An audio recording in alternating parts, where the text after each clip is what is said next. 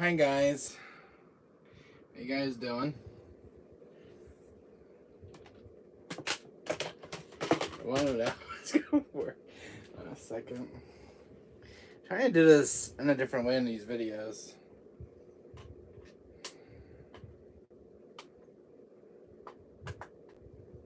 Okay.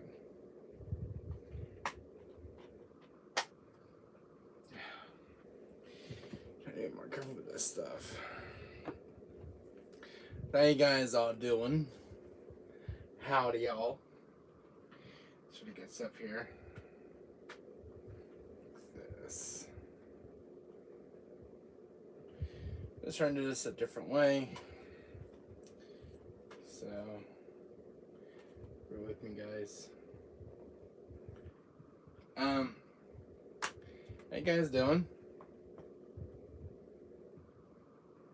Hope you guys can see that okay. I'm gonna chat here.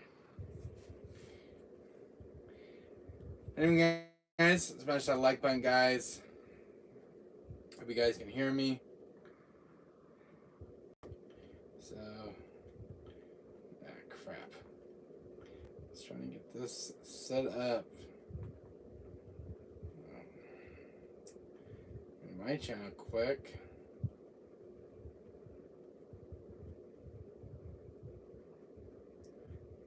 Hey guys.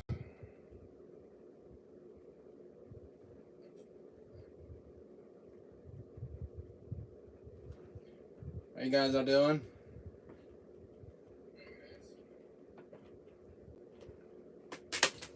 Damn it. You know, I'm trying to get this game to stay up there. Just give me 1 second, guys. Just trying to. Give me 1 second. Just trying to get this game to stay. There we go. Hey guys, smash that like button, guys. I just want to go over a few things on the castlevania games I got so far in this collection, guys. So we got a lot to talk about, guys. I am streaming, and I have my camera over there, so I'm kind of doing this different ways so you guys can see all the games I have right here, and this big beautiful box. I know we talked about this box, but I did an unboxing video. This video is a little more different. And anyway, guys, hit that like button, guys. Hit the subscription button. Hit that notification button. Get the latest updates. That's me a lot, guys. I want to get my goal now on this channel is my road to 1,000 subscribers. And so let's just get this on. All right. So overall. This is my castlevania video. All the games I have so far in the collection, guys.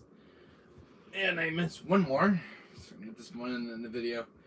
So I'm gonna go over each game, guys, in this collection. I actually have 2 more Castlevania games, but they're in the storage. It's on the DS. So these are the games I have so far. Hello, what's up, Frenzy buddy? How you doing? What's going on, my friend? What's up? What's up, buddy? How you doing? Hope you enjoyed this Castlevania video, guys. Since Castlevania is one of my biggest franchises of all time. I'm doing good. Glad to hear from you, buddy. I hope you're excited for Castlevania. This big video I'm doing. I got new PS3. Yeah, I noticed that. I saw your video. With the great work. I hope your PS3 is coming along. I hope you're enjoying the new your new PS3 system. So I hope you like this new display look. How I'm doing this video of the Castlevania games.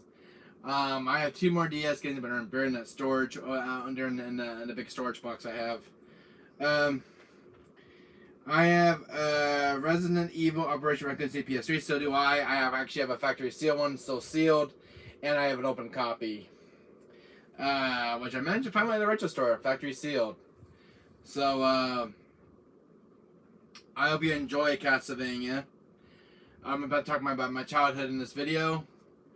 And, yes, guys, I did bring a drink this time to start me off. So, So we're gonna be talking for a while. I finished Morpheus. Oh, and Resident Dead Aim. Oh, awesome, Resident Buddy. Morpheus give me a hard time in hard difficulty mode. So good job taking Morpheus down. You know they say payback. It can be such a pain at times. Yeah, Morpheus caused me some issues, Resident Buddy, especially on hard difficulty on that boss. I was not even having enough ammo to take him down. But good job taking Morpheus down. He's a tough boss on hard difficulty. Overall, guys, smash the like button, guys. I was trying to record this earlier. I had issues with YouTube recording earlier, so we're gonna do the old-fashioned way. I tried to do like those premiere videos, but it didn't work out, and I had a problem with recording audio with YouTube for some reason. I don't know what's going on with YouTube this morning. And so we're live streaming today, guys. So you guys been asking when I've been this entire weekend. I am back. Yes, guys, I am officially back. I'm gonna get my PS5 set up this afternoon, and my PS4 that's coming in this afternoon. I have a Spider-Man PS4 Pro that's coming in this afternoon from UPS. Alright, guys, let's get this video started, guys, because I want to get this because I have some stuff to do today. So overall, guys, this is Symphony of the Night. One of my favorite games of all time. This is the one that got me into the Castlevania franchise, guys, and we're gonna talk about this game a lot because they explored my entire history with the Castlevania franchise. So my childhood started back with this beloved beauty, Symphony of the Night. So I'll go over all the games I have from the Castlevania collection, guys. And so I hope you guys are excited for this one because I'm about to go on everything.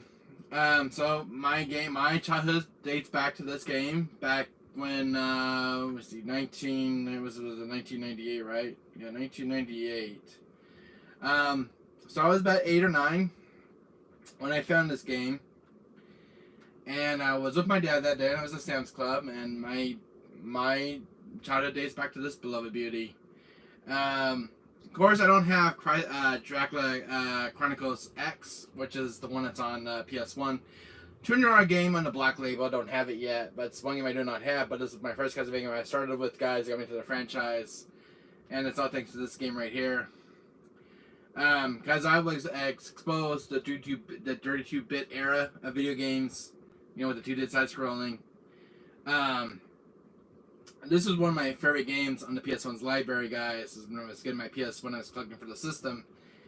And I didn't know anything about Castlevania. I didn't know nothing about this game. And I'm like, this game has got to be awesome. So I jumped into this game. Alucard is one of my favorite characters in the Castlevania history, guys, including Richter Belmont. And so ever since I played Castlevania the Night, I've been collecting all Castlevania games, getting to the entire series franchise. And I love Castlevania to this day. It's such a phenomenal franchise in gaming history. I have N64, Castlevania Legacy of Darkness. I played that one, but it made me dizzy. I had it on N64, but I gave mine to a friend about 2 months ago, so I donated my copy of Castlevania Legacy of Darkness to a friend of mine. I played on N64, but it just made me really, really dizzy. I just got these really bad headaches. This is the way the camera controls in the game. Yep, I know about Super Mario 64. That's an awesome game as well.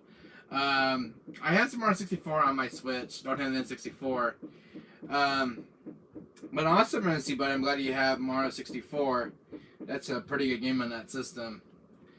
And so I remember playing this game at 8 years old, and first time hearing the voice of Alucard was mind-blowing at the time for me. And my favorite intro in the Castlevania Symphony of the Night is when Richter Belmont met Dracula, and when they were talking, my favorite line from Dracula was, "What is a man?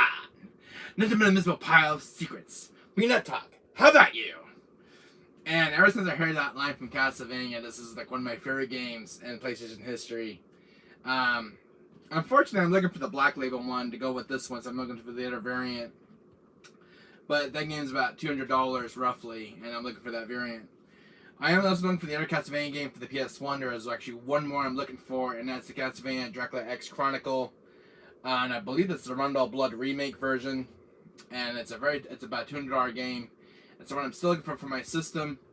So hopefully I'll find out soon, because it's a game I still need for the Castlevania collection here on this channel. And so what is the next Castlevania game we're going to move on to? Next game, guys, is Castlevania Lords of Shadow. I do have the other Castlevania game on the PSP, which is out there in the storage box. I'll have to dig it out. Overall, guys, Castlevania was the next game in my library that I remember playing on PS3. Because I just got done playing tonight, and I just heard there was another Castlevania coming out. It was Lords of Shadow. Plus, I did play Portrait of Ruin and Order of Ecclesia, the other Castlevania games on the DS. Phenomenal games. My second copy of Order of Ecclesia is incomplete. It's missing its artwork and manual, and it's incomplete, so I'm looking for a complete copy. I just have the cartridge. I have Tomb Raider on my PS4. So do I. I have the entire trilogy of MC Buddy. I have the entire Tomb Raider trilogy on my PS4. Lords of Shadow was a phenomenal game. I love this game so much. Playing as Gabriel Belmont. Oh my god, the environment in this game, the music, the art style, the visuals. Such an amazing game. And it was when Castlevania would start to evolve in the 3D era of gaming. And I love this game so much. The bosses, exploring the castles, exploring like different ruins, you know, different stuff in the game. This is a phenomenal game, 15 out of 10 game. Hopefully that Konami will re-release this game for the PS4. So we can get number 3. There was actually a third one planned in this trilogy. Lords of Shadows 3. It was being planned, but unfortunately I canceled at the last minute, which kind of sucks. But Lords of Shadow is a phenomenal series. I love Lords of Shadow. And then, this game is phenomenal, guys. The voice acting in this game is phenomenal. Let's go about this game that has got Patrick Stewart as the narrator in the game, and I think it was phenomenal in the voice acting in this game. This game, my god, one of the best Castlevania games of all time. And then, Lords of Shadows 2, the long-awaited sequel to the first game. This game, oh my god, this game was so awesome. Continues the events of the first game where the first game left off. And so this time around, Gabriel is actually cursed, and he's actually Dracula this time. I think it was just kind of cool. This game was amazing. I mean, and seeing Alucard, what he looked like now in this game compared from Symphony of the Night, because Alucard does make an appearance in this game. I think it was kind of cool seeing Alucard in this game and how he looks now on the modern console. I think it was really an amazing job. This game was phenomenal, and it was a shame that we never got a third sequel. And this was, I think this is the last where the game left off, so we never got a third sequel to this franchise. But Lords of Shadows 2 and Lords of Shadows 1 are two of my favorite Castlevania games in the series franchise. Love those kind of slaying monsters and vampires. I mean, being a badass hero, slaying the undead. Freaking awesome games. And they held up really well. I was hoping that with the Castlevania 30th anniversary they would re-release these games for PS4 and PS5, but you know, updated visuals and stuff for the PS4 and PS5. Be kind of cool to see. To get a graphical upgrade. Overall, these are some of the two of the amazing games in my Castlevania collection, and I'm hoping they'll make a third sequel to Castlevania 2 Lords of Shadows, because I want a third sequel, and then the game list of a cliffhanger, and I want to know what happens next. But seeing Alucard in this game blew my mind, seeing Alucard. Because Alucard was one of my favorite vampire characters from Symphony of the Night. So I was happy to see him in Lords of Shadows 2. Because this was a phenomenal game. This is the game that started my entire history of Castlevania. So the next game, which one was it? And I found this variant of Castlevania Lords of Shadow. I love the artwork on this one. I love the crazy artwork on this. Maybe you guys can see it on camera. I love this one. And this one actually has, which makes which puts the other one. This is a different port of the first game, but this one includes Lords of Shadow, Mirror of Fate HD. This is from the 3DS. I think it was kind of cool to see this on this port, and I'm like, cool, Lords of Shadow, Mirrors of Fate spinoff.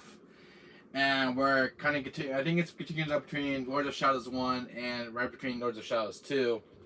So it was kind of cool to see this game at a retro store. I'm like, I didn't know they made this variant. I remember paying like $70 for this variant right here because they had an extra game with it.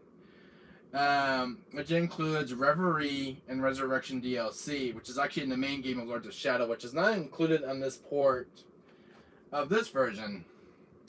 So there was some DLC stuff that's in the main game of Lords of Shadows 1, which is kind of cool. And I'm like, this is going to be kind of a cool port to pick up. So I spent like $70 for this one because it's more of an expensive port. But I got this when it was brand new, so I was happy to get this. So, yeah, this is Lords of Shadows Collection, Reverie and Resurrection DLC.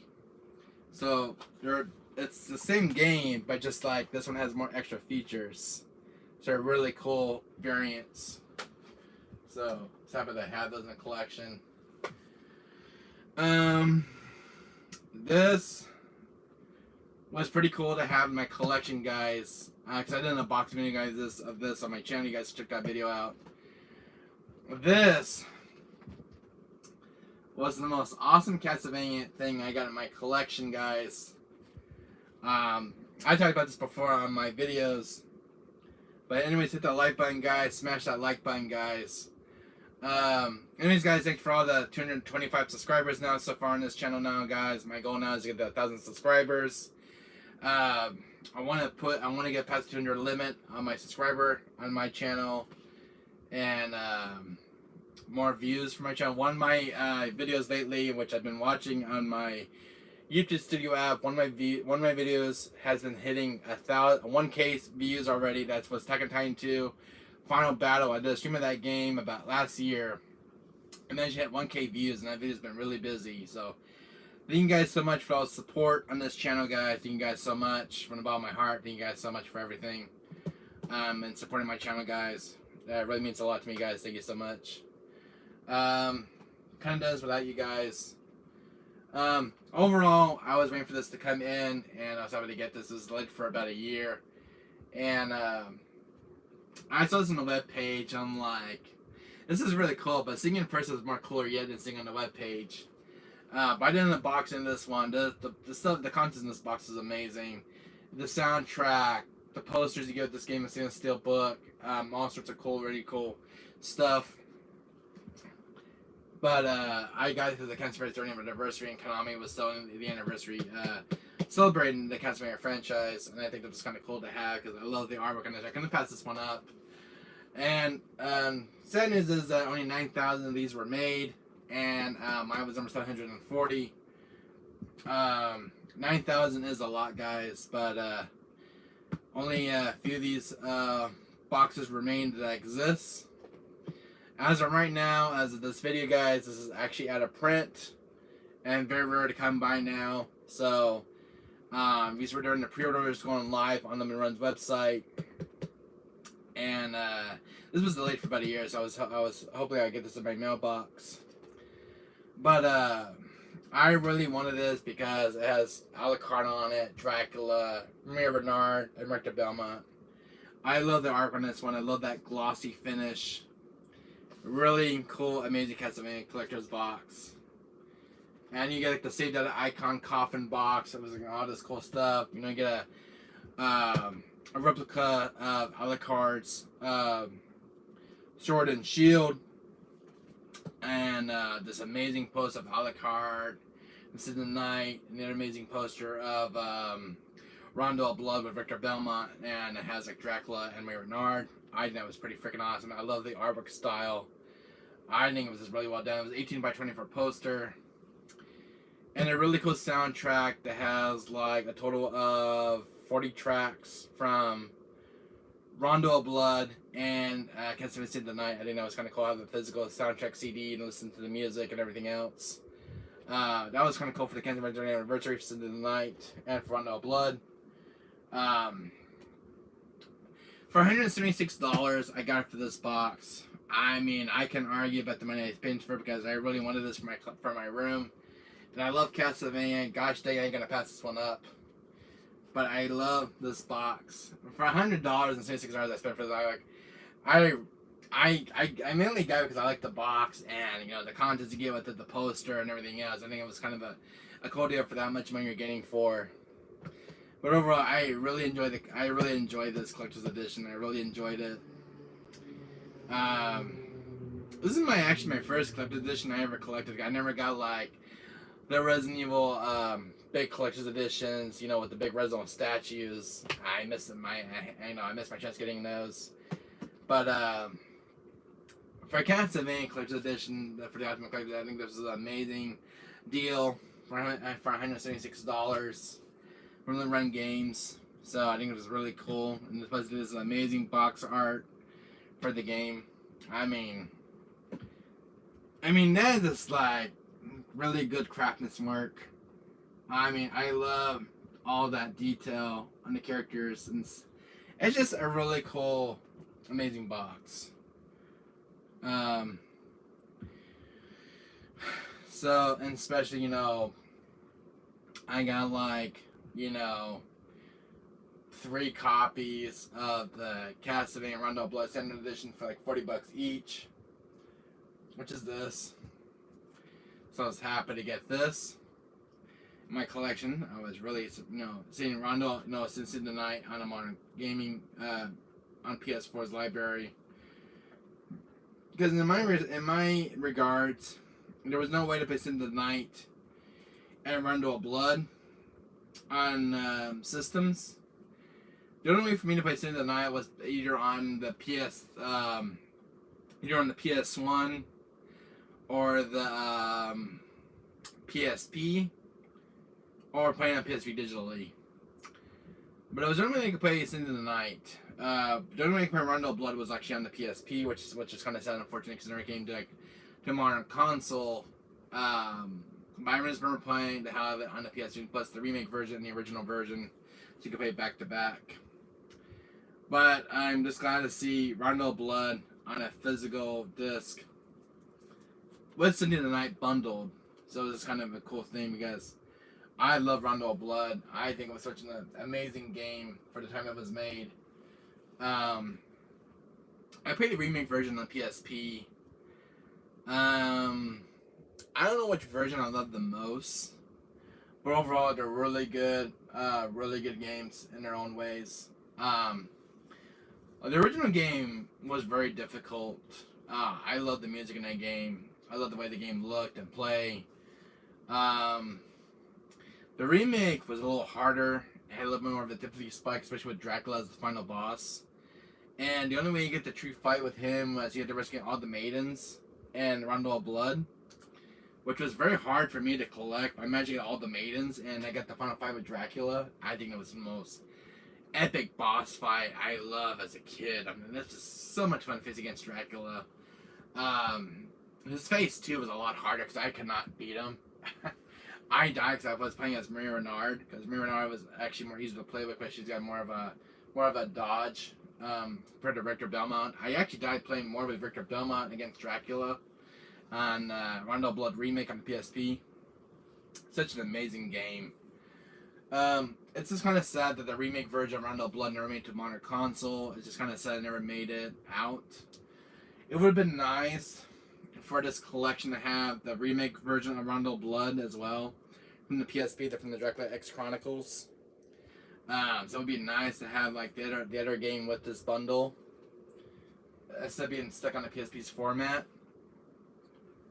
So I thought it was kind of like a hit and miss that they didn't port that one over. Rondo Blood is a fascinating game. I love the my toughest boss in Rondo Blood was it Death on when we got to the boat, the ghost ship. My God, Death was such a hard boss, and I didn't know Maria was a playable character. I was thinking I was a Victor at the time. Maybe it left me a lot easier when I got Maria Renard unlocked. But Death was a hard boss. I died. I'm raging against Death when I got to the ghost ship level. And my god, every inch of my life I actually hated Death. It was so hard to dodge his attacks. Even Death was actually more harder on Symphony of the Night as well, but when you got to the ghost ship, it was like really hard, especially got to his phase 2 phase.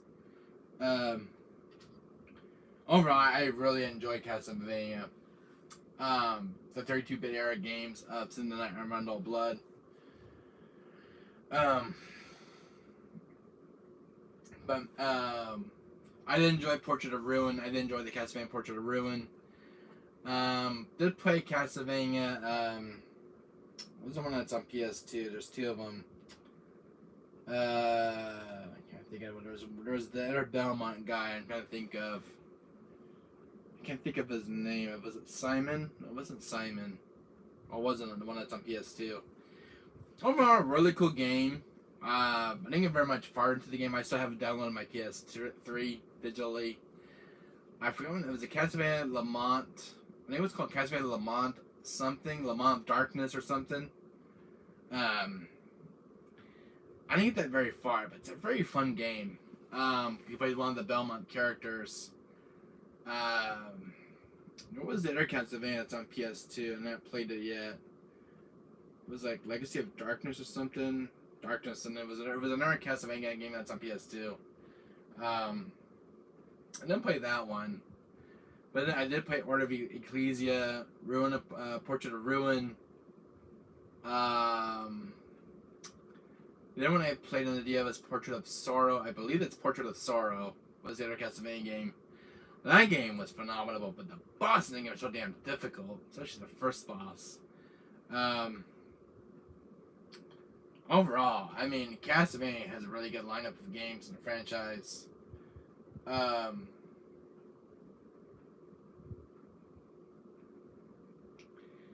So anyways, what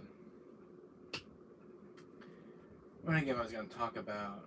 I was trying to record this earlier in my video. What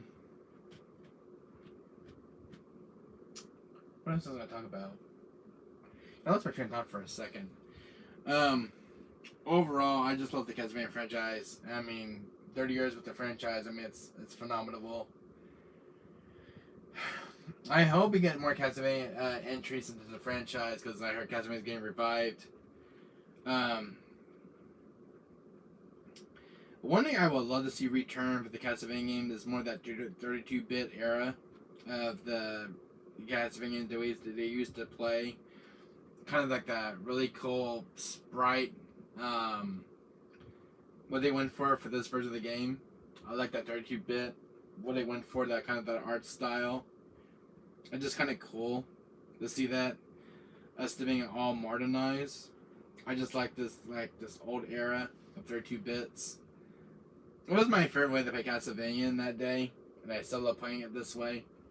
I love the ones on PS3 as well, but like, it was the way I used to play Castlevania. Like, this was like my thing as a child, you know, playing 2D side-scrolling. I just think it was fun, and just the voice acting was phenomenal. I think my favorite scene was with Richter and Dracula. Was just kind of cool when they were first talking to each other. I think the actor was having some fun time talking. I don't know who the actor is who played Dracula to this day. I think he was a very cool voice actor for Dracula. The guy who played Richter Belmont in Castlevania 9 is the same actor who played Chris Redfield in Resident Evil. One of my friends told me about that. I don't know who does the voice of Alucard in Resident 9. I don't know who the actor is. Since I was a child, I would love to know who the actor is. Castlevania 9 was like a god tier game in my collection. And if I didn't rank my PS1 games from best to worst, because there was some very crappy games in the PS1, there was some stinkers. I mean, there was a few that I did not like growing up on PS1. Resident 9 has ranked number 1 on my list. because it was one of my favorite games that exposed me to Castlevania franchise, Symphony of the Night. I wish I got to play Castlevania Dracula X Chronicles. I wish I got the chance to play that one, but I never did. Which was the remake version of Rondo of Blood. So, but at least I found this one, at least, you know, as a kid, and got me into the franchise. I'm playing as Alucard with vampire-like powers, exploring the castle, finding secrets, weapons, and all sorts of stuff. The game has so many secrets to this day. I mean, just finding all this cool stuff. I was listening to an article saying if Castlevania Symphony of the Night needs a remake. The answer is no. I mean, some people love to see Castlevania Symphony of the Night to get a remake, but to me, as a diehard fan of Symphony of the Night, I would have to say no. I just like, Castlevania Symphony of the Night does not need a remake at all. It's a fine game the way it is. I just want to keep it that way. But I don't know how it would look if they got a modern remake. To me, it would probably kind of ruin the game itself. Because you lose that 32-bit era and the charm and the personality this game has. I just read an article that this one actually needs a remake. And to me, my answer just still comes as no. But to me, I just think it will kind of ruin it with modern day's graphics. In the night. I don't know. You guys can tell me below. Would you guys like to see a modern remake of Symphony of the Night with modern day graphics? To me, if they had to give it like the more realistic style games look now these days, it would, to me, in my opinion, I love that 2-bit era, how this game actually looks from the 90s. But if as a modern remake, I don't know. They really had to pull it off. They really had to surprise me, because to me this is one of my favorite beloved game of all time. And if this game got a modern remake and how it would look, it really got to surprise me, and really got to pull it off, because making a modern remake of an old game, it's got to be done right. I mean, if you just rush it like a cash grab, it ain't gonna be that good. But if you're gonna make an old game like this, one of my favorite games from my childhood, you better do it damn right. But I'm just afraid with a remake like this, I just hope you don't lose that quality of style this game actually has going for it, with the 32-bit style, special effects. That's one thing that made this game really great, with the 32-bit graphics, special effects in this game. But if the remake loses that charm, then it's not as good as its predecessor. I'm sorry. But I don't know. Or remake of Symphony of the Night. To me, they might just ruin it incompletely.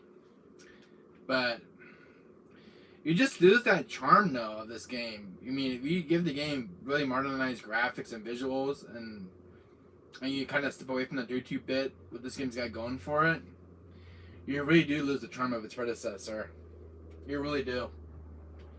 A remake's gotta be done right. I mean, I've seen remakes that are just done horribly wrong. Some remakes are want to be cash grabs. But this is my most respectful. This is one of my most beloved games. I hate to see this game getting ruined with a remake that's not done right. You really got to pull off if you're gonna remake this game, because this is a legendary title. If you're gonna remake this game, you gotta make sure you do it right, and not lose the charm and the personality of its predecessor. But yeah, there was an article about this game on Google. If this game needed a remake, I was kind of fence with it. If it needed a remake, I don't know. What did you guys think of a remake of Symphony of the Night? You think they would ruin it? Lose the charm that this one has for it? And lose that 32-bit special effects? You guys tell me. To me, I'm on fence and fence with the remake version of this game. I don't know. You really have to surprise me, because that was one of my favorite games from my childhood. I hate to see this game getting ruined if it's not done right as a remake. Because to me, that would break my heart. Because Kansas City Night was one of my favorite games when I was about 7 years old. It's still my favorite games of all time. But when you're remaking an old game, you just gotta make sure you do it right and stay with the original source material. Because if you don't stay with the source material of the original game and you make a remake of it, it's gonna pretty much fall flat on itself. But overall, I'm just happy to see Sin the Night on PS4, and it didn't complete ruin the game, but at least they got updated filters and stuff for the game, and I'm glad to keep the game the way it looked for the modern console.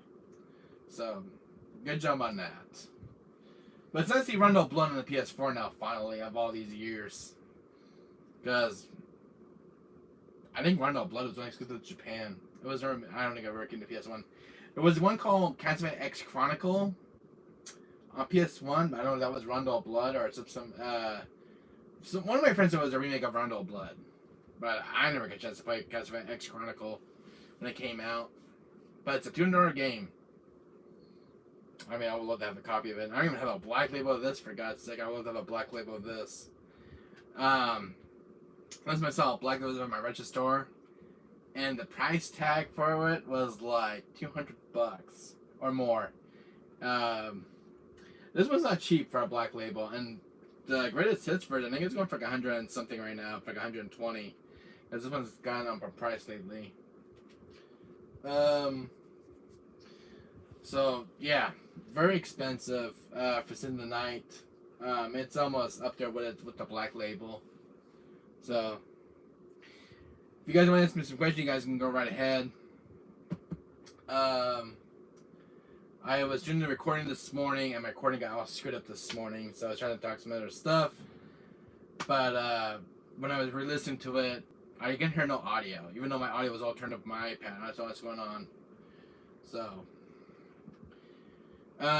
one thing is, guys, a lot of people don't know about Biohazard Chronicles HD Selection. I tried to talk about this game. If you guys never seen this game or never even know it even existed on the PS3 physically, you guys should pick this one up. I spent almost $95 for this port to have this game ported over to PS3 physically, because the only way I could play this was actually on the Wii. But it's nice to see this game get a physical. Even I was just searching up games one day, and I'm like, I mean, it's 15 years, and then this game has never gotten like a physical port on PS3, and it was like always digital, and I'm like, I go on Amazon, and I see this game getting a physical release. I remember Capcom making an announcement trailer for this game, and like there was an RE4 and Code Veronica being announced during development. It was for like the 25th Resident Evil anniversary. But it was nice to see this port getting a physical release. I'm like, well, damn, I gotta have this in my collection, because all I have is RE5, the launch version, Gold Edition, and RE6, and Operation Raccoon City. But I had this game on the Wii. I'm like, well, I don't have this in my PS3 collection. So a lot of people don't know about this game. When people watch my channel, a lot of people don't know about this game. Seeing it for the PS3 physically, because this game is like very rare to find. But there's a few listings for this on Amazon and eBay. But this is the black label one. I do have a greatest hits copy. I just love the artwork on this one. You know, see my boy Albert Wesker on the art cover. I'm like, that's a pretty sick art cover compared from the Wii version artwork. I like this one because it's got like the characters in the front.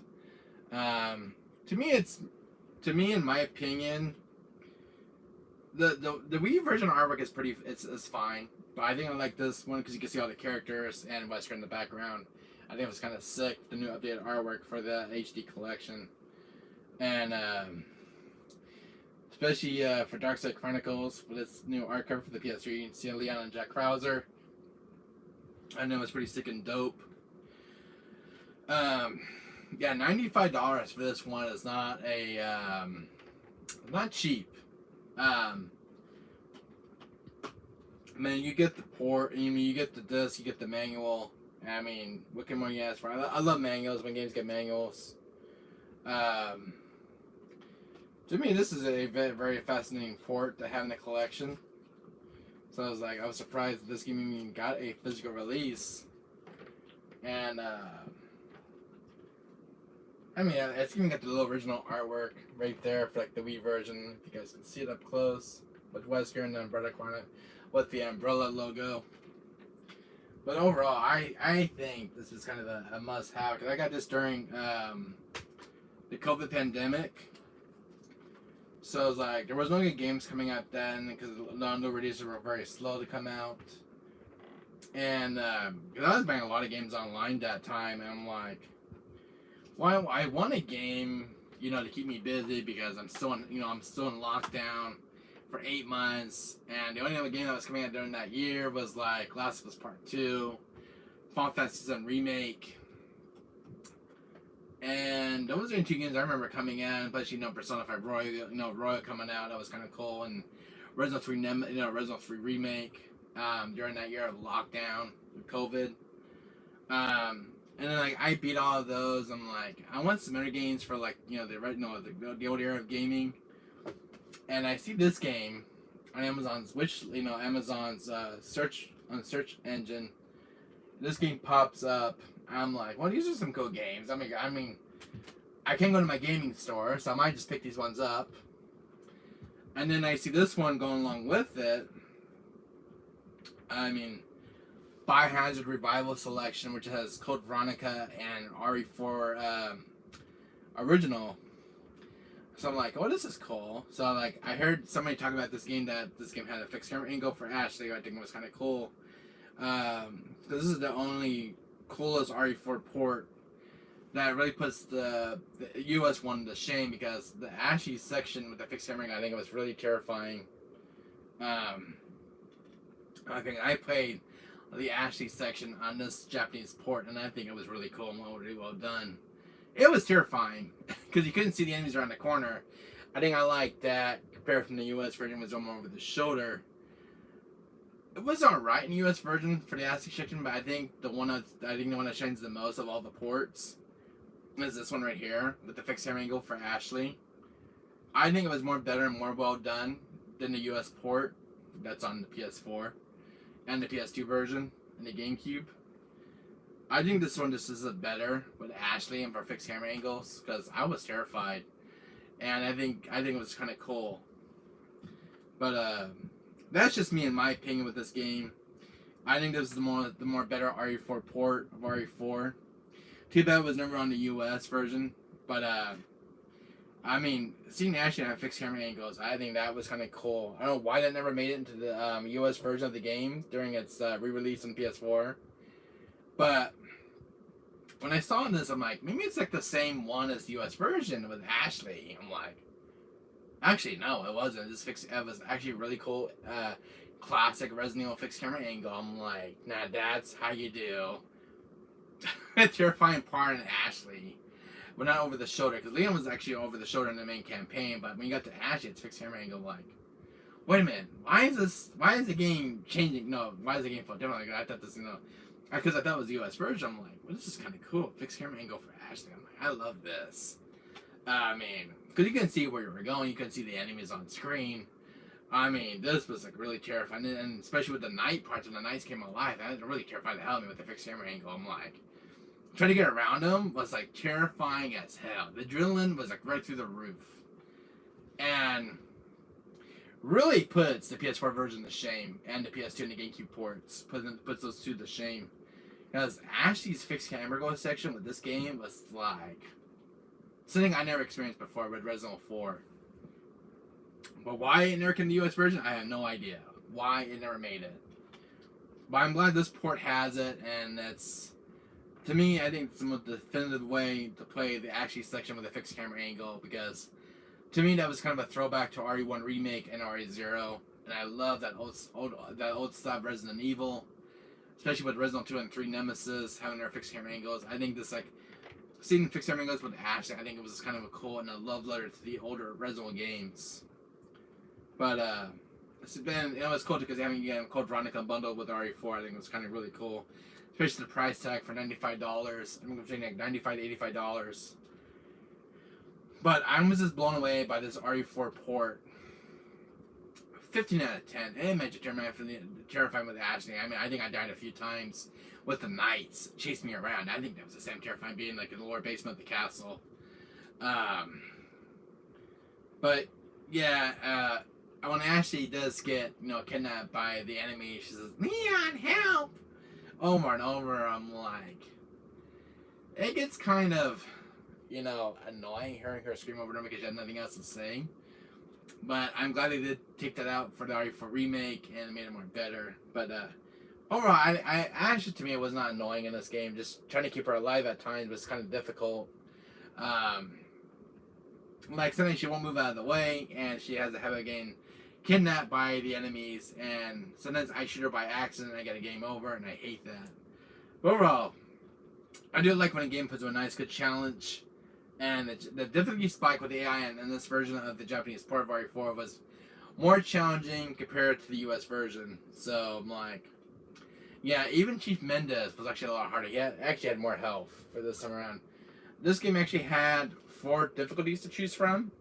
Compared from the US version, you had easy, you had normal, you had hard, and professional. I think that was kind of cool for this port of the game.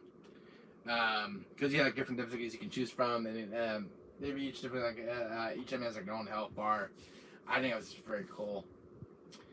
Code Veronica, the Japanese port, actually was more difficult compared to the US version. The glitch still works for the Infinite Heart glitch, which I'm so surprised it still works in the Japanese import version. It has updated character models, updated texture work, and a lot of this that's been updated with the cutscenes and stuff. The voice is still staying the same in the remaster. I still cannot stand Steve for some reason. Makes my tooth cringe at all times. So Steve's alright. I mean, he's a cool character. I mean, especially losing him in the end with Claire, it was just really sad and unfortunate to see Steve died. The next RE game I picked up during COVID, during the lockdown, was Resident Evil 0 HD Remaster. And like, I remember hearing an announcement from Capcom. There was this game was getting a release for the PS3, and it was coming for the PS4. I think it was like the last game that was published on the PS3. During the announcement, it was like the last port. When this game was announced, it was only digital on the PS3. I'm like, whoa, there's no physical copies at all. I'm like, well, there's gotta be a physical copy. So I didn't know anything about the Japanese imports on the PS3. I'm like, well, I mean, when we look on Amazon, let me type Reso's on the PS3. Unfortunately enough, I got lucky, and this big boy pops up. I'm like, cool. So there is a physical release of RE0 on the PS3 because I don't have a physical copy. And I'm not going to spend $29 on the digital version of the game because screw digital gaming. Screw it. I don't like digital gaming. I never liked it since day one. Wish it never existed. It's alright for DLC content, but gaming in general, I still don't like digital gaming. It's alright. I'm just not a big fan of it. I rather have physical games of the game itself because with digital gaming, a digital game can always disappear off the digital storefront, and you can't download more long that's no longer available. It's just digital gaming. Just to say, it's a piece of shit. Digital gaming, in my opinion, is complete garbage at times because if the game disappears, the storefront you can't download it. So what's the point of buying digital? I'm like, it's just the way they have it set up. I think it's just complete bull at times. I mean, when I'm confused, why have digital and physical? I mean, physical, in my opinion, is the more better option. But digital, I'm still fence with digital gaming. Uh, I always prefer physical over digital. I always been like that. I'm an old school gamer. You can find me tooth and nail about that.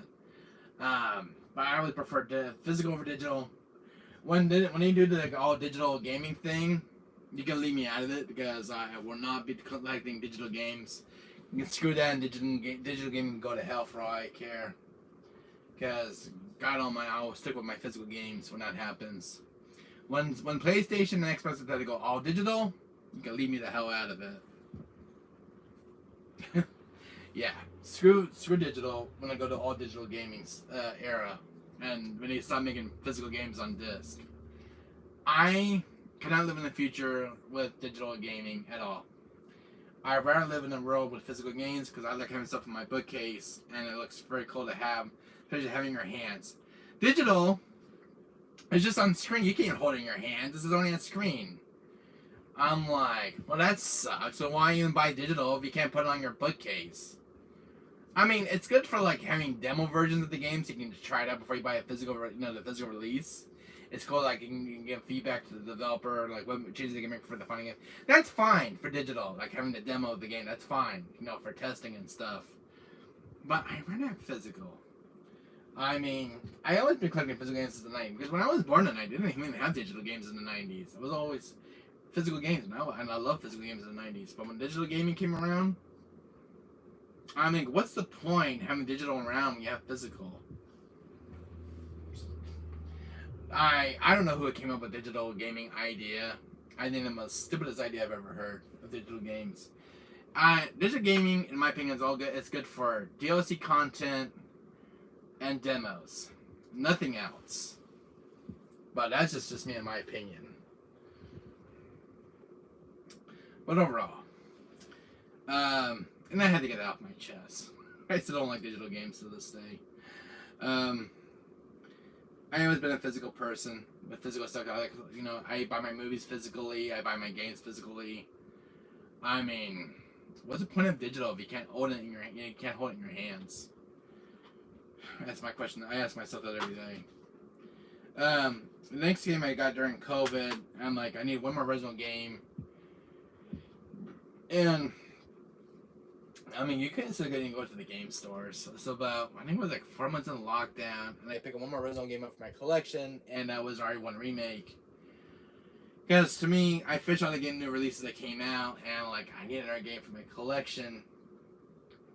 And I look at my piece, well, I don't have RE1 Remake, so I'll pick this one. This is another $95 game right here. So, I mean, I like Resident Evil, I like RE1 Remake. The only I played RE1 during COVID was on the GameCube. I'm like, well, I don't want to buy the digital version on PSN, and screw that digital version. I want to buy it, even for $20. I won't spend $20 for the digital version of this game on, PSN. I won't budge, not even an inch. Even though it's a good game, I won't buy a digital version of it. But I'll buy a physical though. that's a must-have. I'll buy a physical version because I like to preserve the game itself. So I was either the digital or physical. And what I went with the physical version. So I told that digital version could go to straight to hell. So, but it's nice to have this one physical over digital. The digital game can disappear to the storefront, they can shut the server off, and then the game's no longer available. So why even buy it for $20? You're just wasting your money buying it digitally. And that's just me, guys. I always been a physical gamer. But it was nice to see this game getting a physical release on the PS3. This is another game during the Capcom announcement. And when Capcom made an announcement for this, it was only digital. I'm like, really? This is a digital version only? Really? Because that's when Origins was, coming out during that time. And I think these were like the last two games for the PS3 that were published. I'm like, whoa, it's only getting a digital release. So that kind of sucks. So I'm like, you know what? I ain't buying that digital version. So what I'll do is I did my homework and did some research, and I found this game on Amazon, and I bought it. So I'm like, screw that digital version. I ain't buying it for $20. I'll buy the physical version. At least I can have it in my hands and put this thing in my bookcase. So I did. I bought the physical version. I am still on the fence with digital gaming to this day. I don't know who came up with the idea with digital games. I mean, they're fine, but the game could disappear all for I know. You're just wasting your money if it's buying digital only. See, what they want to do with games, guys, they want to have like an all digital era of gaming where physical games don't exist. I rather have physical than digital. When they do this all digital era thing with digital games, especially with like as of right now, Alan Wake 2 getting a digital only release and not a physical release, I think that's kind of bullshit from Remedy. And one of you cut you was it Yakuza? I can't pronounce that name. That Yakuza? I think I can pronounce the name. I'm not butchering the name properly. Yakuza. I heard the two new Yakuza games from Sega are getting a digital release, not a physical release. I think that's kind of sucks for people who want to get the game physically, but going with a digital release for the new release game, I think it was kind of BS and bullshit. I mean, I was gonna buy the new Yakuza game, the Man with No Name, and that new one, Like a Dragon, that was announced at the Game Fest. I was gonna buy the game physically, but when I heard about getting a digital release, I'm like, nope. Hopefully they'll change their mind for the release date comes for the game, and they go like a physical release. Because I was gonna buy Alan Wake 2, but when I heard that the publisher didn't want to do a physical release for the game, it got a lot of backlash, and I was gonna buy the game day one, but I was hearing a digital release. So I'm like, well, that's a bunch of bull. That's just laziness. I mean, when you're still gonna get your money back when you do a physical release of a game, a new release. I wasn't buy Alan Wake 2 because I have Alan Wake 1 remaster on my PS4 and PS5, and I was really pissed off that they weren't doing a physical release for Alan Wake 2, and I think it was complete shit and laziness. Because a lot of people want the game physically. I'm a physical gamer as well. There's a lot of people who love physical games. Just because one person doesn't like physical games doesn't give you the right to make it bad for everybody else.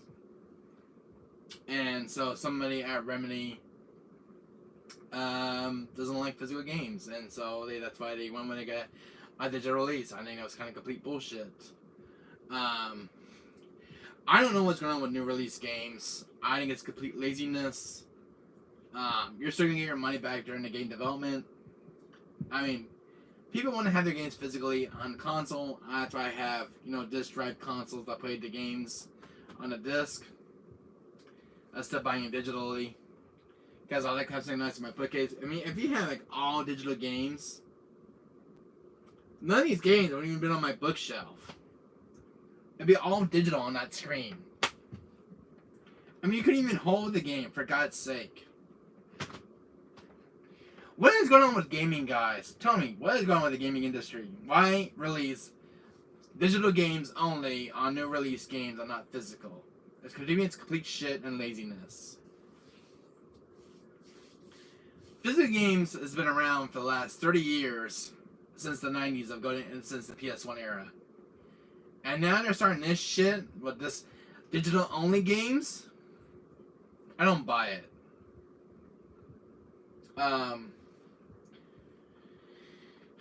I mean, developers better get their act straight together and start releasing physical games, because to me, I like physical. I mean, I would support the developer and the publisher for the physical release of the game, so I can preserve the game, because I like game preservation, and I love game collecting. But when you do it digital, you make it hard for game collectors out there who want to collect the game physically. And I want my voice to be heard. I mean, I love when Capcom goes out of their way and release physical games. I think it's nice to preserve the legacy Capcom IPs for people who want to collect those kind of games. And I have huge respect for that. I'm a game collector as well, who fit in that category. I love physical games as well. And it's nice. If you love doing this kind of hobby, guys, collecting physical games, I mean, all respect, guys. I've been collecting games since I was a kid. But the digital games for me, guys, is not my thing. I'm sorry. No offense, guys. I mean, I'll buy the game digitally if it's not available physically. I'll buy the digital game, but I mean, I'll buy it digitally for like my PS3, like the old PS2 games, because my PS3 is not bachelor compatible.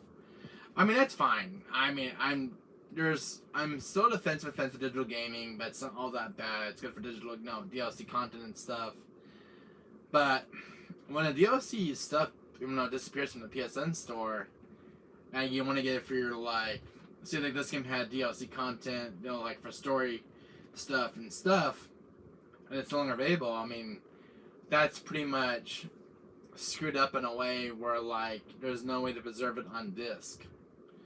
So that's why I like physical media on disc, because all the game is stored on the disc, and all you do is put your machine just spits it up for you, and then you just have your fun with the game itself. But I don't know. Digital games, in my way, is a bad way to preserve, games itself, because if it doesn't have a physical counterpart, there's no way to preserve the game itself.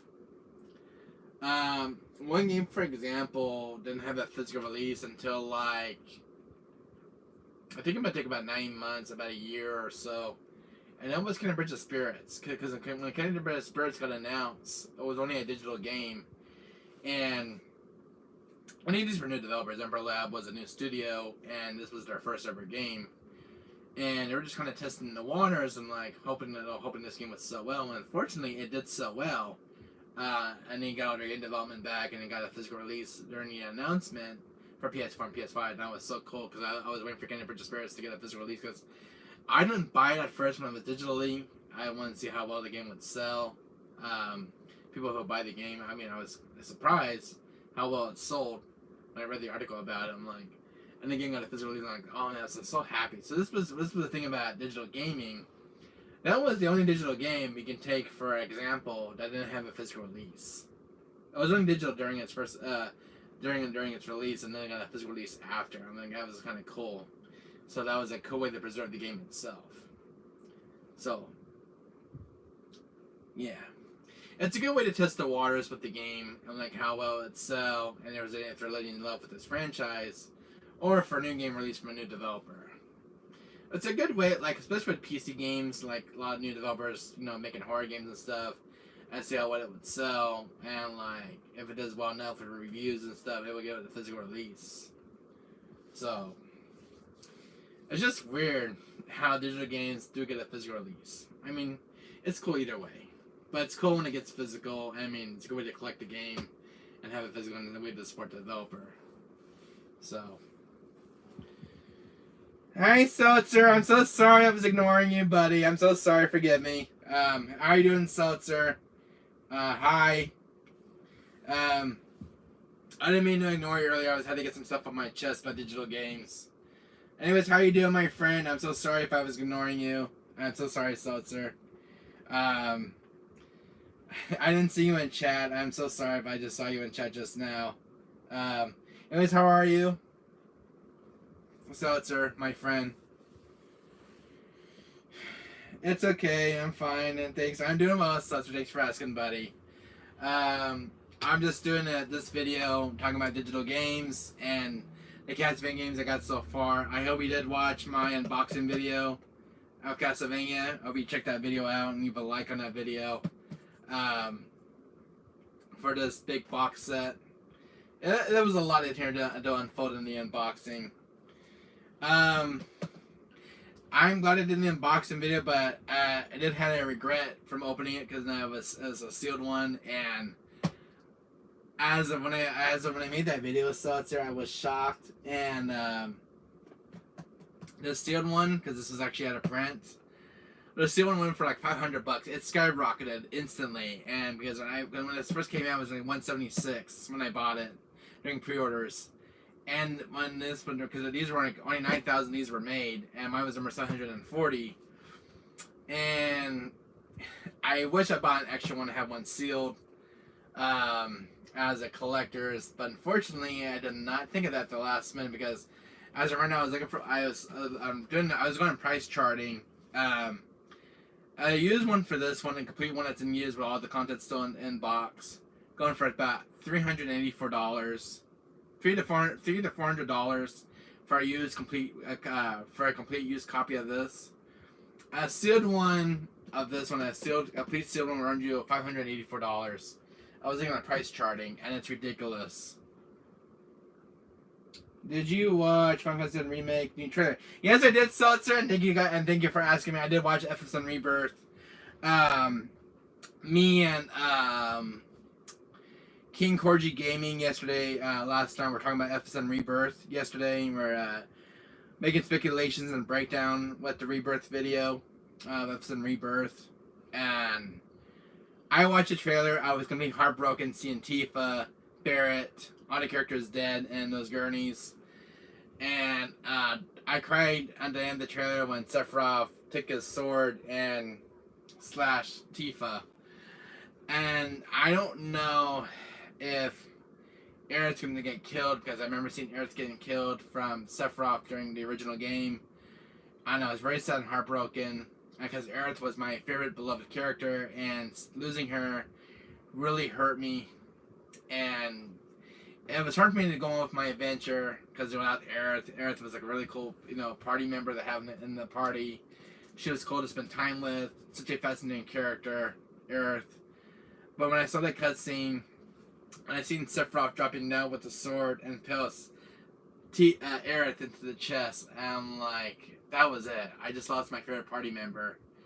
And my heart sunk. And I cried when they announced the FF7 remake about 2 years ago, and I was so shocked that FF7 is getting a remake, one of my favorite beloved games of all time. And it's nice to see with modern day graphics and visuals and the game it's done right. And Square Enix does an amazing job when they make their games. I mean, they want to expand the lore out of Midgar, especially with Sephiroth. He's such a cool, popular villain, antagonist, and especially has many appearances in video games, crossovers with Kingdom Hearts, as a special secret boss, especially in Kingdom Hearts 2. He had more of a role in the story. In the first game, he was more of like a boss character, and then in the Coliseum. And Sephiroth is such an amazing character. I mean, he's having so many crossover events. And what blew me away when I watched the trailer for Super Smash Bros. Ultimate, and I saw this cutscene where he just kind of somebody like power enough to cut this enemy in half. I'm like, who's not the cut the enemy in half? Yeah, it had to be Sephiroth. Yeah, Aerith's death seemed less tragic, like Zack's death in the end of Crisis Core. Oh my God, yes. So Zack's death was a thing that hurt me as an FF7 fan. Losing Zack was like losing part of my life, because I love Zack and spent so much time with Zack. Such was an amazing character in Crisis Core reunion, in Crisis Core. And with the reunion out now, it's still the same. You spend all this time with Zack, and you like, all this character development, with Sephiroth, Angeal, Genesis. Zack was an amazing character, and how he meets Cloud for the first time, because Cloud was an infantryman before he was a soldier. And the original game, Cloud had all these weird memories when he was kind of affected by Mako energy and Mako poisoning, and he had these weird, weird dreams, with Sephiroth, because it's like in a nutshell. I don't know how to explain about Cloud. Cloud had this weird sickness where he's having flashbacks of Sephiroth, and he had like no memories of Zack, because Cloud was still suffering from Mako poisoning. And he was really having this mental breakdowns, because even in the FF7 remake, Cloud was still affected by Mako poisoning, and he would always have these annoying, headaches, because every time Sephiroth was on screen, Sephiroth would always give Cloud a hard time. But it was cool to see Sephiroth really now in Midgar in the FF7 remake. Sephiroth looks more sick. He's looked more sinister looking. And he's more updated, in the game with the new engine. I mean, I remember seeing him in the original game, but seeing him in the modern day graphics and how he looks now and more updated. He looks more sinister and more evil. Sephiroth. I don't know how he's gonna play out in Rebirth, what his big plan is. I don't know who he's gonna kill off. I don't know. Barret almost got killed in Episode Remake. That's a spoiler right there. If you guys are playing Episode Remake, I think Sephiroth almost did kill Barret.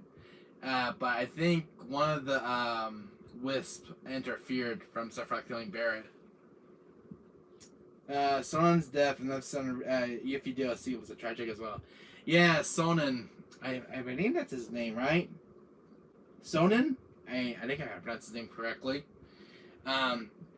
Yeah, losing him as well. I almost forgot about him as well. Yeah, he died from. Who's that guy? He's from Dirge of Cerberus. Not Whis. Sansa, help me out. Who's the other guy with Whis? From Dirge of Cerberus. Because he's in that Yuffie DLC. He's like one of the bosses that Yuffie has to face. What was his name? The one who had all this dark magic and stuff. What was his name? It's not Whis. It's the other guy I'm thinking of. I can't think of his name off the top of my head. It's not Whis. The guy with that dark power in Yuffie DLC. I can't think of his name. Do you know, Seltzer, what his name was in that Yuffie DLC? That he was a tough boss. It wasn't Whis. It's the other guy. I can't think of his damn name. Because it's the two characters from Dirge of Cerberus. I can't think of his name for God's sake. He wore like this thing over his mouth. From the Yuffie DLC. And he had like, I don't know if he had wings in the back, I don't remember. But he had like this dark magical power. Whis is actually the other secret boss in DLC. And the main game. God, I can't think of his damn name. And I believe the soldiers that you find in Yuffie DLC was Deep Underground. Deep Throat? I think it was Deep Throat, that's what they're called. I can't think of that guy's name. Such I'm trying to think of his name. Not Whis. The one is in the one that Yuffie and Sonnen faces. The first boss they encounter with Yuffie. When you get to the Shinra building. Because Sonnen does die from that one guy, and I can't think of his name.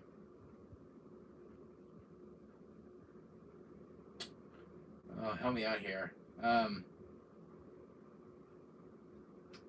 was his name? I'll have to look his name up. I can't think of his name. Wasn't Whis. It wasn't Hojo. Hojo's the evil scientist dude in Shinra. Oh my god, I can't think of his damn name! Now I'm getting pissed and I can't think of his damn name. The guy that causes nightmares. I'm trying to think of his name. It's in the Yuffie DLC. Because Sonnen dies by him and I can't think of his name. Because he's in charge of Deep Throat. Or is it Deep Underground? One of those guys. Wasn't Whis. I can't think of his damn name. He was in the Yuffie DLC Intermission DLC. I can't think of his name. My brain's hurting me right now because I can't think of his damn name. Soldier, do you know what his name was? The guy that killed Sonnen. The guy you just mentioned in the comment. What was his name? That boss that you face in Intergrade. It wasn't Whis. The guy that causes nightmares with all that dark purple stuff. He's also in Dirge of Cerberus as well. That's one Vincent has to face as well. Was the one that Vincent faced in Dirge of Cerberus is Weiss and the other guy. The one that causes nightmares. What do you think of his name? He looks like he's in like a straight jacket. I can't think of his name. But you face him in Dirge of Cerberus and Yuffie DLC intermission. What's his name? I have the name on top of my tongue. I can't say it. I only have to look him up. Now I don't even know what his name is. Oh, that's look at me.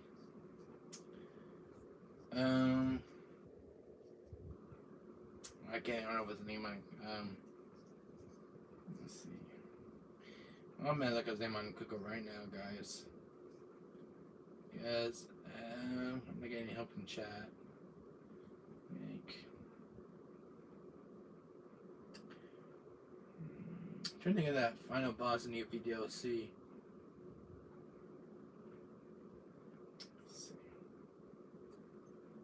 I'll find him on Google. Who's that boss that you face? Was it Nero? Nero's his name? Was Nero the final boss? Venomantis? Was it Nero or Venomantis his name? Or was it Nero? Because I'm looking up this look up the last boss in the DLC. Yeah, Nero is Whis' brother. I look it up on Google. It's Nero. That's what his name was. Yeah, if you think of Devil May Cry 4, yeah, you think of Nero. Oh, shit. Yeah, it was actually Nero. The guy's name who killed Sona was Nero. Yeah, it was sorry. Yeah, it was Nero. God, I was having a brain fart and I couldn't think of the guy's name earlier. It was Nero. It's Whis' brother. Yeah, I had to look on Google. He was Whis' brother. And I was thinking of as like the second in command. Yeah, it was Nero Whis' brother. And Whis is the other hard boss in Episode Remake. I saw Max Reindeer facing against him. He is actually a hard boss. He actually has an instant kill attack with a time limit. Hello, Killer J Gaming 2. How you doing? How you doing, my friend? How are you?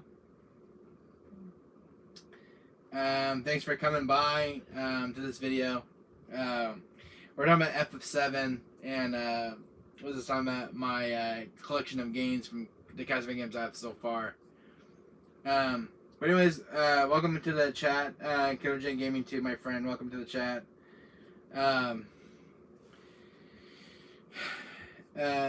Pretty good. Glad to hear you're doing pretty good. Yesterday was my mom's birthday. She turned 65 yesterday, so we spent the entire day with each other yesterday. So it was my mom's birthday yesterday, so I didn't stream anything. You guys been asking when I was gonna come back to streaming. Because Access World was asking when I was going back to streaming. And I'm actually officially back to streaming. I got my PS5 hooked up this afternoon and my PS4, so I'll be probably streaming later tonight if I'm not too tired. But I do want to play some new games on the PS5 since I got a brand new PS5 here by my side. As you guys can see why the camera is actually so far because it's showing off this display over here. The game I want to play tonight for you guys on PS5 was gonna be some FF7 Remake Intergrade and FF7 Crisis Core Reunion. Happy late birthday to her. Thank you much, Suster. I'll let her know. Thank you so much. Anyways, guys, I will be streaming again. I know I have not been streaming this weekend, guys.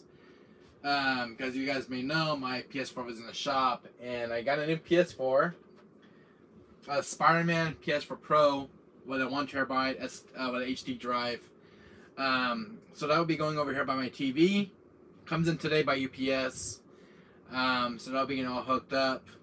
I might upgrade to the 2 TB later on with the console itself, but right now I'll use the HD drive that came with it.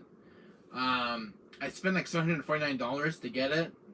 Spider-Man PS4 Pro. So it's a red one, and it looks so nice. It's got that shiny glossiness to it. So I found a red Spider-Man PS4 Pro brand new on eBay for $749. It was worth the money because I don't have a red PS4, so I was like, this was kind of cool, especially it was the signature Spider-Man PS4. So I'll be streaming later tonight on my new PS5. Once I get it all hooked up, get it out of the box. I want to do FS7 Remake Intergrade because I want to get ready for Rebirth, and want to do Zack's Adventure and Crisis Core Reunion, trying to finish that game up before FS7 Rebirth comes out next year. So those games are my two main priorities. Doing Kingdom Hearts Spirits, some original content on the PS5. So I bought a 2 TB hard drive for the PS5, so I hope that's enough games to hold onto that system. So, and I have a PS5 camera as well. So I'll be streaming later tonight. I think during the week I'll do Kingdom Hearts 3. I got a request for Kingdom Hearts 2 during the week.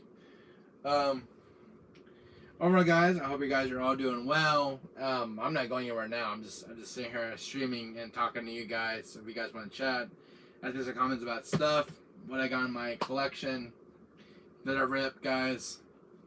I was just talking about some games, Seltzer. Games that you guys don't even know exists. During the Capcom's announcements. This was just during COVID. I was in COVID for 8 months of lockdown. I could not send during COVID, and during that time, the only games that got me through COVID was like FF7 Remake, The Last of Us Part 2. A lot of people actually hate that game. It's more of a controversy game to bring up at times. I like The Last of Us Part 2. I think it was an amazing game.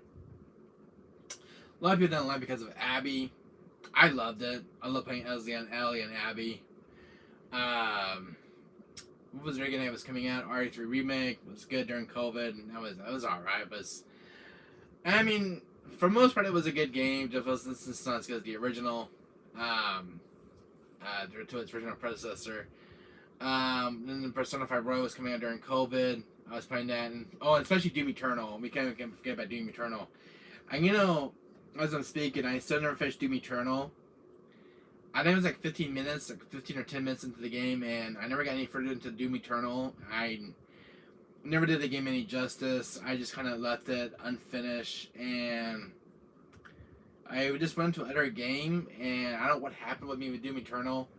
I played Doom 2016, I loved it.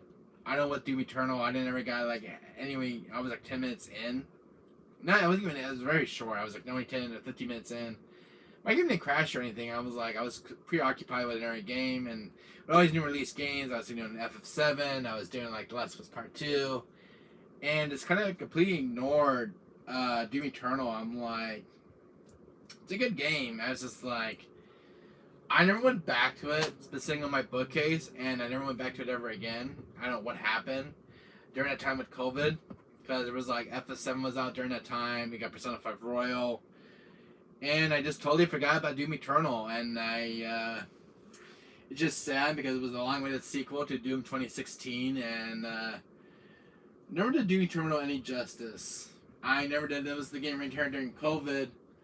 I actually get the game out during this game right here.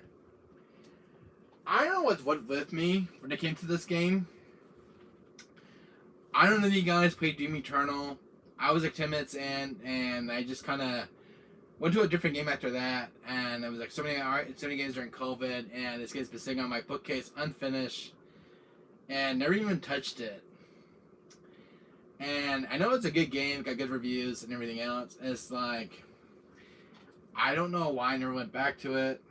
I played Doom 2016, it was a phenomenal game. I don't know what happened. Because you had FF7 Remake, Last of Us Part 2, and I didn't do the game any justice, unfortunately. Hello, Mr. Cypher77. How you doing, my friend? How are you? As you guys can see, is the big castlevania collection games I have so far. We're just talking about COVID, Mr. Cypher. So I hope you were listening to me talk about what's going on. My mom's birthday was yesterday. She turned 65. Been having Yukaza, Kiwami too. I never played any of you got Yukaza games. I was talking about. Let me ask you a question. Would you like to watch me playing Separate Ways, RE4 Classic, Fresh Playthrough, or New Game Plus with Chicago Type Right? I'd rather watch a fresh playthrough of you doing Separate Ways, Seltzer. Since you asked me that question. Separate Ways is one of my favorite DLCs. I'd rather watch you do a fresh playthrough of it. Because, I remember dying on my first playthrough on Separate Ways DLC on RE4 Original. But, speaking of RE4, we should do a playthrough on my channel again. Seltzer, do you remember this game when I streamed Biohazard 4 with the fixed camera angle for Ashley? I don't think I ever streamed any video of it on my channel. I think I did, but I don't know what happened to it. But that's the only good. This is the only good version of RE4 that has fixed camera angle for Ashley. To me, it was terrifying the way of playing it. It was the only good segment in the entire game that was terrifying. I did get hit a few times by those knights because it was fixed camera angles and I couldn't see them on screen. But that's the only PS3 version that has that fixed camera angle for Ashley's segment. To me, that was terrifying. It was way better than the US version of the Ashley segment because they couldn't see the enemies on screen because it was fixed camera angles. I think it was kind of cool in our classic style. But I was talking about the games during COVID, guys. This is one game that remains unfinished in my entire collection. I was 10 minutes in, and during that time, because I was like the week when it was like during the week when FSN Remake was coming out, and I just kind of installed this game and went to FSN Remake, and then the next following week was like The Last of Us Part 2.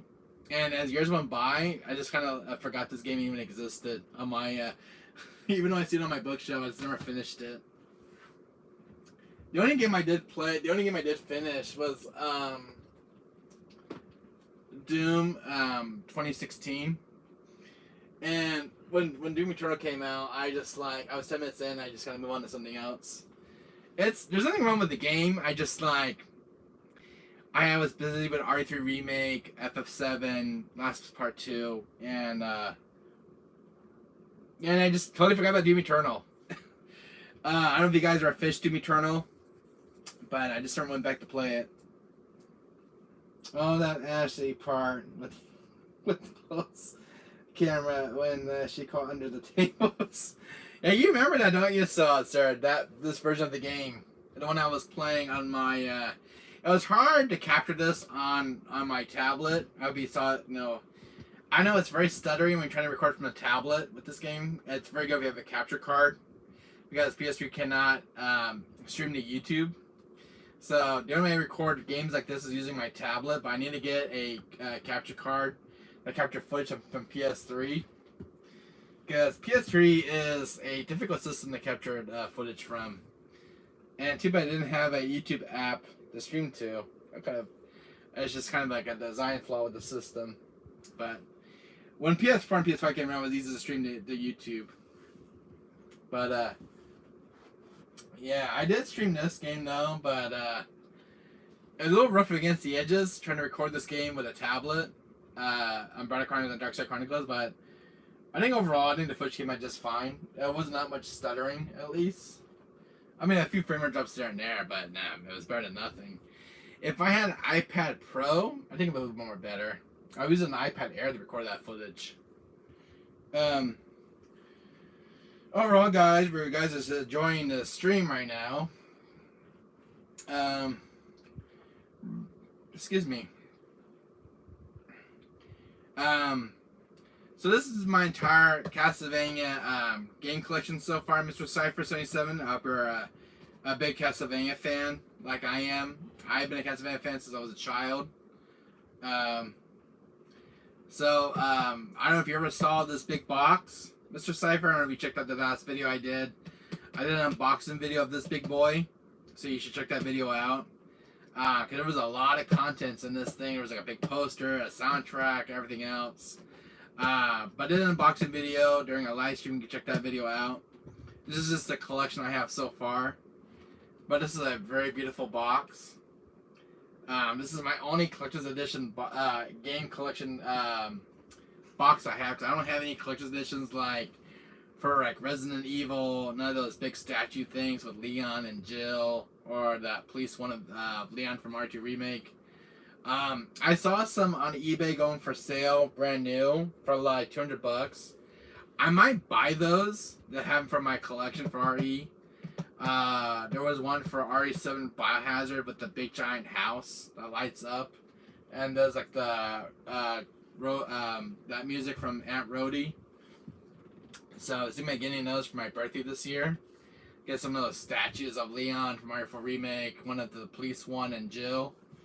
And there's one of Chris from Village I want to get.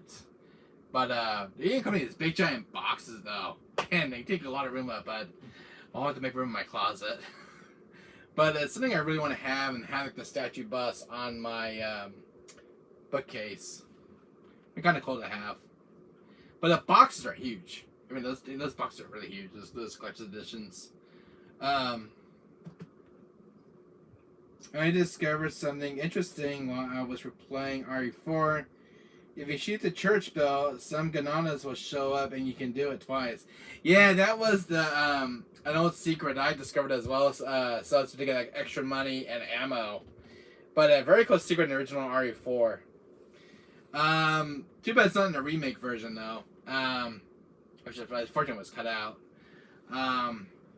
You can ring the church bell early in the remake if you skip the village part, but I think it's no fun if you skip it, because I like having all the enemies come towards me and stuff.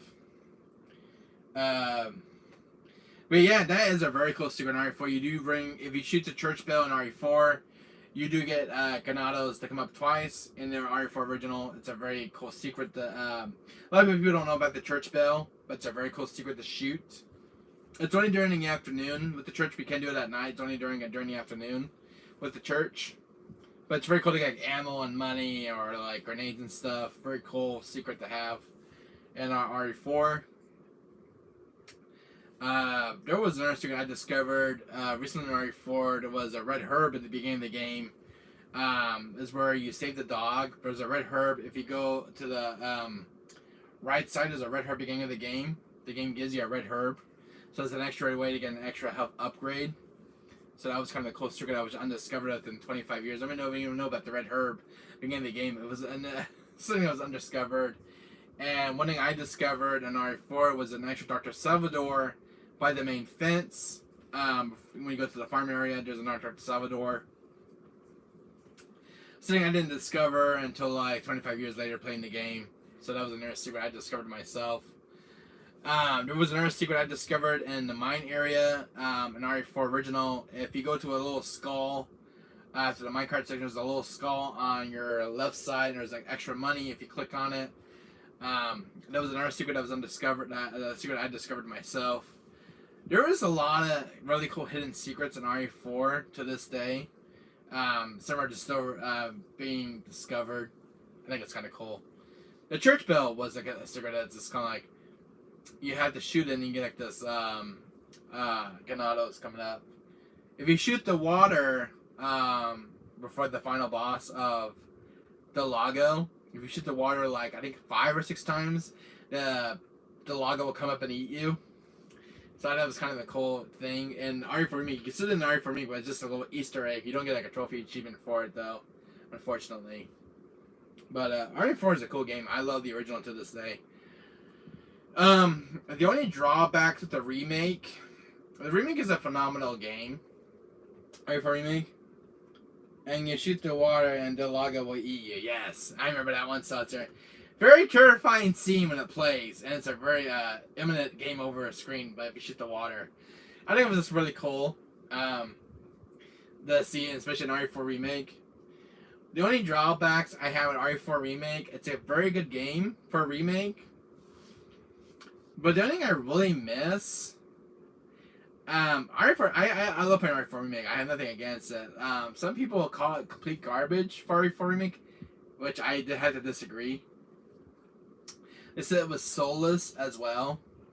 Some people make YouTube videos about RE4 remake lately. They said it was a soulless game, complete garbage of a remake. I have to disagree with all those comments about RE4 remake. It's a phenomenal game. I love it. It's very polished. I love the mercenaries. It's such a good game. I love Ashley in that game because she's so likable. She's not as annoying as her twin sister in the original. Because in the original game, she always get me killed. She always get kidnapped. And I would say, Leon, help! Over and over again. I heard her scream in the original. I thought, when I was a kid, I thought it was annoying. But it's like, she had nothing else to say. Cool box. Oh, thank you so much, Mr. Cypher. Check it out. Look at all that detail. It's got that glossy finish. This is the Castlevania Requiem, which is See the Night and Rundle of Blood.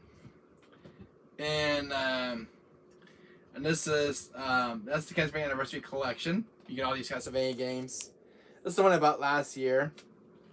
This is the new Castlevania new release. This is Rundle of Blood and City of the Night. Two legendary PS1 titles. So very cool. And it's even got high filters too. So you can change the filters to make the game more high res.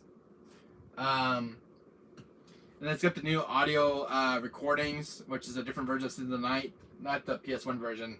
That was in this version. But a very cool physical game for the PS4. So you get this at Best Buy, Mr. Cypher, if you like Castlevania like I do. Which is Rundle of Blood and City of the Night on one disc. You don't download anything. There's some at Best Buy right now going for $40, still in stock for this game. If you want to get a physical copy of this, you might want to do so before it's out of print. So this is kind of cool to have in your collection. There's also on Amazon still available. This box right here, Mr. Cypher, only 9,000 were made in existence. Mine is number 740. So this is a kind of like a rare collector's box to have, because I like the artwork on this one. So I spent $176 for this. And when I went to price charting, Mr. Cypher, this thing has went up on price instantly. For a complete open box that's used, $400 to $85 to $385, and it's insane for this box. For a steel one, about $500. When you unlock armor for Ash, you don't need to worry about her anymore. But the annoying thing is the sound that armor make when she runs. Yeah, I agree, Seltzer. The armor outfit, yeah. You just heard it kind of clink up the metal when she runs. Yeah, I used the outfit before in Ashley, and it's a little annoying when she runs. But gotta hear it through my headphones. Because I gotta hear the enemies as well, and so it makes it harder when she wears that outfit and I gotta listen for the enemies in the castle. So it makes it hard for me to hear for like if they're to come back on the back of me. So I try to use the other outfit. The enemies, I can hear them, but I don't know where they're coming from. Overall, this box right here, because only 9,000 were made. Mine's only 740. And I go on price charting, and this is worth about $485 used, complete in box, with all its original contents. The sealed one will cost about $585 still sealed, and it's insane. As of right now, this is out of print, and only 9,000 of these were made of this box. So this is kind of a really cool thing to have in your Castlevania collection, guys. You know, have it displayed in your room. It's got that nice glossy finish. So yeah, only 9,000 of these were made. It's insane. And mine has the It's a different authenticity, which each one comes with one. It's got posters, a soundtrack, the coffin thing, the data save thing. I made a video on that. We get a replica of Alucard's sword and shield, Rector's whip, 2 different posters. You get an alternate cover for the game, which is this. So I have like the Rondo Blood art cover on this one, and you can switch it for the for this one as well. So you have like the other artwork as well from the original PS1's artwork. So you have like 2 different artworks you can switch because it's got the reverse cover, so you can switch it for a different one. So I went for this one. So I think it was kind of cool to have right on the side, and Dracula. They use the same one for the Super Nintendo cartridge, but it's kind of nice. And it even comes with like a mini poster right here. So this one still has its poster. I think I showed this when you saw it, so I don't know if Mr. Cypher ever saw this poster. So when you get the game Mr. Cypher, each physical copy has a little small poster of Rondo Blood. So you get that with the game. No manual though, unfortunately, with this copy. But you get this little nice poster of Rondo Blood.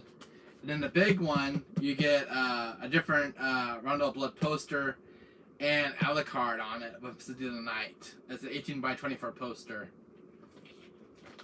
But I got this for the Castlevania's 30th anniversary. So it's like you get this really cool little mini poster you can hang up on your game room. So that's kind of cool. So no poster though from Limited Run Games though with their games this time. I don't know what's with Limited Run Games. So that's the only thing I didn't like about this seltzer, with this collection. Only for the game, it's nothing wrong with this box, but for the game itself, no manual from Limited Run Games. Just the poster, unfortunately. Because every time when you order games from Limited Run, they always make manuals with their games.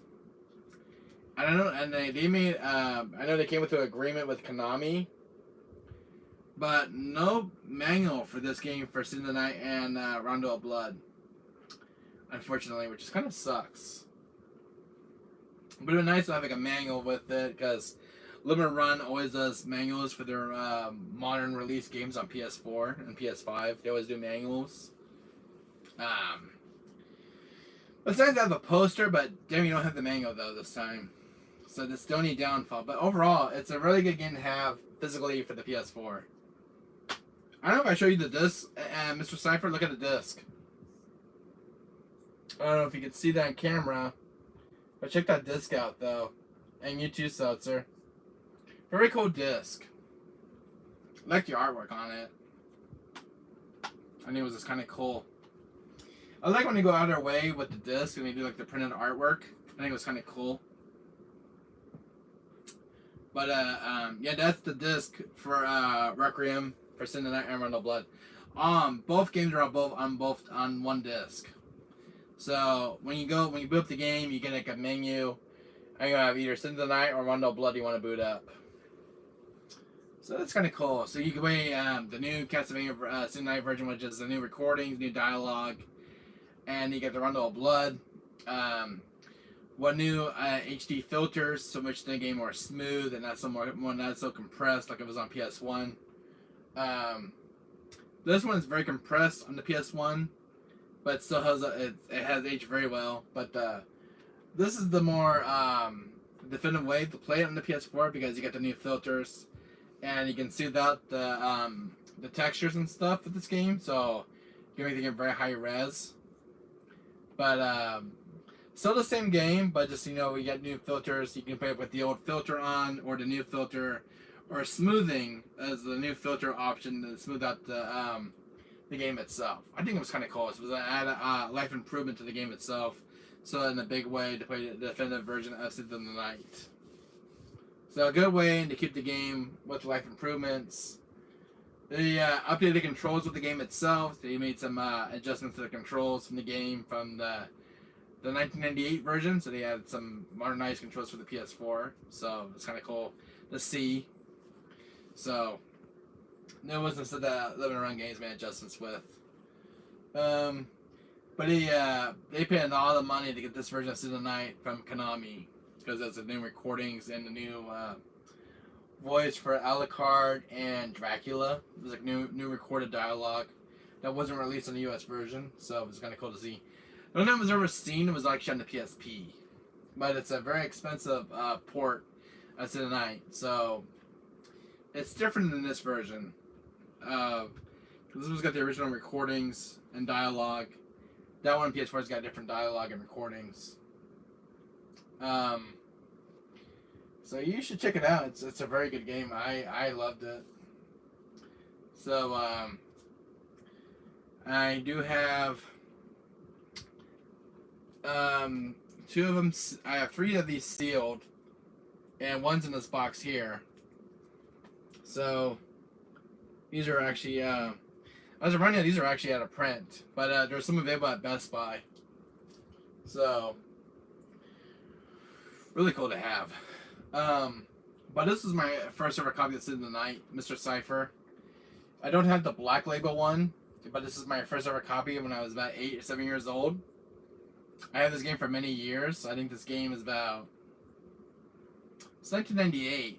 So this game is almost about 25 years old. And it still holds extremely well. One of my favorite games of all time from the PS1's library. The other games I have for my Castlevania collection is Castlevania 2 Lords of Shadow. These are very good games to have in the PS2's library. So I actually have this one. This was one of my favorites. This is before COVID. But I remember this game was almost sold out. I was at Walmart one night, and I was like, there was like the last copy there at Walmart. I'm like, there was one more person ahead of me, so one person was gonna buy it. So no, I'm gonna get it for you before you get it, because I don't know if we're getting a restockment of this game. But yeah, I really fell in love with Lords of Shadow. I think was my favorite game. And this is the other one that I love so much as well. This is another good hidden gem on PS3. Castlevania Lords of Shadow. Phenomenal game. Too bad that these two have not seen a remaster or re-release. Because it's still stuck on the PS3's format. But it'd be nice if these two games will get some love and attention since they've been dormant. And bring these back for the anniversary, because for the Castlevania's 30th anniversary. I would love to see them get re-released for the PS4 and PS5 with some updated visuals and graphics. While the game's still the same, but it's still updated visuals and graphics, updated character models and stuff. Be nice to see on the PS5's hardware and the PS4. So it'd be kind of cool to see to bring back. It'd be cool to put a new way of playing on a PS4 and the PS5. So, I mean, I wasn't even expecting to sit in the night and Run of Blood to get a physical release on PS4. So it was nice to see from 2 classic games from the PS1's library. I don't know if you guys have ever seen this variant, but this is a different Lords of Shadow variant. This one includes Reverie and Resurrection DLC, and it actually has Castlevania Lords of Shadow Mirror of Fate HD, and it actually has Castlevania Lords of Shadow 2 demo, all in one disc. So this was a $70 game I spent my money on. I found it at a retro store, and I didn't know they made this variant. So, but I love the artwork on this one. So, very cool. I like when you find these new variants, even though they after the announcement and the launch. So it's kind of cool to have. I do have Castlevania X Chronicle on the PSP, the Dracula X Chronicle on PSP. Sora of Ruin. You should stream a Castlevania game. I did stream Sid the Night, Sutzer. But I never streamed a Rondo of Blood. And there's this new version of Sid the Night. So it might be better now, since I got a PS4 now, Seltzer. Because that one version I stream of Castlevania Symphony of the Night was actually on the PS3. So it'd be because I recorded with my tablet, record that footage. But now with PS4, I can record the footage properly with the PS4's format because I can actually stream it to YouTube. So I can actually record Rondo of Blood and Symphony of the Night with no issues and not using my tablet to record it. So, and this is nice because it's on PS4 now. So, would redo. I am gonna redo Symphony of the Night again on the PS4 since I recorded for the PS3 because that was the old PS1 format. So, but I do want to check out this new version of Symphony of the Night that's on the PS4 from the Live Run Games. Has a new dialogue and new recordings that was never released. So I want to check that out, and Rondo of Blood on the PS4. So how it looks on the modern console.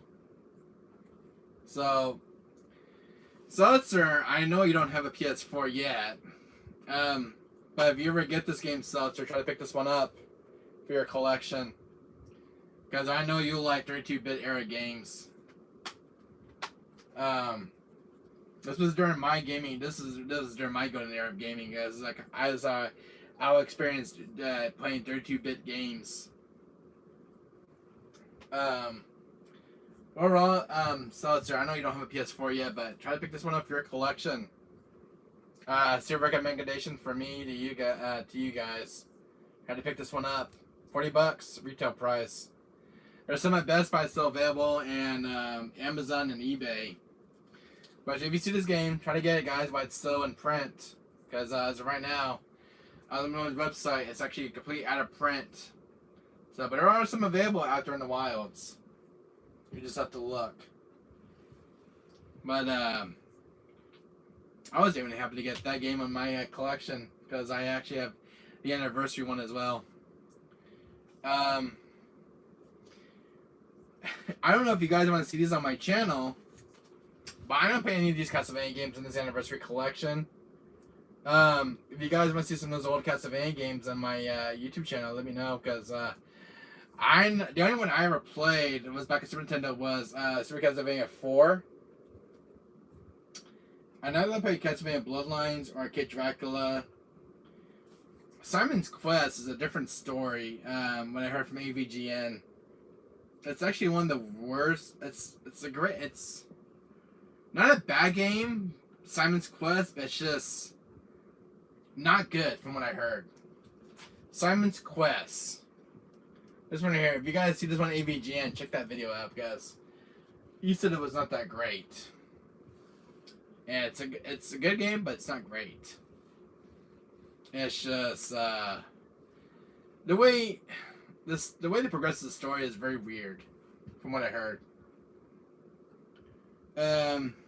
But I would stream some Castlevania games, so thanks for bringing it up. I would stream some more Castlevania games for the anniversary. There was a speculation. Now listen up, so there was a lot of speculation about this game getting a remake. I was on really total fence, because this is one of my most beloved games in my collection. I was really on fence with this game getting a remake. And because they might lose that art style and the charm of its predecessor. Because this is a 32-bit, and I love the visual art style in this game. But getting a modern remake, I don't know. They might complete shot. They might just might be complete shit if they remake it. Because if you lose any of that, what made the original game good, and this game got a remake, it's gonna be good. I was talking about this earlier in the beginning of my stream, but Seltzer, I read an article about this game getting a remake, Symphony of the Night. I know this is from 1998, and seeing them on a remake, because this is my favorite beloved game as a child, and it's one game that still means a lot to me. But I wasn't on the fence with this article reading that this game needs a remake. And when I read the article, my answer was no. This game looks good, but from what it is, it does need a remake. But if you do remake this legendary title, It's got to be done right. You got to stick to the source material. If you rush the game, you cut any content from this game, it ain't gonna be as good. But a lot of people was saying how this game will look if it got a remake. Because this is this is like the really cool, beautiful art style with your 2 bits and those special effects. I don't know. What's your opinion, Sots? I'm back. Again, watching Glitch Text. Oh, welcome back, Mr. Cypher, my friend. I was reading an article about this game getting a remake on Google. And I was on, because this is one of my favorite beloved games as a child, and this game still holds a lot to me still. But I was right on the fence with this game getting a remake, and my answer was kind of no. Because, remaking a legendary title is not easy. But I love this game because I love its art style and that 32-bit era this game's got. And it's one of Konami's best games ever made. I'm on the fence this game getting a remake. I know this is from 1998. So what's your guys' opinion of this game getting a remake? Because this is a legendary title, and this is a title that should not be messed with. But a lot of people were saying how this game will look for a remake, a modern remake. And this was my first game as a kid, so I'm really on the fence with this one. For a modern remake. What is your guys' theories and opinions of this game getting a remake? This is one of the oldest Konami titles, and it's a legacy title as well. I mean, they're remaking Metal Gear Solid 3, Snake Eater, but how would they do remaking this game without losing its personality and charm? I mean, Bloodstained Ritual of the Night is a very good game. It's a very Castlevania-inspired game, which really is. This is a Metroidvania game. See this game with modern graphics? I don't know. I mean, I've seen some good Castlevania games on the PS3, but Symphony of the Night is a game that means a lot to me. But remaking it? Just make it into a cash grab, though.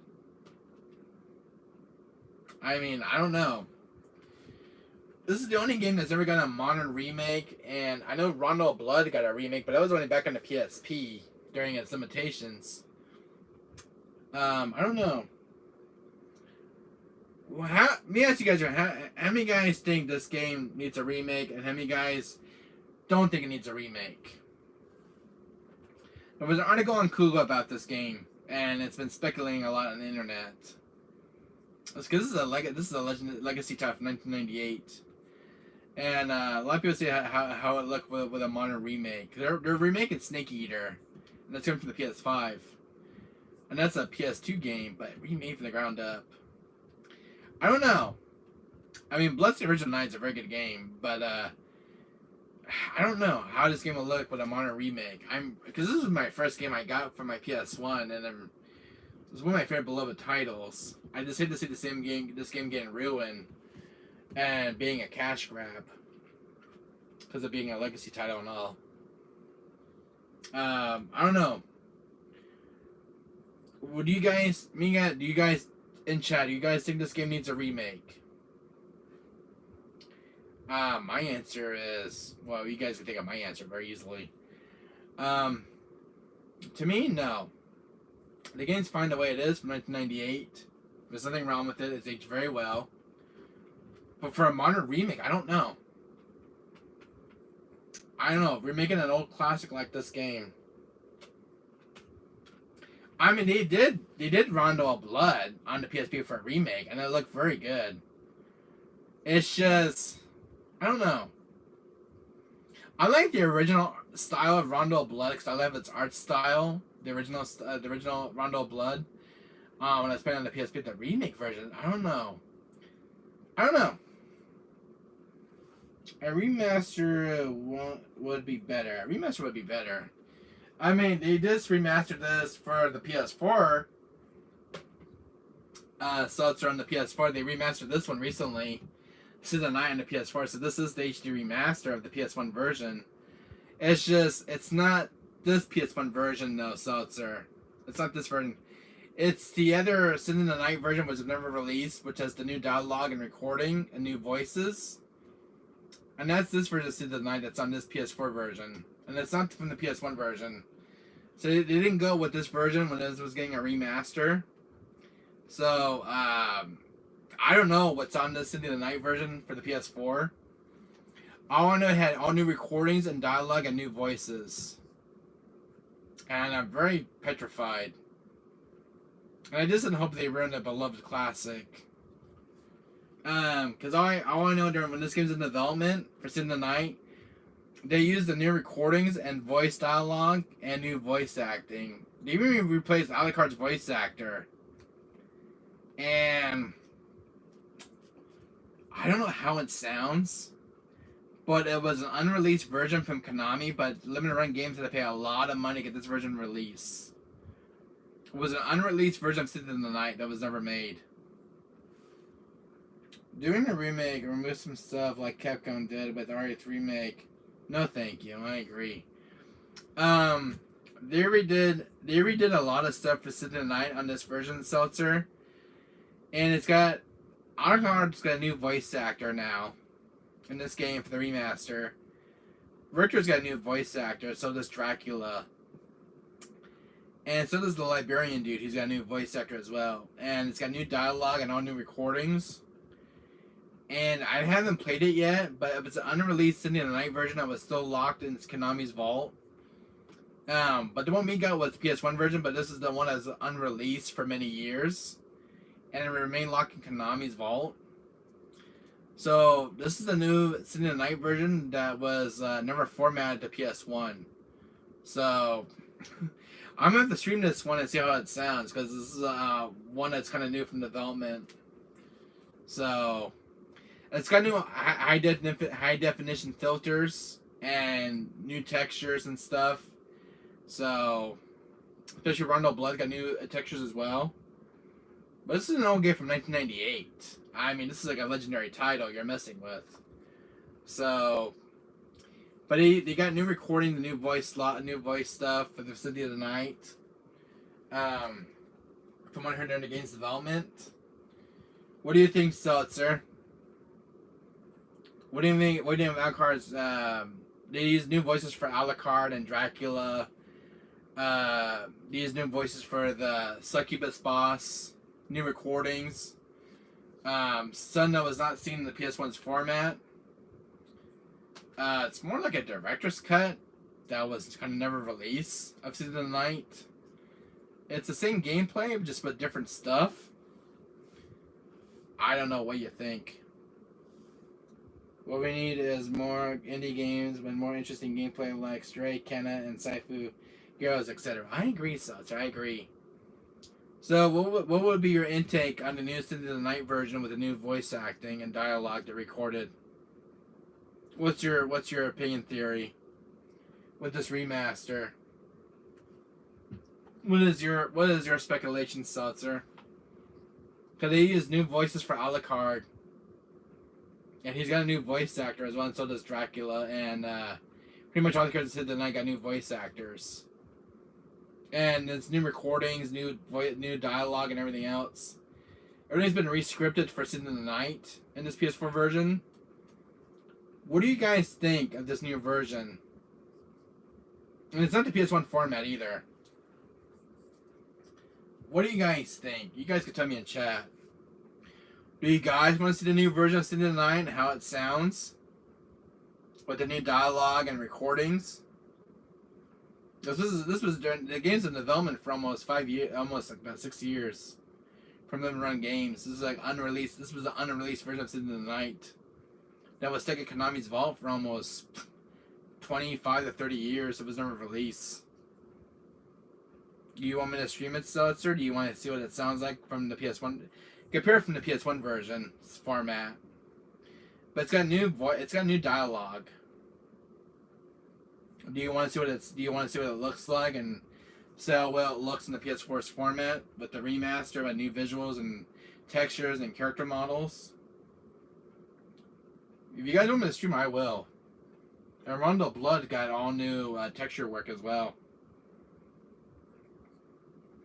So you guys can tell me, because I haven't checked it out since it came out. All new stuff too, which was never seen the PS1 version. All the cards got new voices. So I don't know. They didn't put over the PS1's format. This was like an unreleased version of the night. I don't know. I just hope it doesn't sound bad. I mean, it's the same game from 1998. So, but we do need more indie games. But as long as you're having fun playing a game, everything else doesn't matter. That's true, Seltzer, but when you change new voice actors, it's not the same as the original. You know that, don't you? It's still here. I play Call of Duty Ghost PS4. Awesome, Rusty Buddy. Awesome.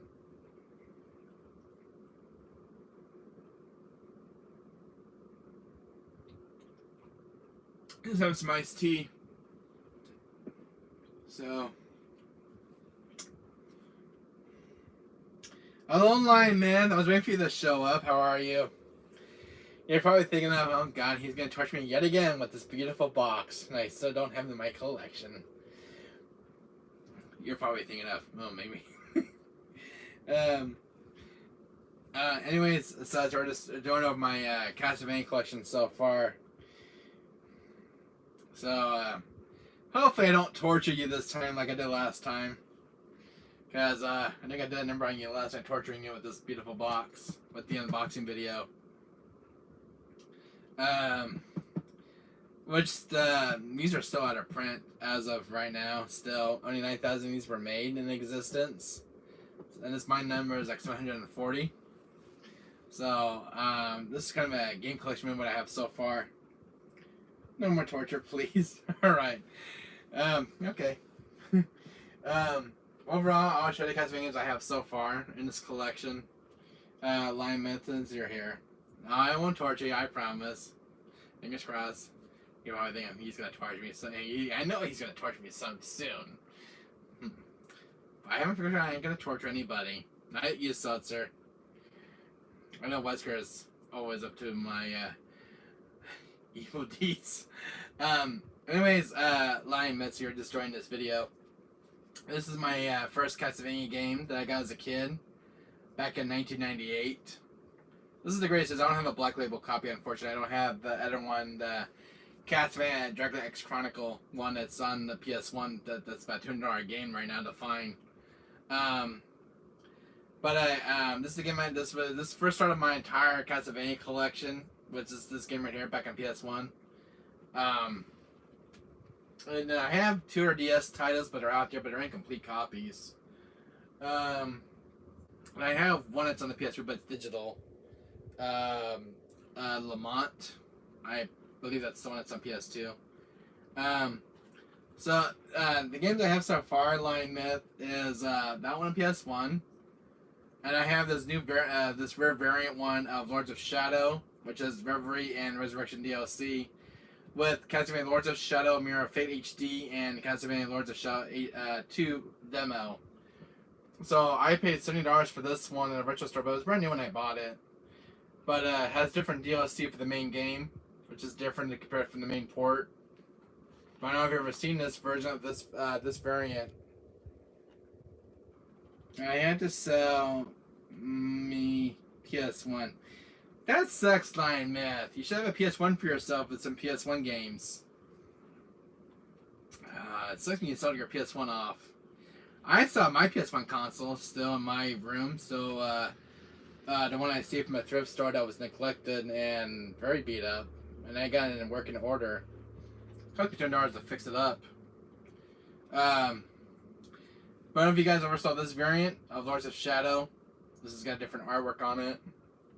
You guys ever see that one? Tried to pick that one up. But that one's in my collection. I also got Lords of Shadow. These are the Castlevania games I have so far.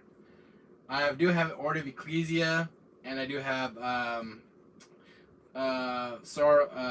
Portrait of Sorrow. I got a special collector's box on the way. Oh, really? What's the name of it? And I also have Castlevania 2 Lords of Shadow. I love the artwork on this one. These are two of my favorite games in the PS3's library. I got a special collector's edition on the way. Really? I'm kind of curious what that is. What are the ones I got? I think that's all the Castlevania games I got. And I got some 2DS titles of Castlevania games, and I have one PSP title, but they're in storage, and I can't get to those. I do have Dracula X Chronicles. It's the Red Dead Redemption 2 Collector's Box. Really? Red Dead Redemption 2 Collector's Box. I know they made a collector's edition. That'd be kind of cool to see. I'll be doing an unboxing video on that one. I'd love to see what's in that collector's edition box. But this is the one from Sin of the Night and Randall Blood version, so this is the only one I have of this collector's edition box. But only 9,000 of these were made though. Like, if you ever find one on eBay at a good price, try to get one for your collection though. Let's go to having your gaming room now. As when I was looking up a price charting, I made a foolish mistake, Line Myth. You're probably thinking, oh, what the hell he did now?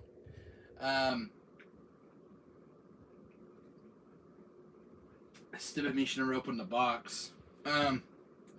Well, because these are actually out of print, these boxes, and I spent $166 for mine, and the price tag has changed. If you have the complete copy of this one that's used, $485 for this box, with all his original content still in box. For a sealed one that's still sealed, $585. I spent $166 for mine, but these were actually out of print now and hard to come by. The price has changed on this one dramatically, and I'm surprised. And when I bought this was actually sealed in plastic wrap. But I wanted to unbox it because all this stuff was in the box. I was kind of, that urge. I'm like, I didn't want to open it. Like, I had the urge to open them. Like, and then I didn't know the price was gonna go up on the box. And because as of right now, for this one, completely used, complete in box, $485. For a sealed one that has the plastic sealed wrap, $585. And I bought mine for $176 during the pre-orders from there to run. And I didn't know this price was going to go up, skyrocketed for this box. I told me that's insane. Just for this box, $485 used box. Well, all the original content still in box. And I look at price charting too. If you type in Castlevania Ultimate Collector's Edition, for a used one like this, going for about $485 on price charting. I spent $176 for mine, and now I'm singing a pot of gold with this one.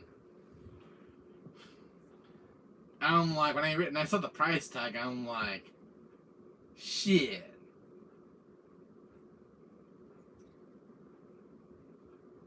And a sealed one about $500, $585, and almost the same price tag as a PS5. And it's ridiculous with all these Konami stuff.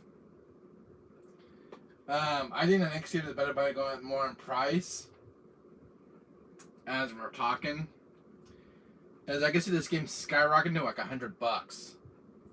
Because these were like a limited run, so like it didn't get like a physical wide release globally. So I can see Sin of the Night and Randall Blood skyrocketing in price, since these are actually out of print and no longer being made. There's a few copies out there still sealed, like at in stock at Best Buy, Amazon, and eBay. But as a Limited Runs website, these are actually at a print for these physical copies. So once they're done, and I can see this game going in price skyrocketed very easily. I think in 2 or 3 years, I can probably see this game going back for $300 to $400 for a physical copy. And because Sin and Night is a very expensive game, because I know this one right here is about $120 for a greatest hits, complete in the case. Black Label is about $200, about $230. Was it the Black Label one complete? And there was the Castlevania Dragon X Chronicles coming back for $200, which is the remake version of Rondo of Blood in the PS1. So mine's has some hefty price on it as well. But I could see the PS4 version going for about $300 in 3 years. So this one was a different story for me when I bought this one, because I missed out during the launch. I spent $70 for this anniversary collection for all these games on one disc. $70 for that one. $70 for a PS4 game. Because I know a PS5 game is about $70. So a lot of these Castlevania games, I could see them skyrocketing in price. The only thing I don't know, because these ones never got a re-release on PS4 and PS5. And I bet these ones are more expensive now. This one, I don't think this one's got much in price.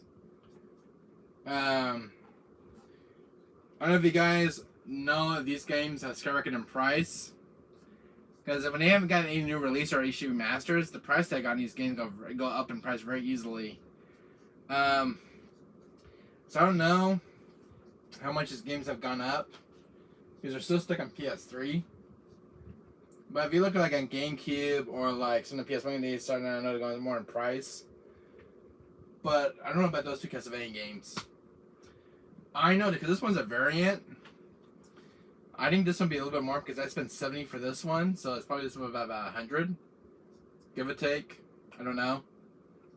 So a lot of these are still stuck on PS3. And I know most PS3 games have gone up in price. I don't know. All I know, this one's more expensive now in my collection. Now I was gonna ask you a question, Lion Myth. You don't have this game in your collection, do you? Do you have a PS3? Do you have this particular Japanese import for your PS3? Lion Myth? I don't know if you have a PS3. I don't know if you have a PS3, but I don't know if you have this game in your collection. This one has Umbrella Chronicles and Darkside Chronicles. You do? Okay.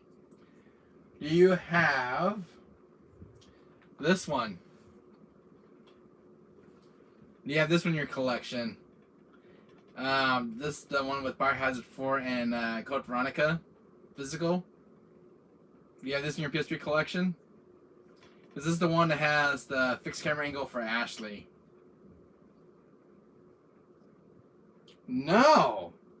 You don't have this one at all? Oh, Lion Myth, you're hurting me right now. Of all the Resident Evil games, you don't have this one at all in your collection?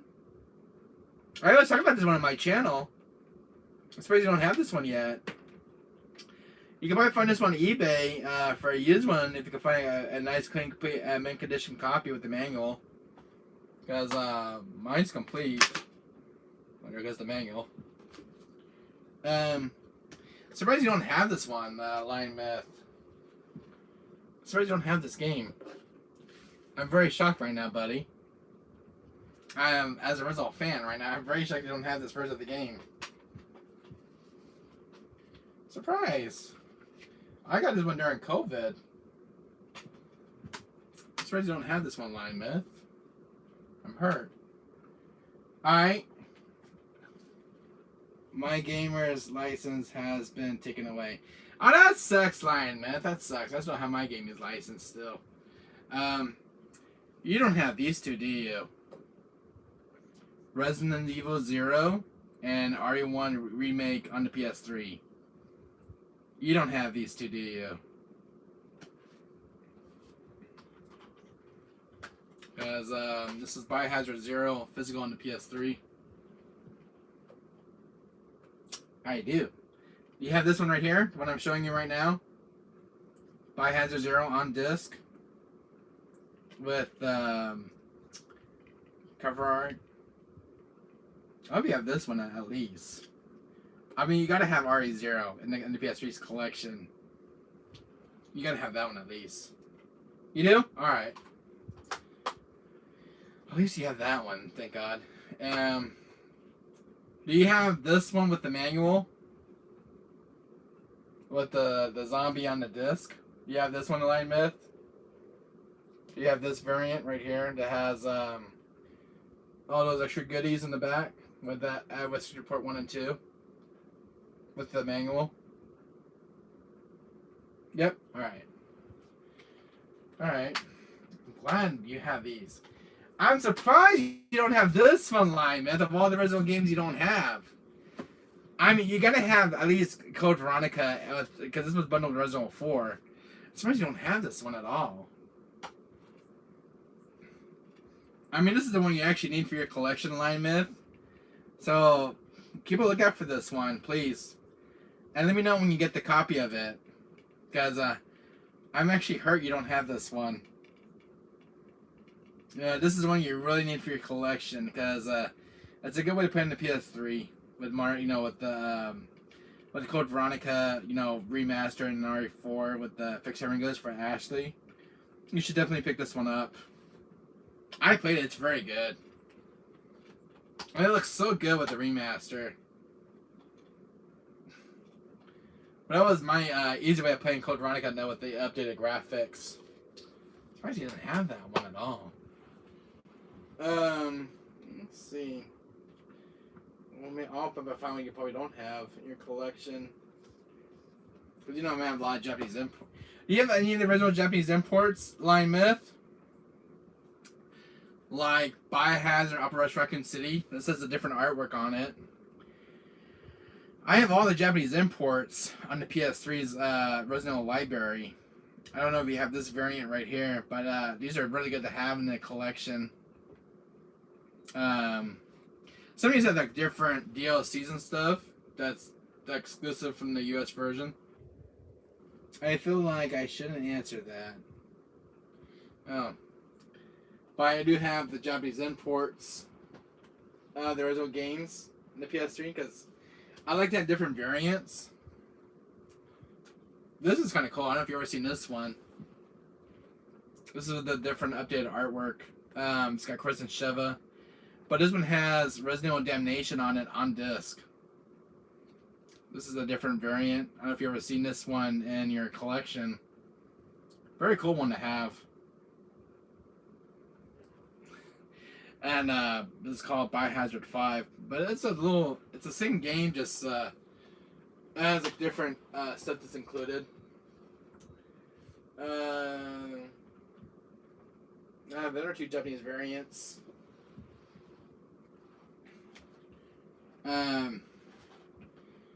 I don't know if you've ever seen this one. This is a different PS3 version. Biohazard Revelations Unveiled Edition. I don't know if you've ever seen that version on PS3. Yeah, but it's got a manual, and this is different, though. I don't know if you've ever seen that variant. But it's very different compared from the US version. Got a different artwork on it.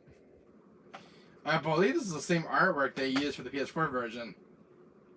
No, really? Kind of cool. End of my collection, though. And then you ever seen this one? This was the last Japanese import I collected. Biohazard 2 Revelations. I don't know if you've ever seen that one. I didn't even know some of these ports even existed. So I was like, because I have the US version, but these are some of the different, because the artworks are different, but very cool. Some of these ports didn't even know it even existed. It's really about collecting games. And they have a different variant for RE6, which is the anniversary collection. I have more original games in the back of me, which is kind of cool. But yeah, I'm surprised you didn't have this one, Lion Myth. I'm surprised you didn't have this one. Even I didn't know this one even existed until I found its existence on Amazon's website. But pretty cool. Yeah, just I didn't even know this one existed. Like I have Code Veronica on the PS2, but bundled with RE4 is kind of a cool deal, especially because I spent like $95 for this one. Cause it was new and sealed. I spent $95 for this one, and I spent like $95 for RE. I think RE0 was about $75 for the PS3 version, $75, and I spent about $95 to $85 for the RE1 remake of the PS3 because these are not easy ports to find. This was the most expensive one because this was like this was the US Asian version. Very expensive. This is from 2015. I have completed every game now on the PS3. Really? But you don't have this one, do you, in your PS3 collection? Is that the one that's missing in your PS3 collection, Lion Myth? Is this the one that's missing from your collection? Because you completed every PS2 game now on the PS3. Do you have this? Do you have like a full, complete collection of the PS3? Are you just missing one of your collection?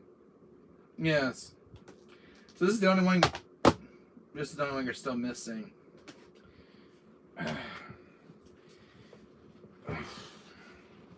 You know, I hate bending down for stuff.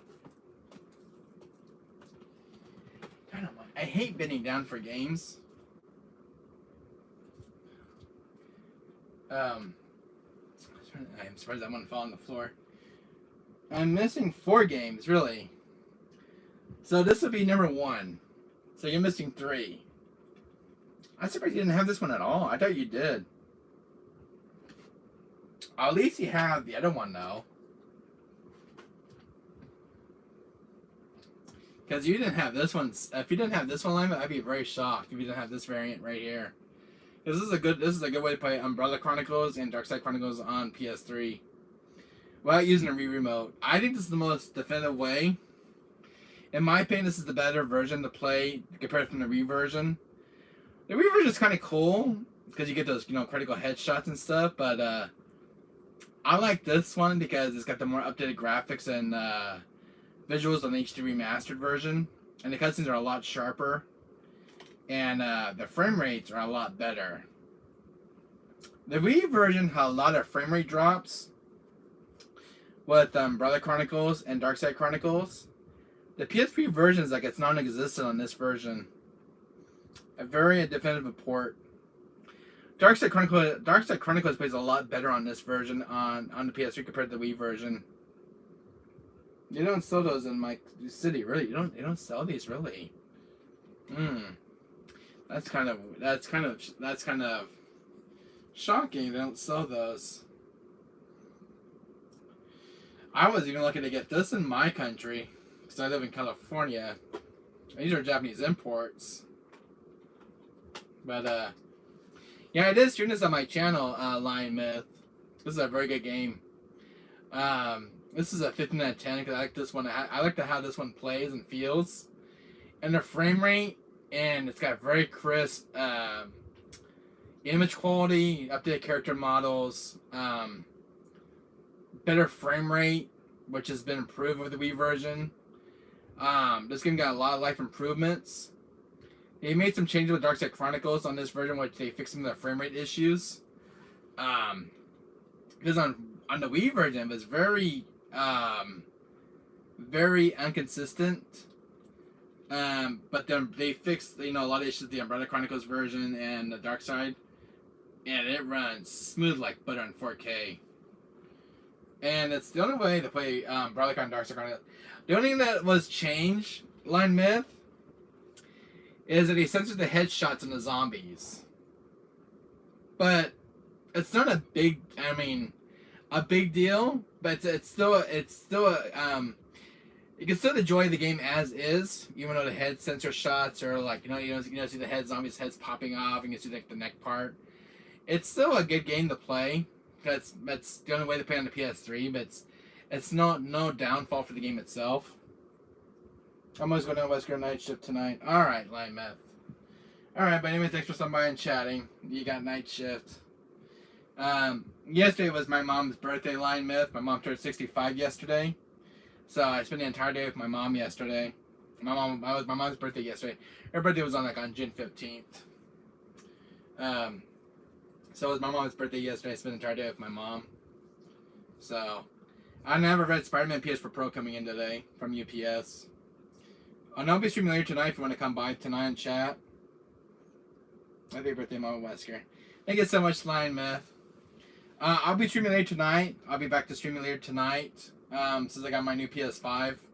I got rid of my old one from Amazon. That was a rebuilt one. So I got a brand new PS5 from Best Buy. So I'll be back to streaming tonight. So I'll probably do some FF7 because I want to get ready for Rebirth next year. So I might be streaming FF7 Remake Integrate later tonight on this channel.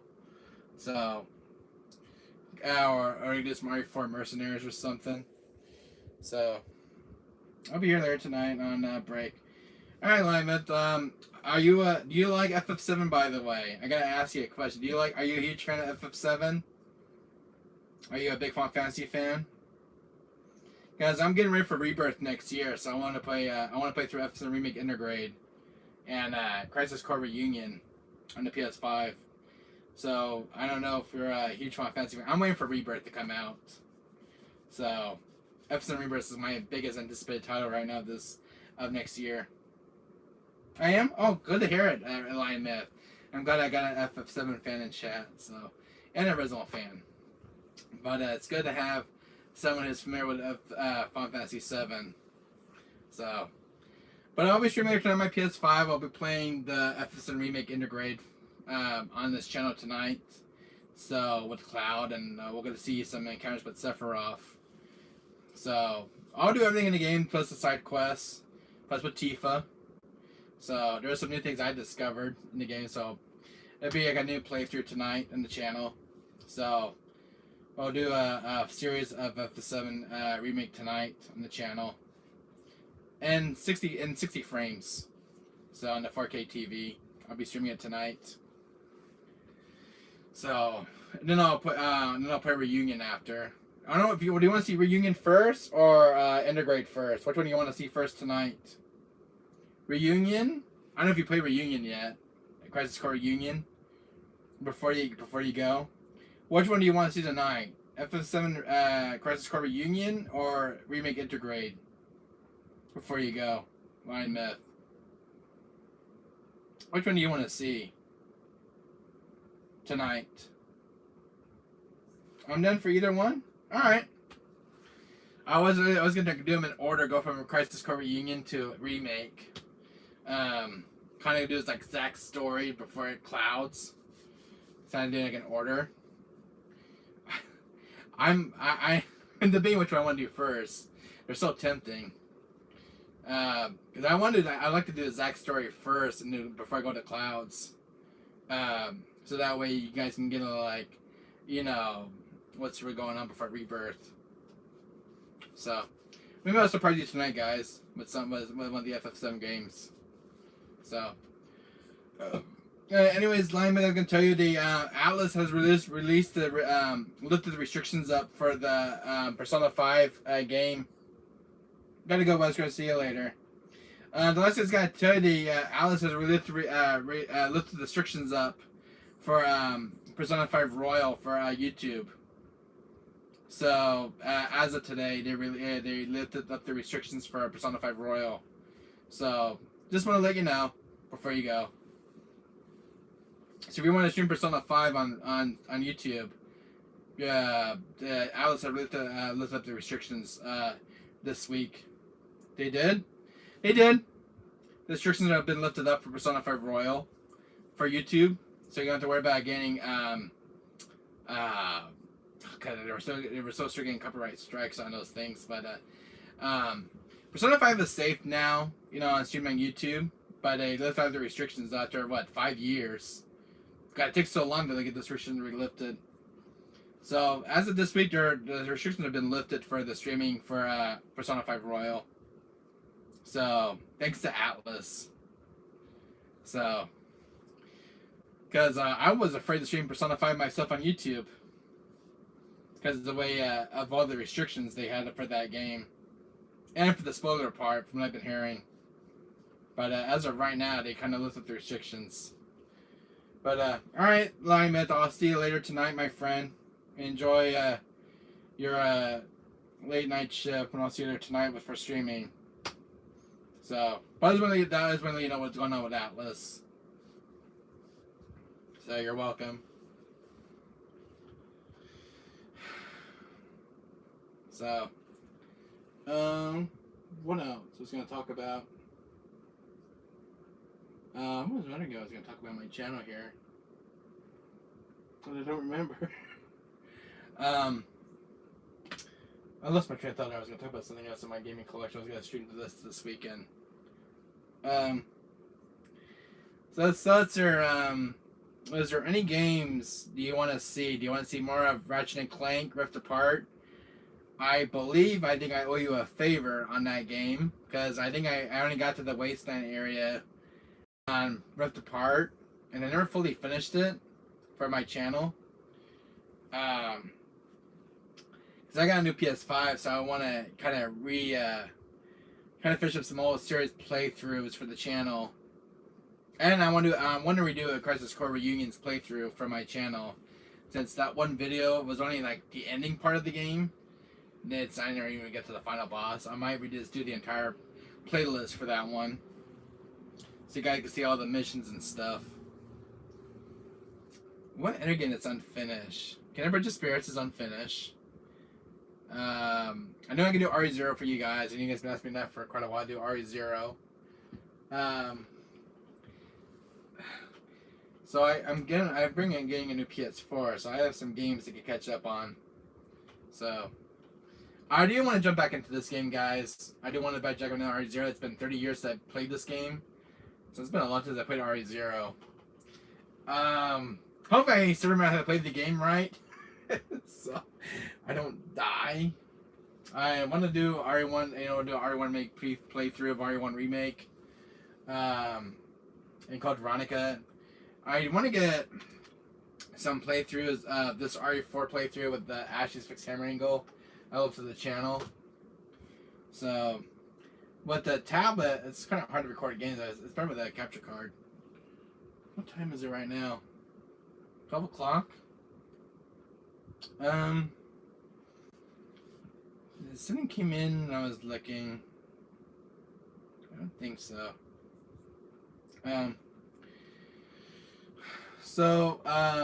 What games do you want to see, sir? I do have requests for Kingdom Hearts 3. I think I did one little playlist of Kingdom Hearts. I think I never fully finished it. Of Kingdom Hearts 1, the final mix. What games do you want to see me finish up, sir? Games we haven't finished yet on this channel. We still have Callisto Protocol, which I don't know if I should go back to the game and finish it, but I was having fun playing it. The last time I played Callisto Protocol, I was having issues playing that game because it kept crashing during the launch. I don't know. I don't know if it's fully patched now. It's stable now, because I remember crashing every 6 hours playing Callisto Protocol.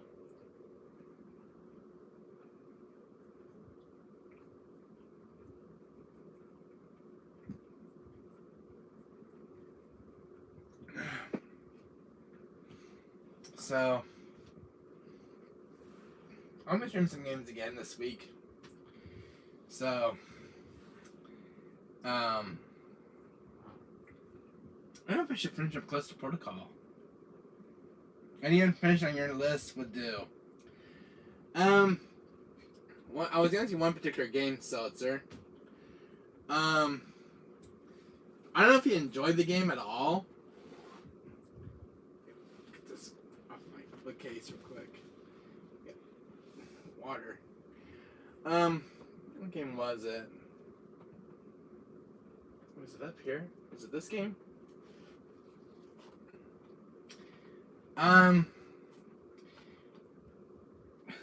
Seltzer. I never finished this game, did I? I didn't give this game any justice, did I? I think the part I was struggling on was the mine area.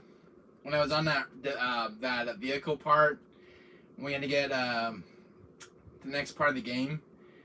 Did I ever fully finish this game? Did you enjoy it, or do you want me to go back to it? I haven't played it since the launch. I mean, I think I played during the launch, but it was very buggy. I don't know if it's fully stable now to stream because I had a lot of frame rate drops and some bugs I encountered. I remember this game crashing on me because I know it was in this buggy state. I don't know if it's so stable to play. I don't know if you want me to go back to Callisto Protocol. I remember having like 3 parts of this on my channel still. I heard the PS5 version's the best. I don't know, that one's very buggy. I don't know. This came out last year? I don't even see this game in print though very often.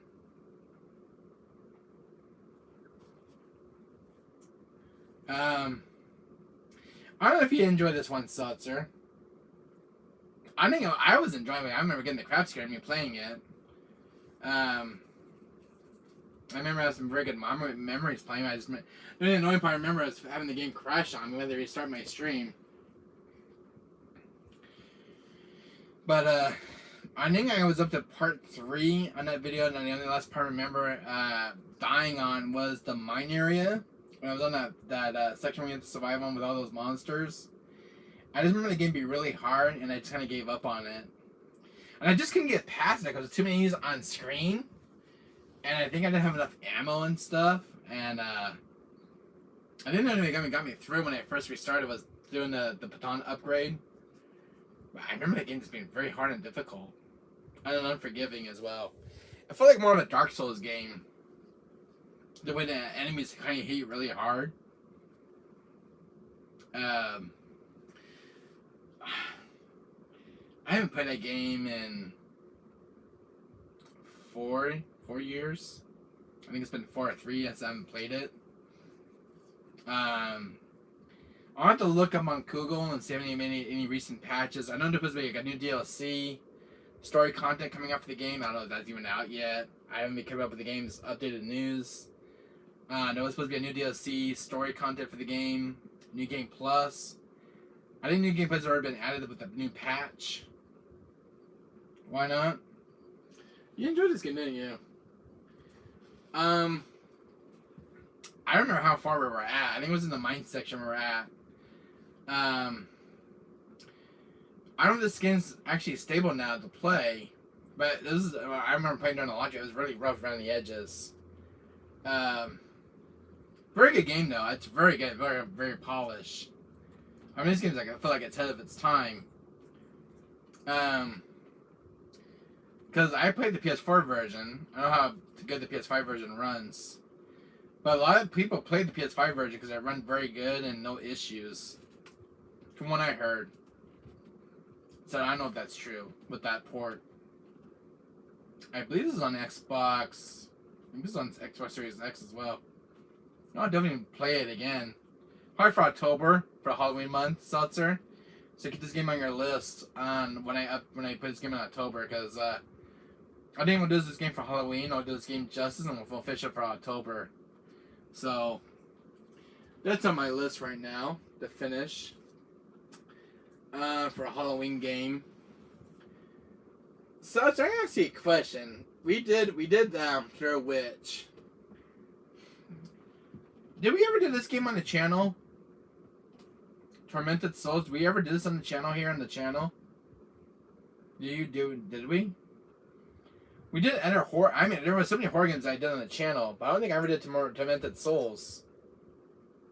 Did we ever do this one on the channel, Seltzer? Did I ever play this one or stream it? Or no? Or is it a game I haven't played yet? I don't remember. There were so many games I was playing when the games were coming out. Did I play this one at all? I played Resident Evil.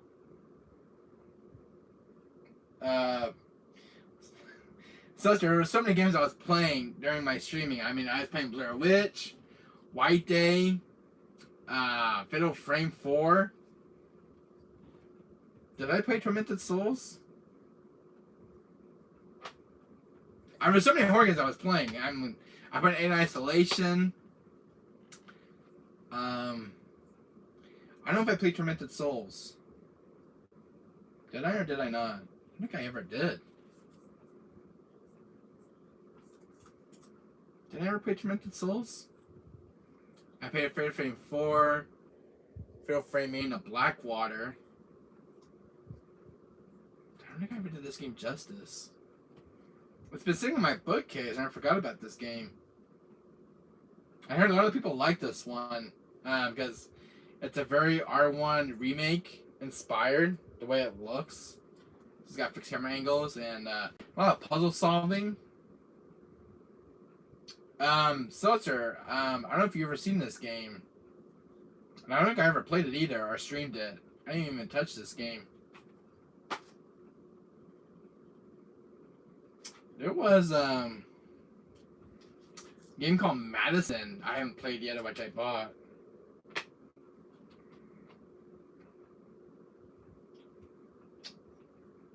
I don't know if I played this one. I don't think I ever did. Maybe don't remember. Well, look at my playlist, Seltzer, on my channel. And write me in the comment section below if I ever played Tormented Souls. If we didn't, then this is a new release game I've not played yet. But do me a favor, Seth. Look at my playlist on my YouTube channel and see if I did a playlist for this game. If I didn't, we're in for a new treat for a horror game. Because I don't think I ever. I played R2 Remake. I played RE3. I played RE4 and the remake version. We did RE5 and RE6. We haven't finished RE7 on PS5 yet. We did Fatal Frame 4. We did Alien Isolation. We did Outlast. We did Witchblade. We did the Witchblade game. But I don't have a playlist for this one yet. You can let me know, Seltzer. We did Dino Crisis. We stood into 2 endings on Dino Crisis still. For the Dino Crisis 1. We stood into a playthrough of Dino Crisis 2. Let me know in the comment section, Seltzer, if I did a playlist for this my channel. Like I'm on my playlist. And if I don't, Seltzer, me and you're in for a blind playthrough of a treat. So please let me know, Seltzer, please. You can get back to me about this game. Tormented Souls. You can write down on paper if you don't remember the game. But if I haven't done a playlist for this, Seltzer, because I don't have any memory of this game. I only remember buying it, but I don't ever remember putting it into my machine and putting it up. I even have the PS5 version, it's still sealed. Please let me know, Seltzer. Write in the comment section down below if I did a playlist for this, because I played so many horror games during the year, and I don't remember this one at all. I just remember picking it up in my gaming pickup collections. I haven't done Mega Man 0 yet. Or some Mega Man games I haven't done yet. Mega Man Battle Network we still got to do. The list just keeps on growing. Nope, you haven't streamed it yet. Really? That's weird. And you think we did all the horror games on this channel here. But we haven't done this one yet.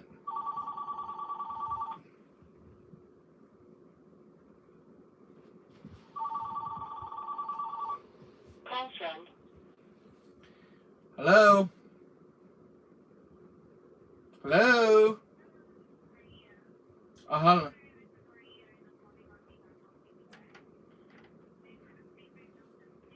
Yeah, this is her son. This is Brandon Smith.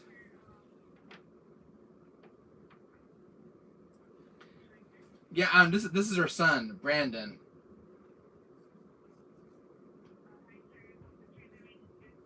Yeah, I'm doing well.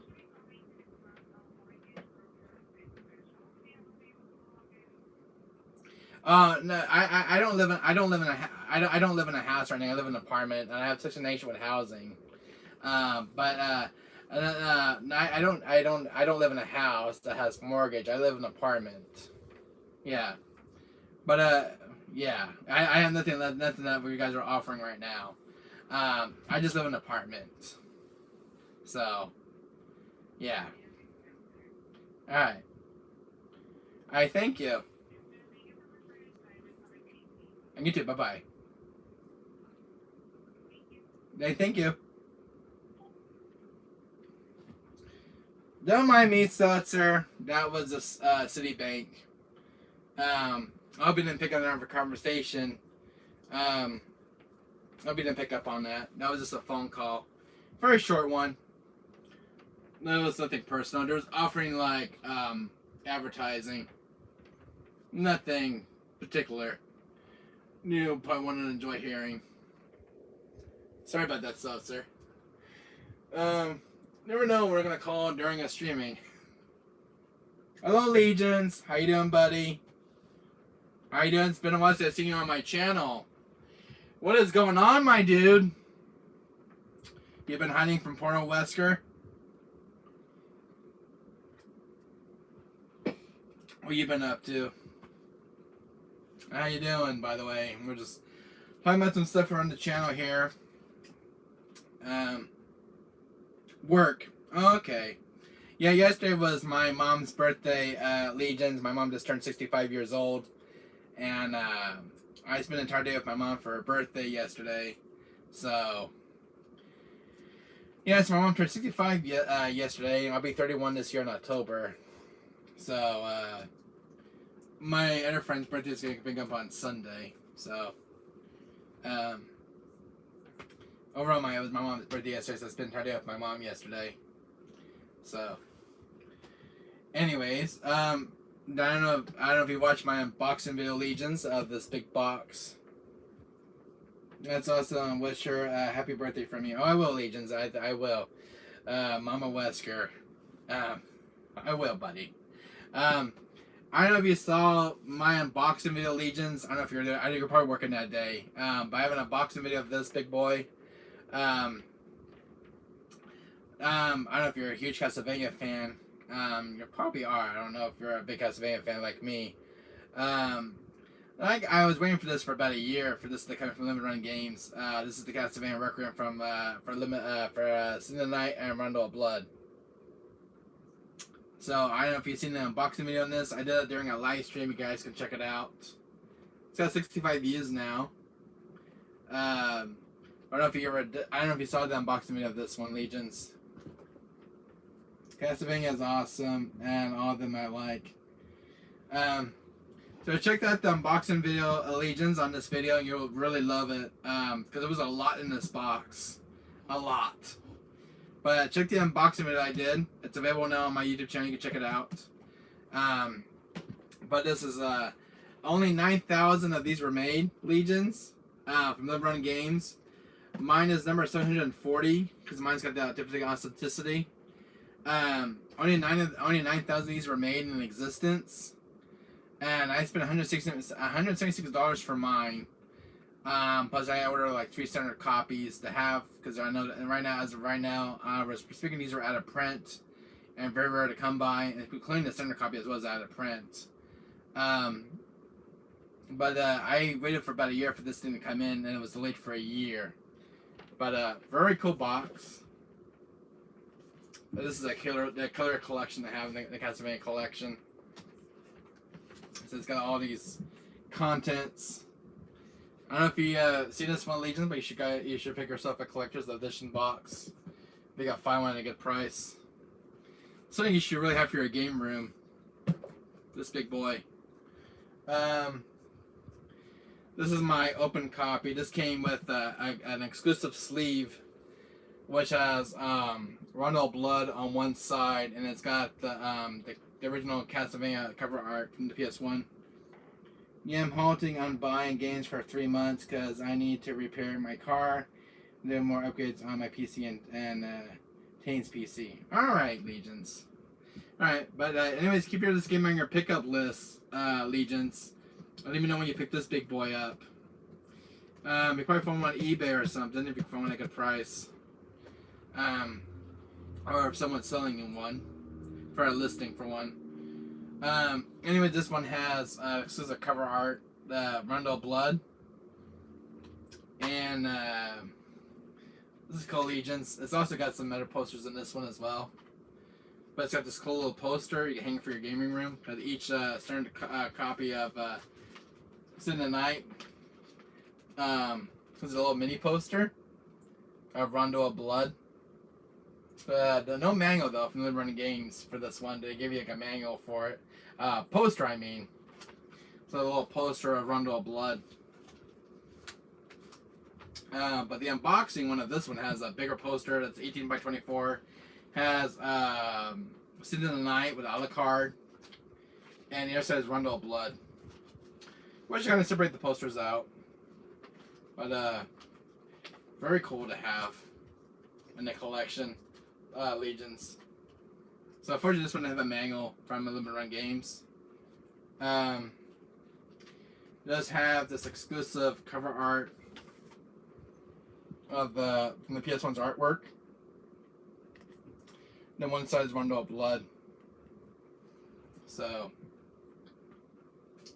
very cool for the PS4. So this was an exclusive sleeve that came with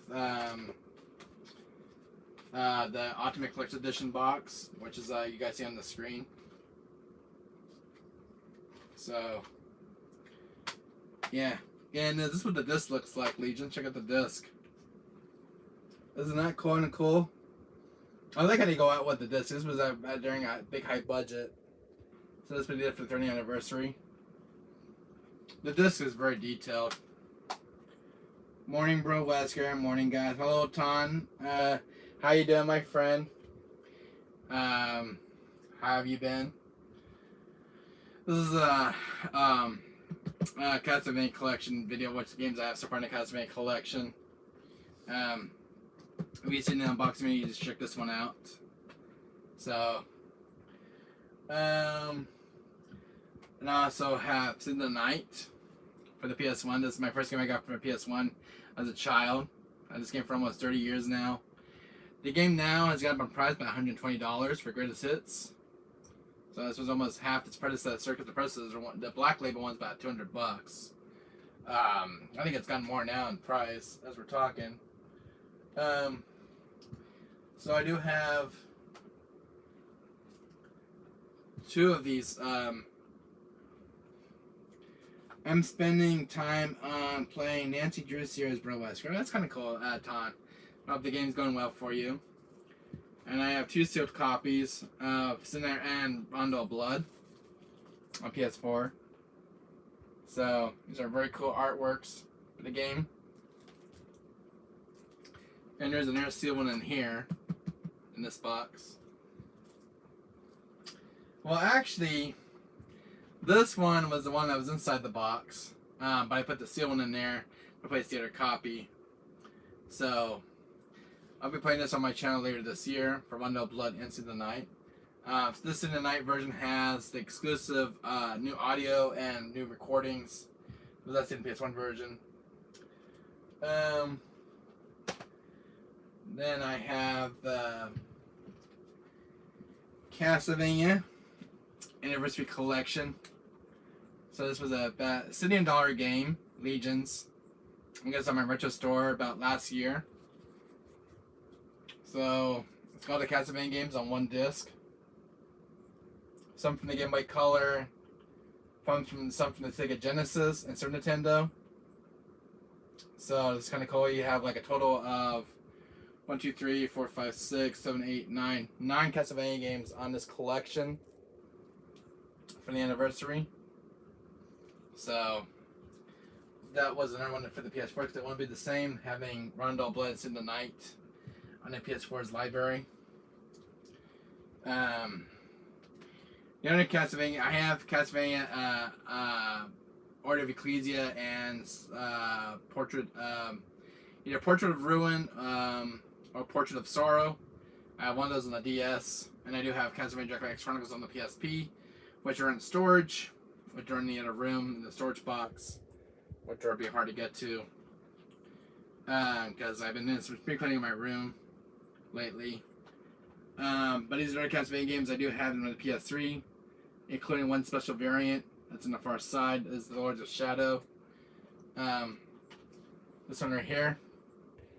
I spent $7 for this one. It's a very different variant because it's got some other stuff included with the main game and a 3DS version of Mirror of Fate HD, an exclusive demo of Castlevania 2 Lords of Shadow, which is kind of exclusive to this port. So, which this port does not have it. So, it's Lords of Shadow, but this is more extra content. So, I think this was a deluxe edition one that came out. So, I'm still missing a few Castlevania games for my collection.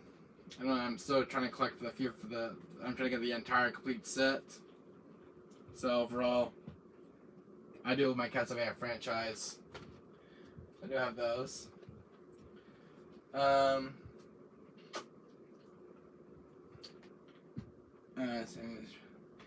Now, Legions, I don't know if you have this game in your collection, but you're probably thinking of what the hell is this got to do with Castlevania. I showed this to a friend of mine who doesn't have this game in his collection. But I don't know if you have this one, Legions. So, Legions, if you don't have this game, I'd be very shocked you don't have this in your collection. You probably seen my original collection more than once, but I don't know if you have this one in your collection. That one or the this variant, which includes Umbrella Chronicles and Darkside Chronicles. It's my Black Label one. So I don't know if you have this one in your PS3, guys. But it's definitely recommended games to have in the collection for the PS3 because a lot of them can get US ports. So I was kind of because these games did get physical releases, but not US ports or Japanese imports. I don't know if you have this one, Legions, RE0, and then RE1 remake for the PS3. These I got during COVID. Really cool ports to have. As the PS3 collection is very incomplete. But the only ones I didn't have my PS3 collection was like RE5 and RE6. Operation Raccoon City. Operation Raccoon City is a very good game. And I only had RE6. And like I didn't have like, RE0. I didn't have these games in my collection. And I'm like, because I'm missing quite a few in my collection, I'm like, whoa, I need a few more games to complete my collection because the US ports, it was very incomplete. So, I got these during COVID because my collection just sucked because I didn't have these in my main collection because I need all the main entries.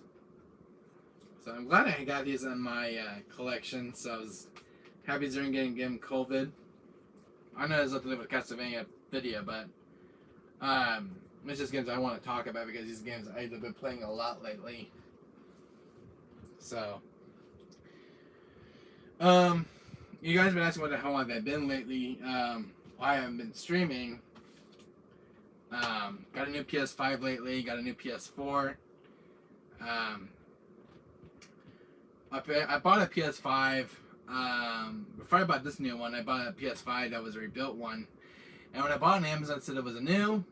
And when I got the console, it had a lot of scuff marks. And it had a lot of issues with it, reading disc. It played and everything just fine. It was just too noisy at times when it's installing. So I just I sold it off on Friday for $300, and I got a brand new PS5. And I went to Best Buy. I'm surprised Best Buy had a few PS5s in stock, which are so hard to come by. Next month or the month after, I'm thinking about buying an Xbox Series X because I want to check the Xbox Series X library. And I don't have RE4 Remake on Xbox Series X. And I don't have the console itself, but I would love to check out the Xbox Series X. I know that'd be a good system to collect for, but I do have an Xbox One X.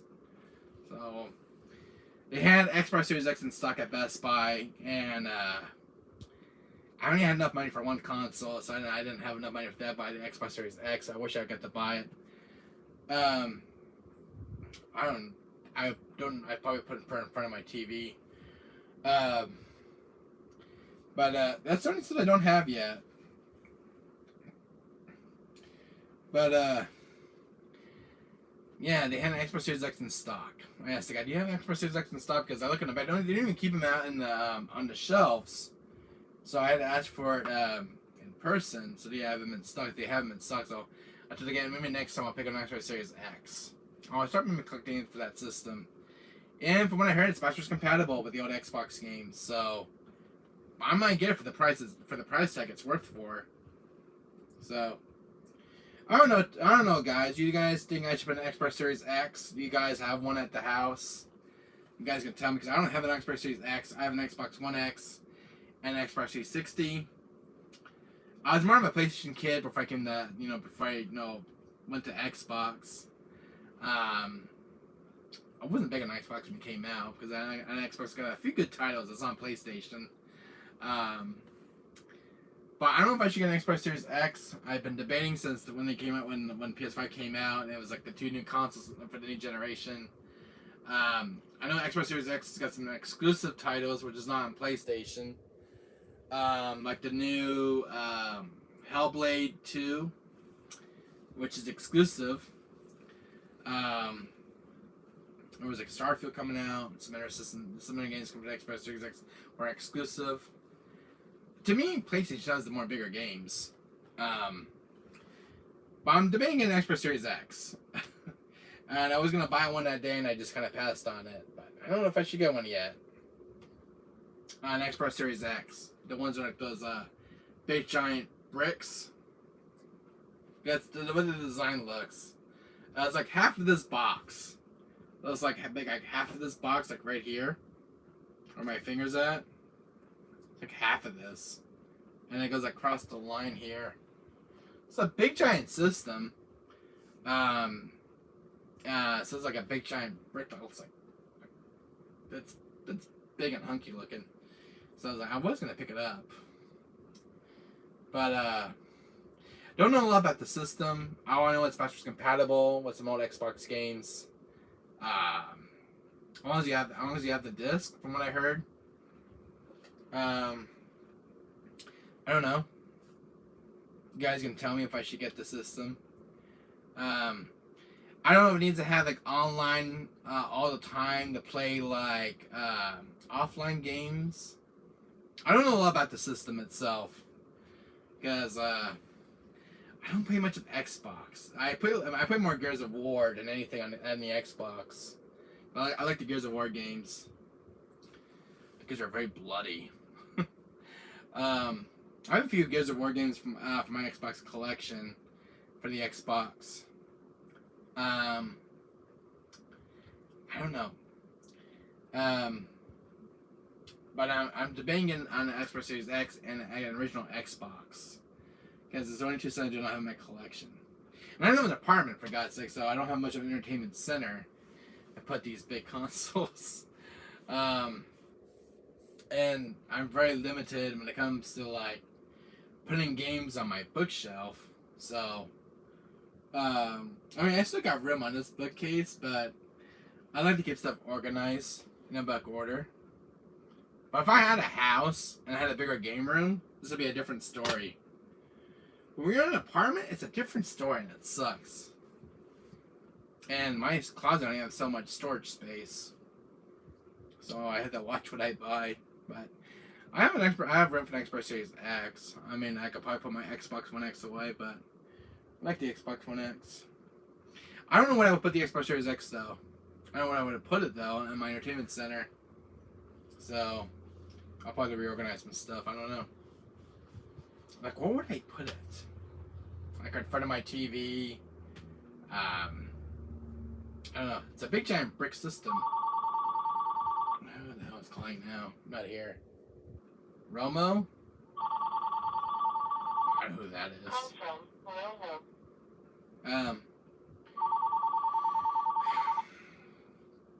my mom already answered it.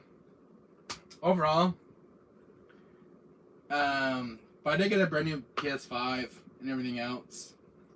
And I saw my old PS5 box that had issues. But I am going to be streaming there tonight, guys. I am going to be streaming either FF7 Crisis Core Reunion or FF7 Remake Intergrade.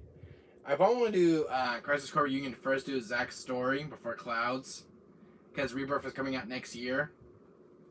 And I did see the trailer for R7 Remake, FF7 Rebirth.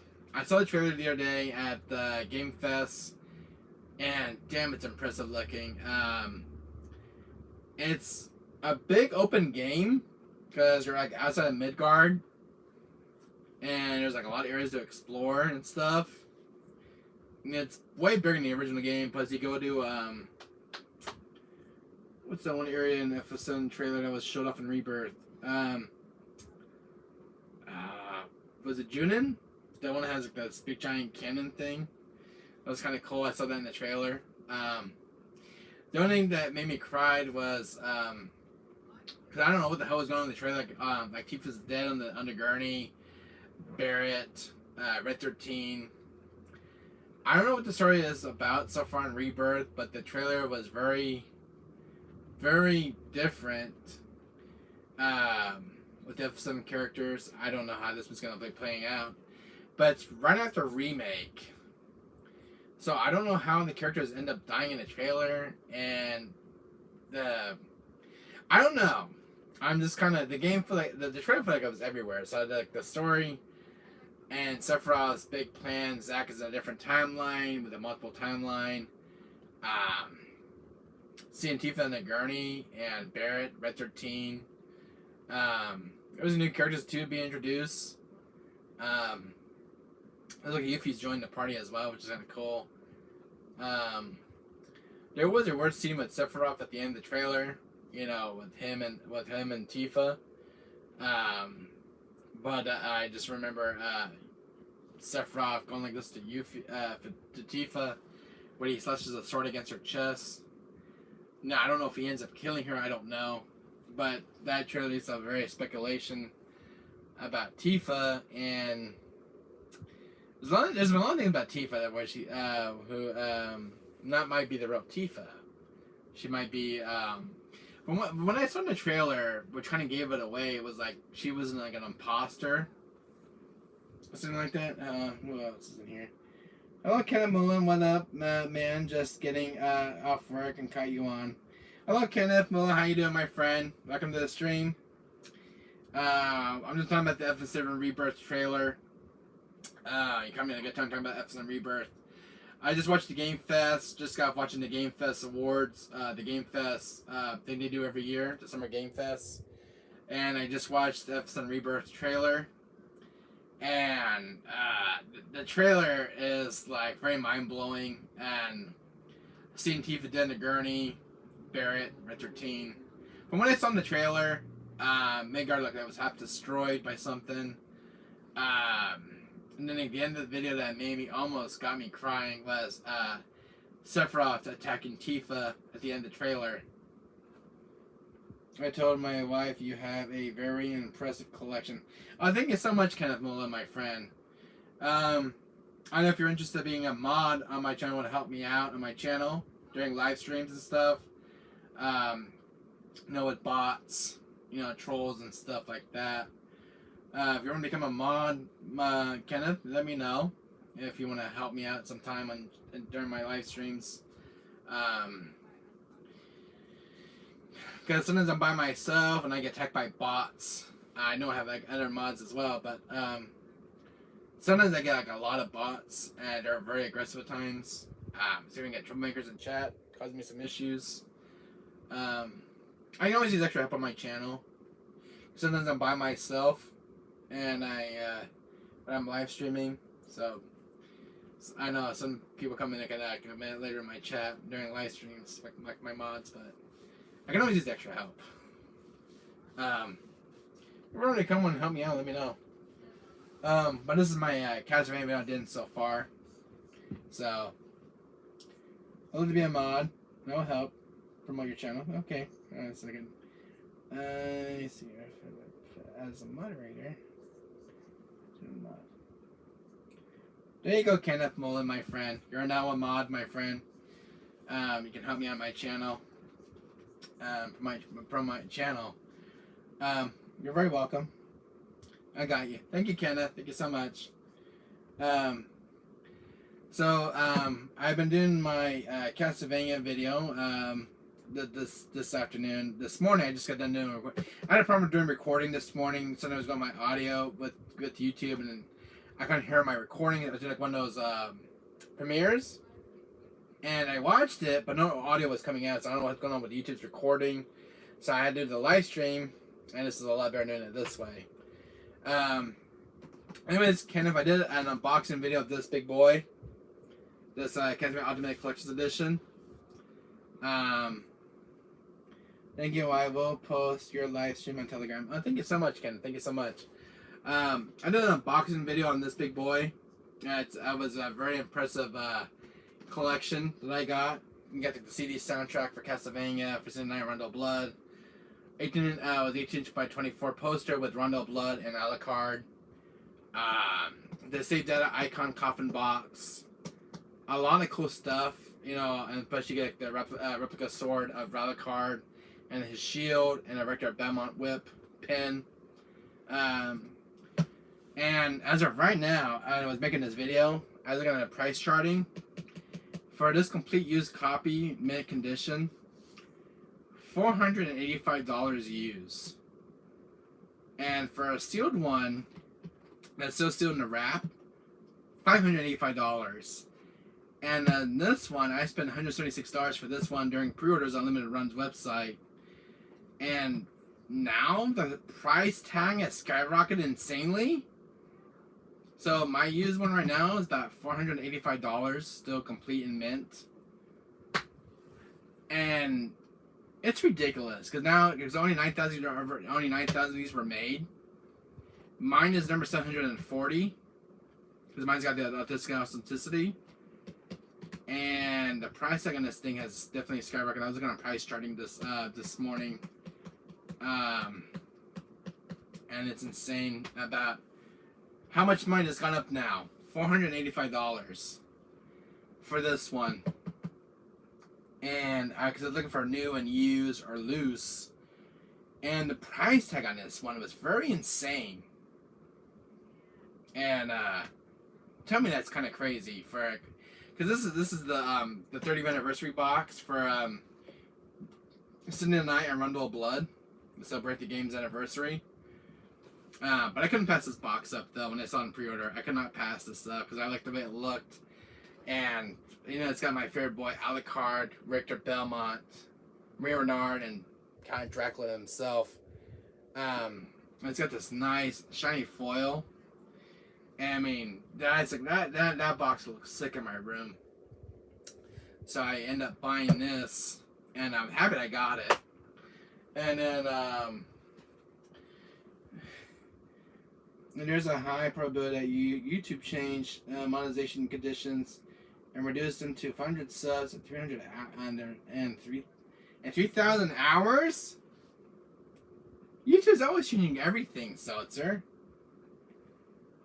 Monetization conditions, really? To reduce them to 500 subs, really? Because Because a lot of YouTube channels still have like 1 million subscribers, and my channel's not even close to that much. And my channel is slowly growing, Seltzer. I mean, I have 225 subscribers, and it's slowly growing. My road right now is to get to 1,000 subscribers and pass that 200 mark on my subscription account. So my channel will really get noticed in recommendation videos. So I'm really trying to push this channel to its limits. I'm recording on a tablet. I mean, I also need like a private, I don't have an editor yet for my channel to do like all those special effects, how people do on their YouTube channels, where they like use different stuff they do on these videos. I don't have an intro yet for my channel. It's kind of a shame I don't have one for this WESKER'S Gaming Archive channel. I like to do some video clips of Wesker for the intro, with some different music in the background. For Wesker, for my opening intro when my video starts, and an ending intro as well. But looking for an editor to do some work for me. It's just me doing my videos, but I need like intro work for my videos. I want to do like an intro for like WESKER'S Gaming Archive with Albert Wesker in it and stuff. There's some stuff we're trying to work on this channel. For this channel here, I want to get like a new PC so I can do like more editing and videos. Like I like special effects, like little special effects, that kind of thing. Markiplier does with his videos. I don't want to make the videos boring, guys. I want to do like really cool stuff on this channel. But my channel's been on YouTube for almost 3 years now, and I joined back in 2020, 2019. So I've been my YouTube channel's been on YouTube for almost 3 years, still growing. And yeah, hopefully this channel will get more as I progress. I can get more better videos, and I want to I'm trying to get a laptop right now to make really cool videos and do like opening intros and stuff. That's something I'm still working on. So I'm working on for an intro for my channel, getting an editor for my channel as well. So I still have some things I still want to get done for this channel here, because if I want to stream like multiple games, like have Maximilian dude's got like 3 channels, so that's just kind of crazy on YouTube. He's got Yo Video Games, the editor channel I covered. That's the other name for the second channel. He's got the main channel as well. 3 YouTube channels. That's very cool. For retro modern gaming. I don't have a second channel. So I don't know what I would do with a second YouTube channel or a third one. I have no idea. I just mine's channel's like all into one. So overall, that's what I was just talking about. The other thing is, I think I went over this in my last video.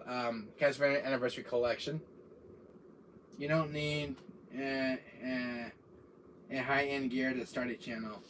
That's true, Sus. That's true.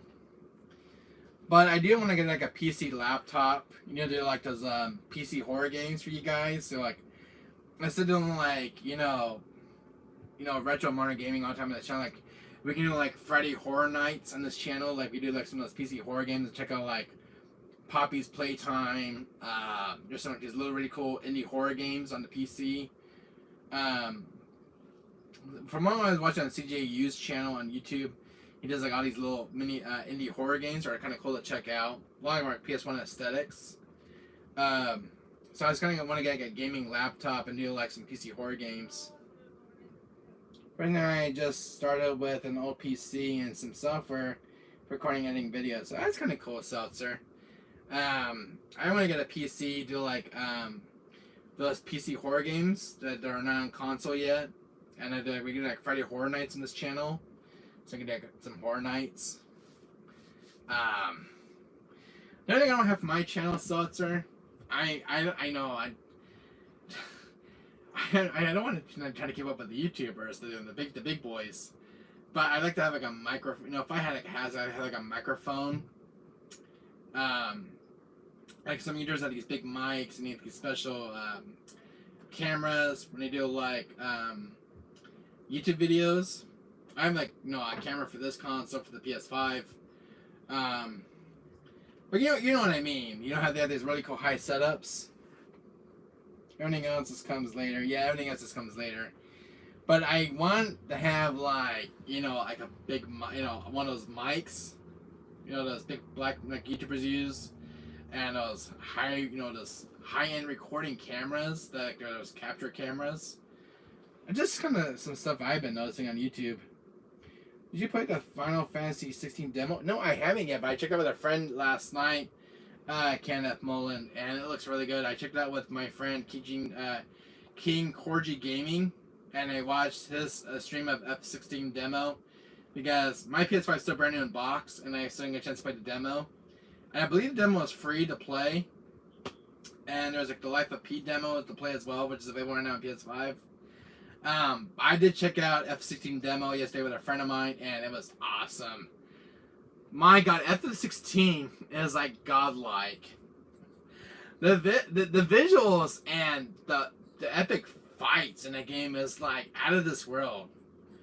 And they had some quick time events, but they're really well done. That's really well polished. I was blown away how good the game looks and how it feels and stuff. I was watching my friend played the demo last night because this was my mom's birthday yesterday. I was like it was like an hour stream. It was really good. I enjoyed it. That demo is fire. I agree. It is fire. F16. It's coming out later this. I think. What is that? F16 already out already? Or is it later this year in June? I don't think it's out yet. Is it? If F6 is F16 still is F16 already available for the PS5, the full game? Is it out yet or not yet? Because I haven't looked. I believe F16 is already out already, isn't it? In the US? Because I know it comes out this June. Today is what? June 16th. Oh, it comes out next week. Alright, thanks for telling me, guys. I get paid the next following week, so I'll definitely be picking it up. I want to play F16 so bad. I saw my friend playing it, and man, it looks so damn good. The music, the art style, the story is so damn good. The bosses, man, they have a lot of health. I mean, the story, I was watching the demo yesterday, and it looks so damn good. June 22nd. Oh, cool. Very cool date for the game to come out. I don't know if there's another game coming out that day, but I am definitely picking up F16. I will be playing this game tonight, Kenneth, if you're interested in this game. Because FF7 Rebirth comes out next year. And I want to do something special for FF7. I don't know if you see my Sephiroth character up there. I have some F7 figures. I have Sephiroth up there. Then he was in the Rebirth trailer. I want to do something special for tonight for my channel. And I want to play... Give me Sephiroth. Because I have some games I want to get through the channel, because I know FF7 Rebirth comes out next year. And I have some unfinished Final Fantasy games from my PS5 library.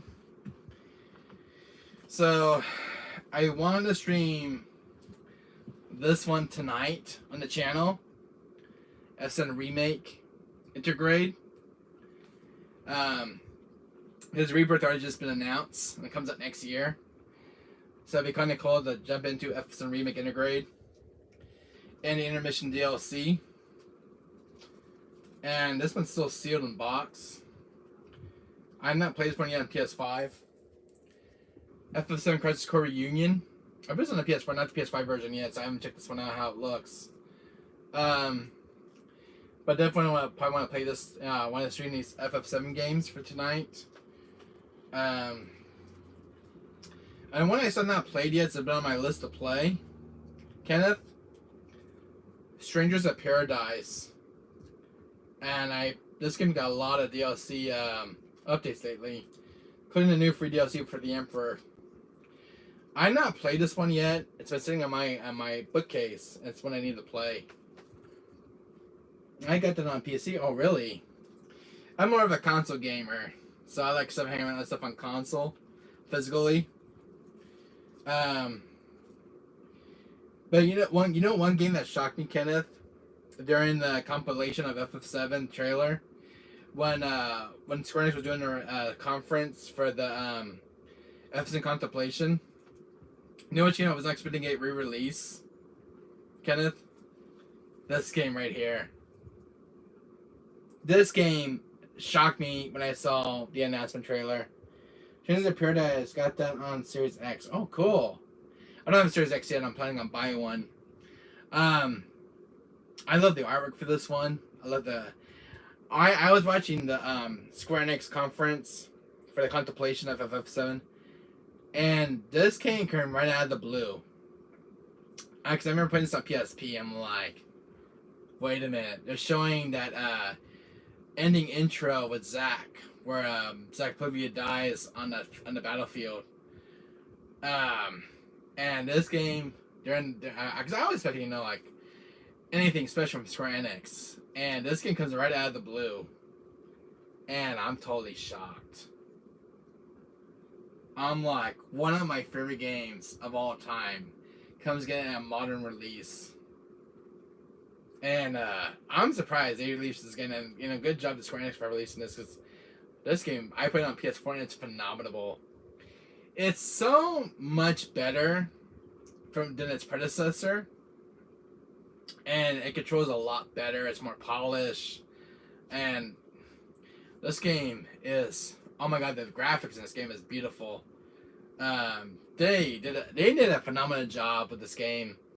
With Episode Crisis Core Reunion, and they did give the game a fresh new life of paint and stuff. But every time I play Zack's story, I always end up crying, because Zack is like one of my favorite FF7 characters, and his story is so tragic by the end of the game, and I was very heartbroken.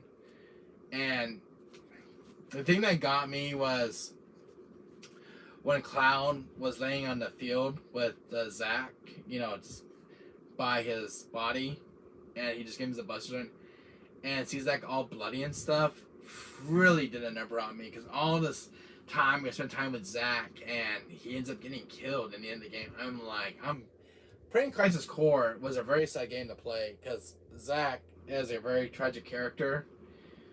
But man, I cried so much at the ending of the game. It just tear me up inside. One game that did a number on me, Kenneth, I don't know if you played as a kid, was the original FF7 on PS1, where I don't know if you remember the game itself. It's the one scene where Sephiroth comes down with the sword, impaling Aerith in the chest, and I was lost for words when that happened. I'm watching this cutscene, and I just lost Aerith out of my party. And you spend all this time with Aerith, and she ends up getting killed by Sephiroth with the sword impaling her chest. That scene from PS1 really stays in my mind to this day, and it still shocks me. All this time I'm spending time with Aerith, and she ends up dying.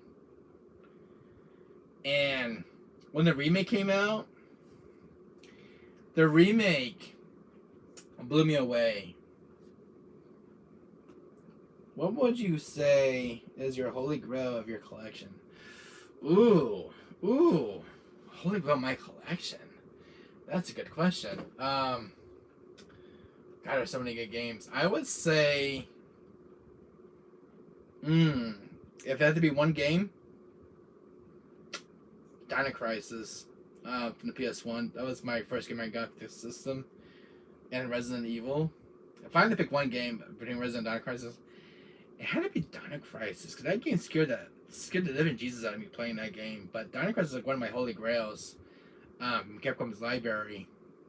And Resident Evil. But if it had to be one game, it had to be Dino Crisis. It would be my holy grail, my collection. Well, this is another one of my holy grail, but this is a recent one. But from PS1, it had to be Dino Crisis. Because Dino Crisis was my first PS1 game. Cause I was getting my PS1 game, but Dino Crisis, when it comes to gaming on my PS1, it had to be Dino Crisis. That's my holy grail. And Metal Gear Solid, Resident Evil, but it's so many games to choose from. But if I had to choose one, it had to be Dino Crisis. I'm sorry. And what would be my holy grail on the PS3's library? Well, that's an easy one. My holy grail. So here it is. My holy grail game for the PS1 is Dino Crisis. The second holy grail game in my PS3 collection is this game, which has Umbrella Chronicles and Darkside Chronicles. Because this is the first game I bought for the PS3. Because I have a lot of PS3 games, but this is the one I needed for the system. But I have so many games of Holy Grails, Kenneth. It's mind blowing. Like I can only choose one of all of those, but yeah, Dino Crisis had to be the first of a Holy Grail PS1 game. This one would be my second. PS4. The PS4. All the PS4 games I have, what would be my holy grail? The entire collection of the PS4's collection. I had to pick one holy grail. Really put the nail on the stick on this one. Alright, my holy grail on PS4. Alright, I'm saying it right now. If this comes, no offense, guys. My camera just froze. My God. Please, camera, don't freeze. My camera just froze for a second. I just fixed it. Hold on a second. Alright. We'll move the camera for a second. Move on the charger. Sorry, guys. My camera froze early because of the battery drain issue. I was getting low. Hold on a second. Let's get put this thing on the charger. 1 second.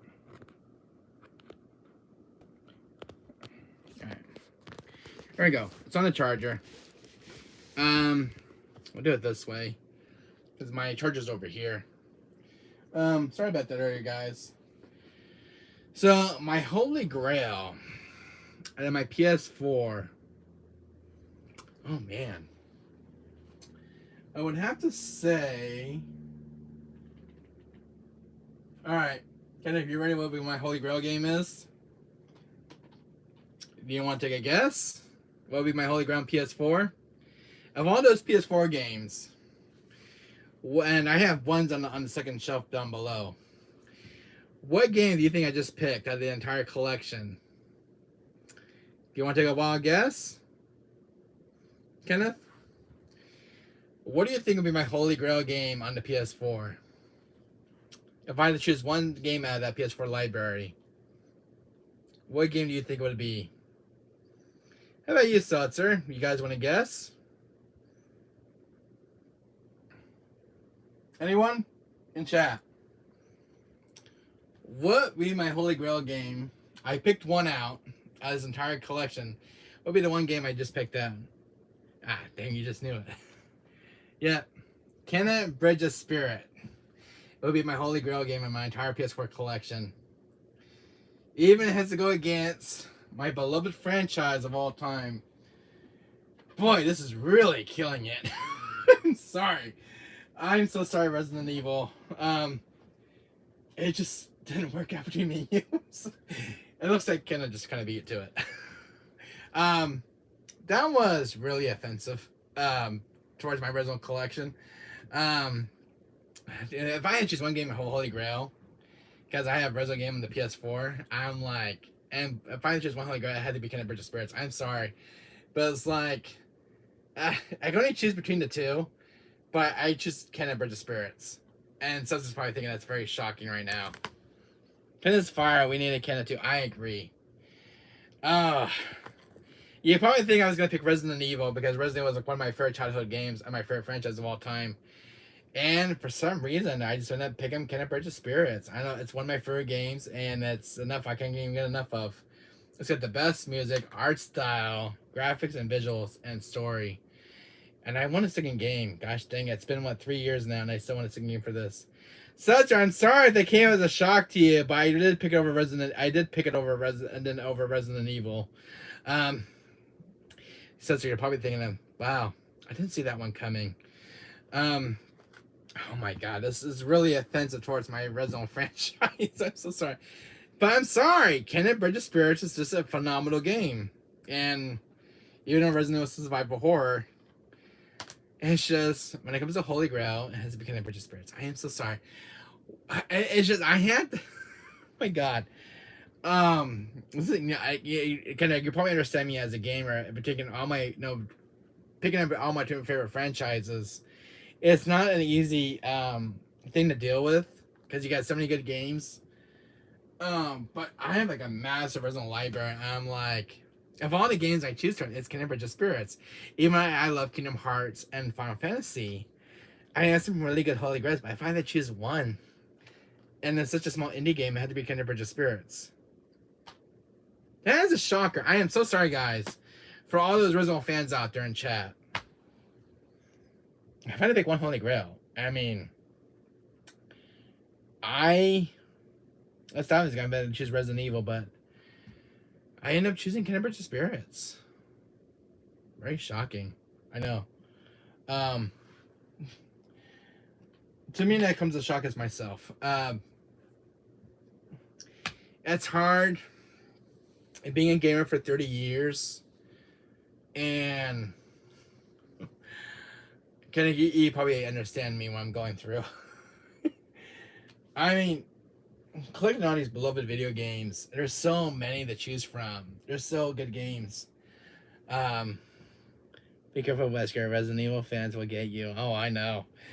I can hear Wesker's voice right now. What's your matter, boy? I wasn't your favorite character at all time. Oh, God. I'm so sorry, Wesker. He's probably hating me right now. My God. Yeah, my boy Wesker is probably hating me. He's probably going to come to my house and just beat the shit out of me. I'm going to play Resident Evil Operation Raccoon City PS3. Awesome, Residency buddy. I am so sorry I came as a shock to you as well. Kingdom Bridge of Spirits as my hook at my PS4 library. I am so sorry that I came as offensive to the Resident fans out there. I'm like, Wesker, why? Resident was your favorite franchise. Why? I can hear Wesker saying my name. Brandon! I can hear his Wesker's voice getting really pissed at me right now. So saying Chris. He's probably saying, Chris! Oh, I get you, Chris. My name is Albert Whiskey. Oh, I forgot it's my old brother. Oh my God, Chris. I'll kill you. I'm just getting started. Oh my God. My boy Wesker. Well, he's one of my Holy Grail action figures, by the way, Kenneth. Snake. What happened? Saw Snake. Snake! For me, it's War series. Oh. I wasn't expecting that, Residency buddy. So that's what I mean. Oh, my boy Wesker. Hi. How you guys all doing? You guys miss your boy Wesker. That's handsome, sexy beast.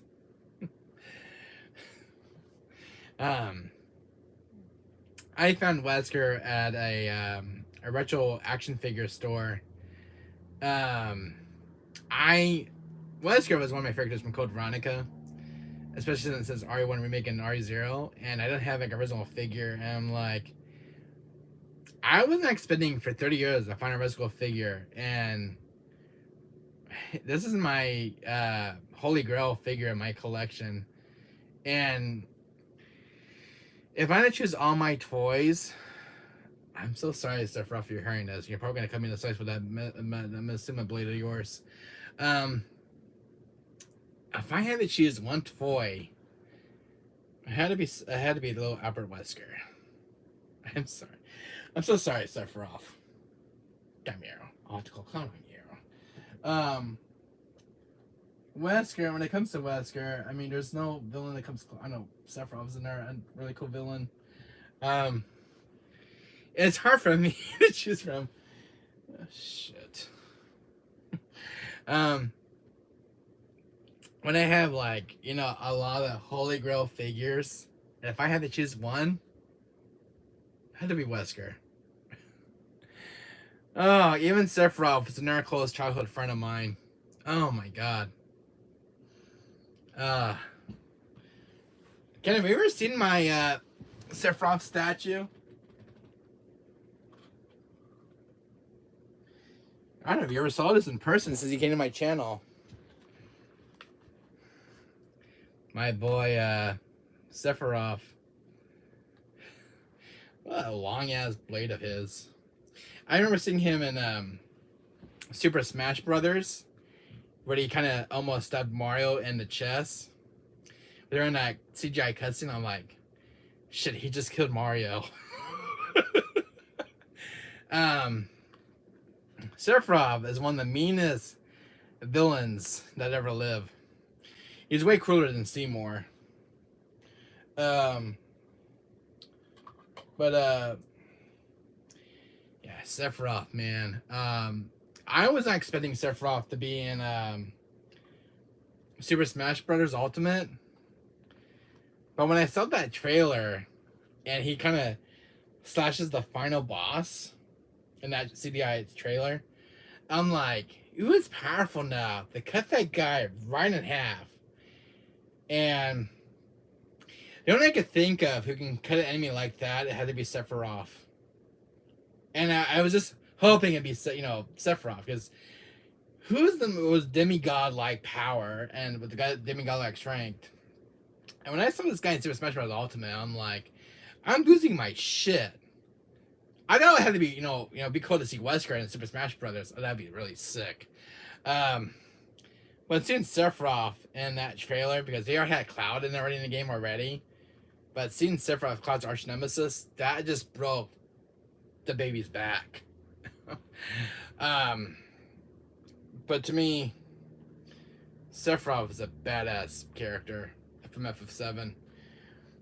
I mean, he's one of the toughest bosses to ever exist.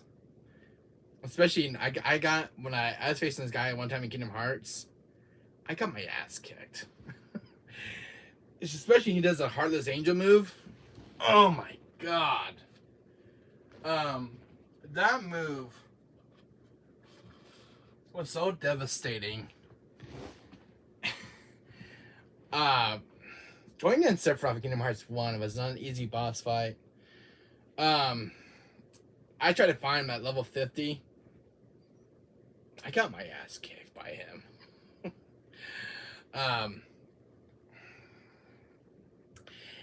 I remember facing against Sephiroth.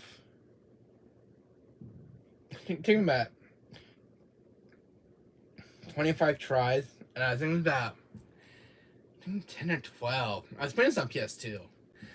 I think it was about 12 years. I remember raging a lot. Oh my god, I tried to beat Sephiroth, and for some reason I got lucky. But fighting him at level 50 is not an easy task. Let me tell you, fighting him at level 50 is not easy. You don't like fighting him at level 50 or level 60 because he's way overpowered. But the one movie to watch out for is Heartless Angel.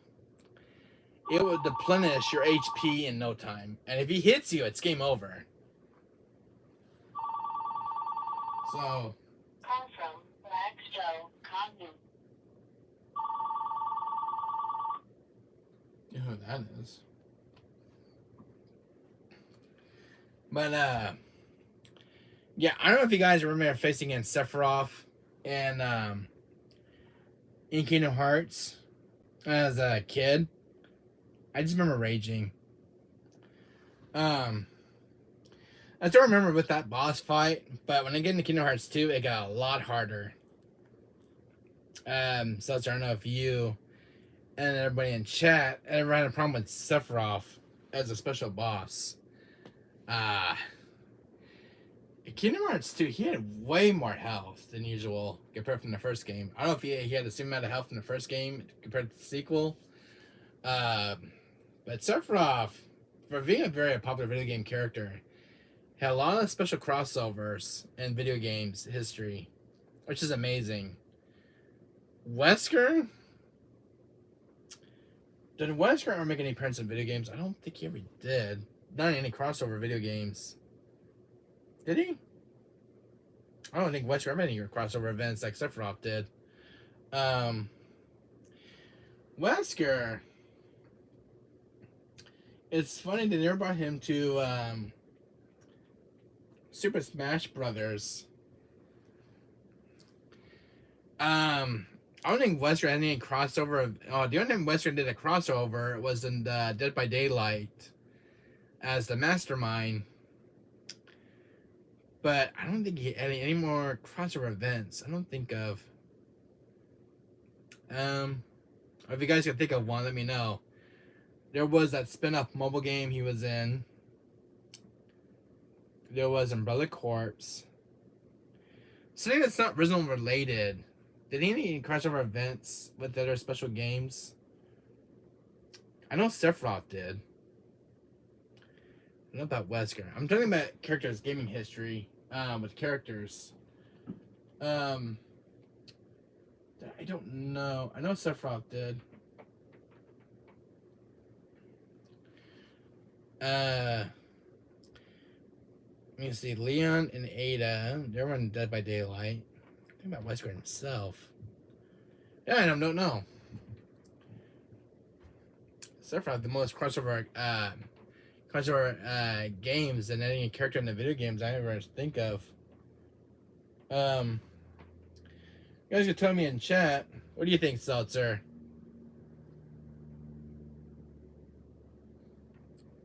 Did Wesker have any more crossovers in other video games besides Sephiroth? Like any special games besides not Resident related? I know Sephiroth did different crossovers.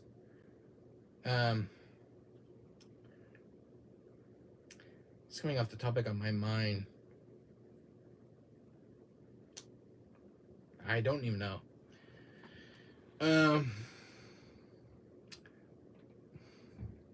There was some history about Sephiroth going into other video games, Kingdom Hearts, Super Smash Brothers. It was a big surprise. Sora only had a surprise in Super Smash Bros. Like I was kind of surprised seeing Sora in Super Smash Brothers. I was kind of cold out because that was the last DLC character.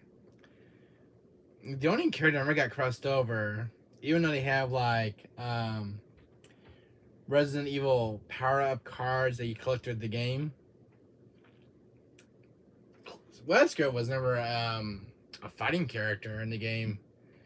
I wanted them possibly get Wesker in the game itself.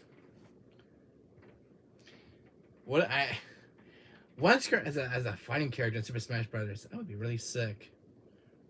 I have been having a blast with Diablo 4.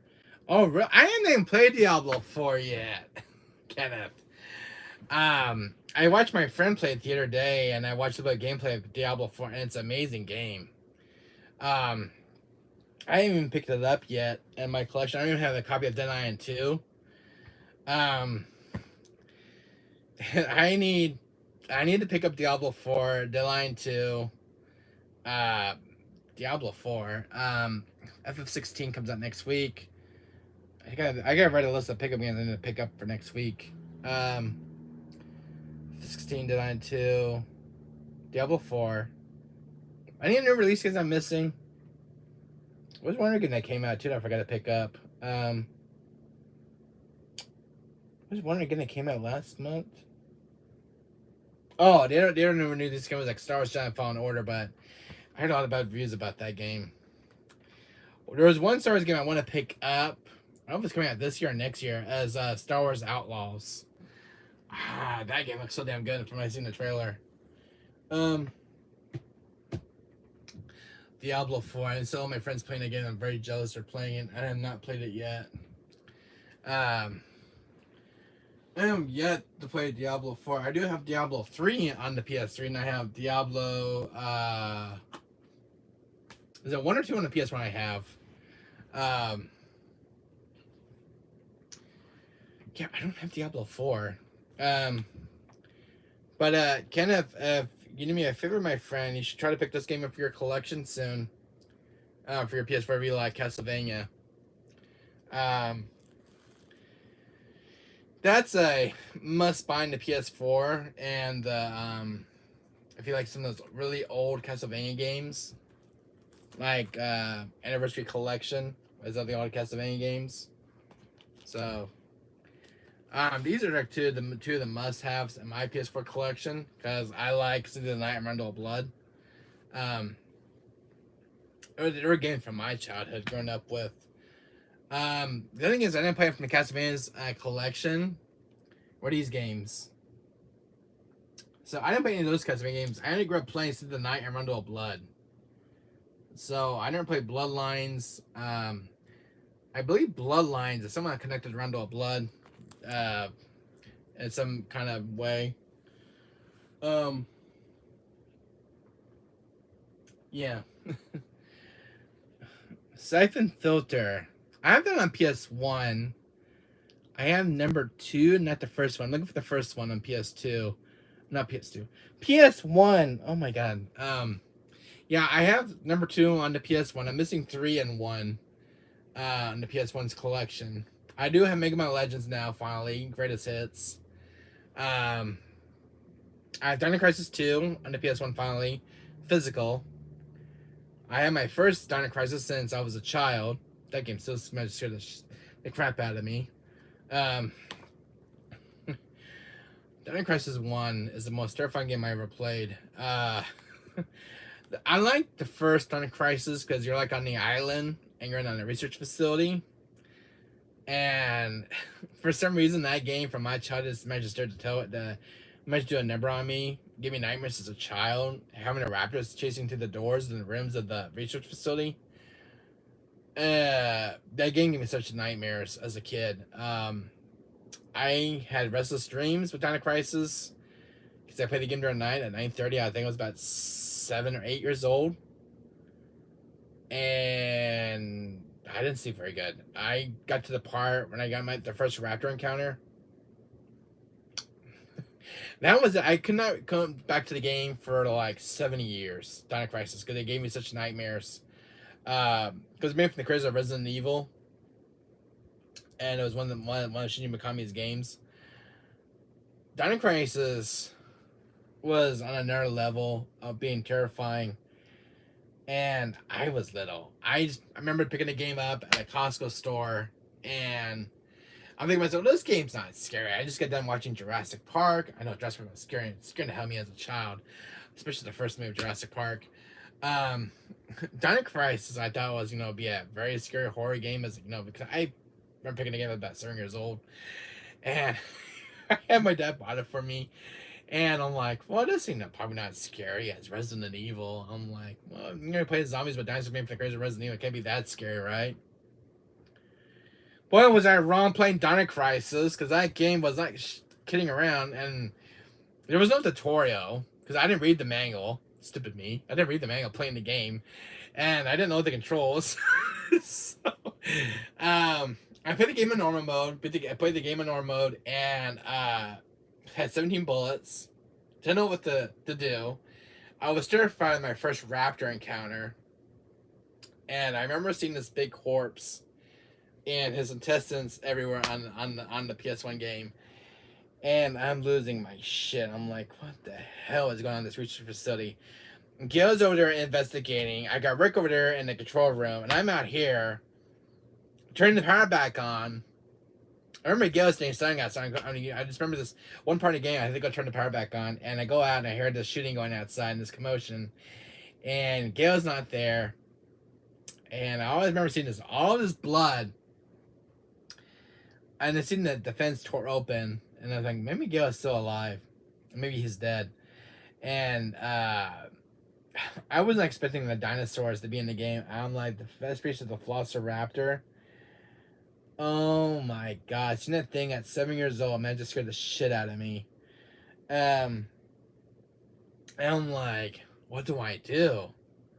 I got 70 bullets in this pistol handgun. Probably ain't gonna do jack shit against that thing. And this is coming from me as a kid playing this game, and I just remember, you know what? Frick it, I'm just gonna run the other way. And I'm like, well, maybe he won't chase me to the other room. I'm like, I was outside the fence of the backup generator. And I don't remember, I don't like, maybe he's not going to follow me. The loading screen. Boy, was I wrong. He come right after my ass. And I'm like, well, Regina, this might be the end for us. This might be the end for our mission.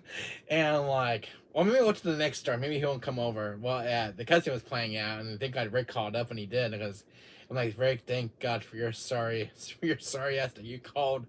But the raptor went off, and I'm like, well, maybe that's the end of the raptors. Maybe there's no more in the research facility. Maybe Rick cleared them out. So I'm like, well, it can't get that bad, right? Oh my god, I hate to be wrong all the time, but damn, it just gets worse. So I'm like, well, maybe they say me, get darker for me. I'm like, with the dark, serious tone it's going for. I'm like, well, maybe the research facility ain't that bad. It's safe from being outside. And so I go to the control room. I talk to Rick. And he's like, who was it, Arnie? And he's like, we're being chased by a big ass reptile. And I remember that's Regina's line. I remember her saying that. I'm like, well, I did get chased by a reptile, Rick. Where the hell have you been? I'm getting run over by this raptor over here and getting my ass chewed out. And I'm about to be a raptor dinner. I'm like, well, maybe there's, the research facility is nice and safe because you're safe from outside. And I just remember getting a lot worse when I left the control room. And damn, there was more raptors. I thought the one outside was the only one. Like, oh no! And you know what? One time I got to meet the T-Rex, and that was it for me. I turned the game on. That was it. And I did not turn the game. I haven't been to that game in 70 years. Oh, Dino Crisis, man! I don't know if you guys have started playing Dino Crisis as a little kid, but then that game was terrifying. Oh my god, playing with Regina and the Raptors. And I'm telling myself, I didn't sign up for this damn mission. This is turning into a bloodbath.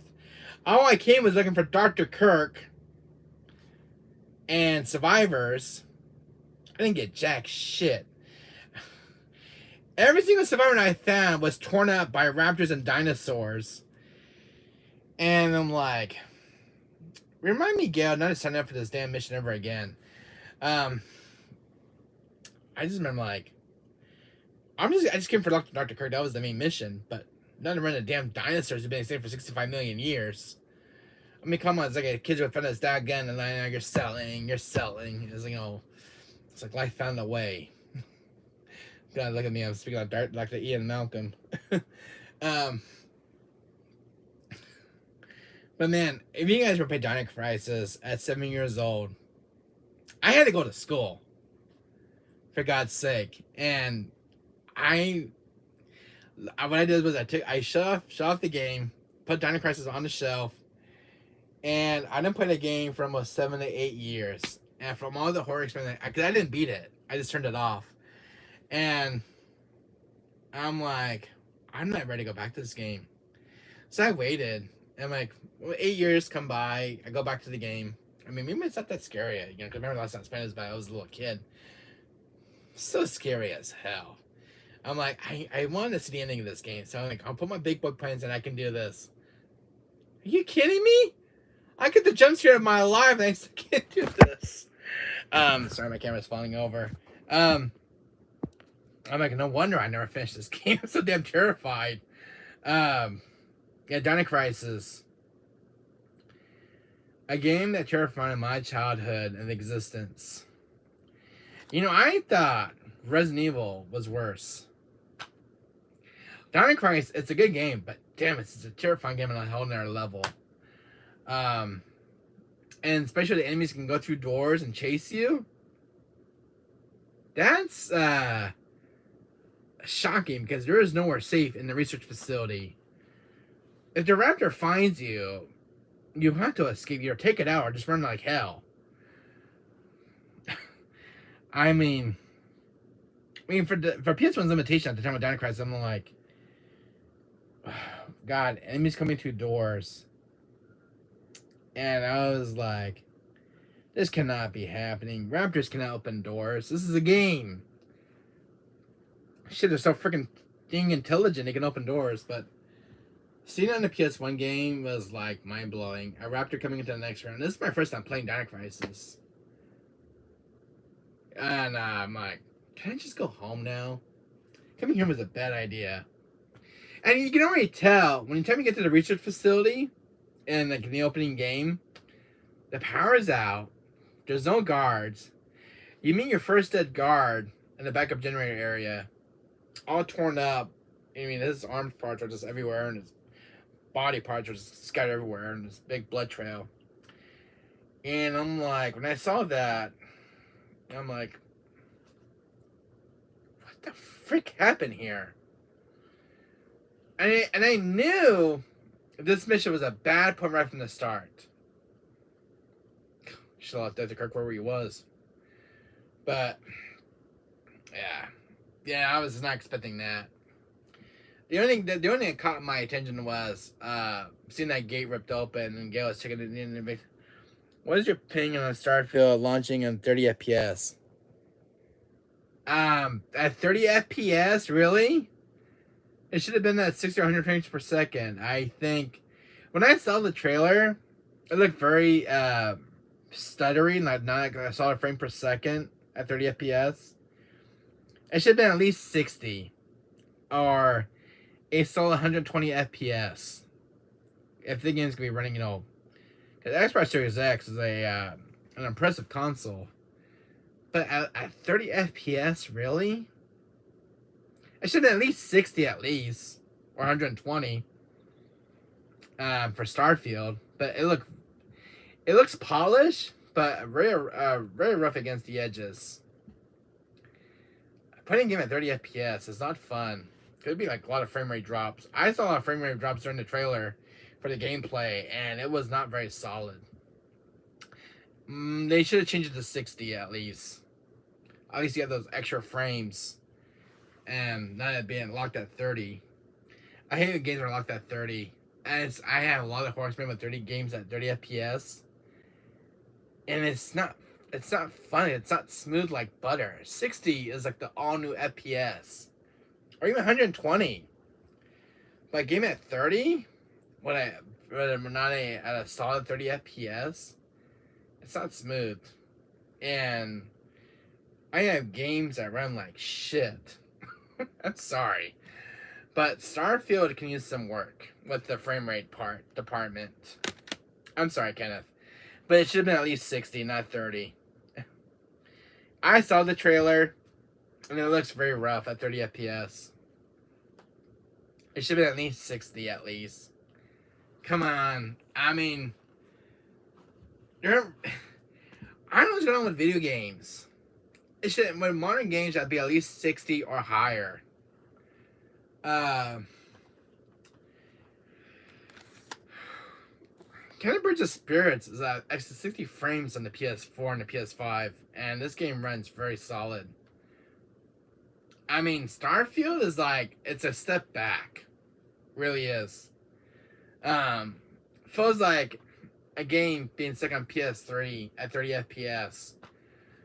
I mean, it's not solid, it's not great, but if it's gonna be locked at 30, it's gonna be very smooth.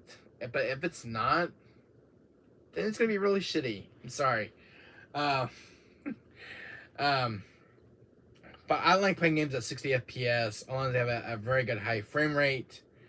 But if it's at 30 and it's dropping frames like constantly, then I can't enjoy it.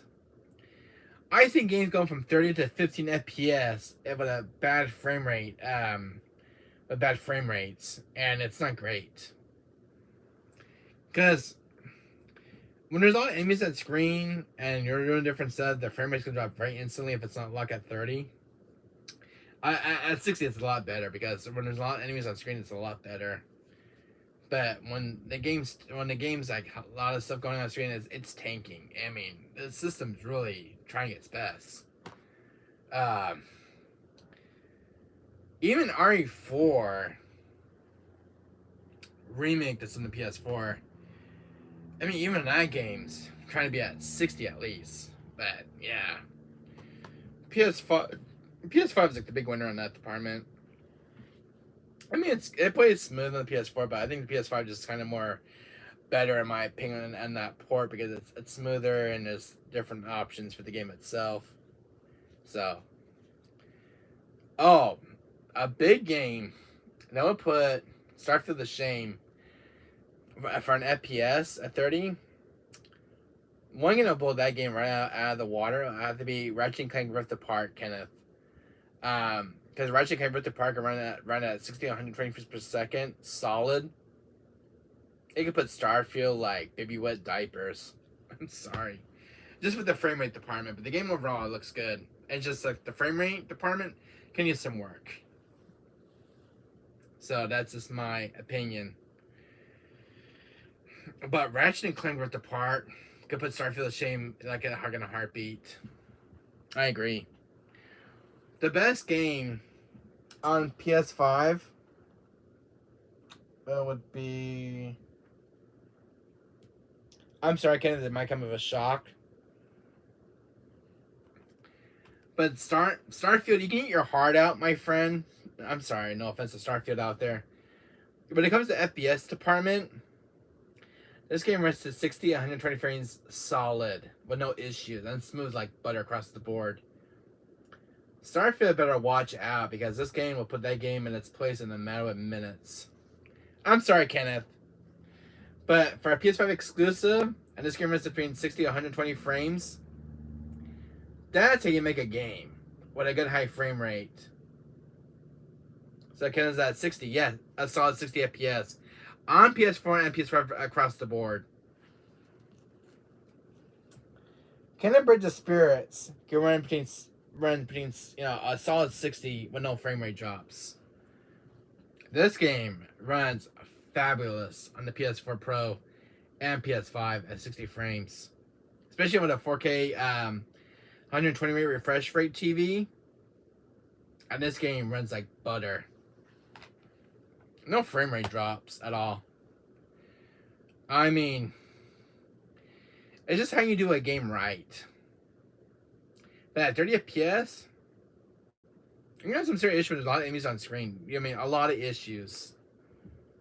Because the game is trying to, the system's trying to keep up with the game, but the game can't keep up with the system. So, FPS would just be everywhere across Starfield's board.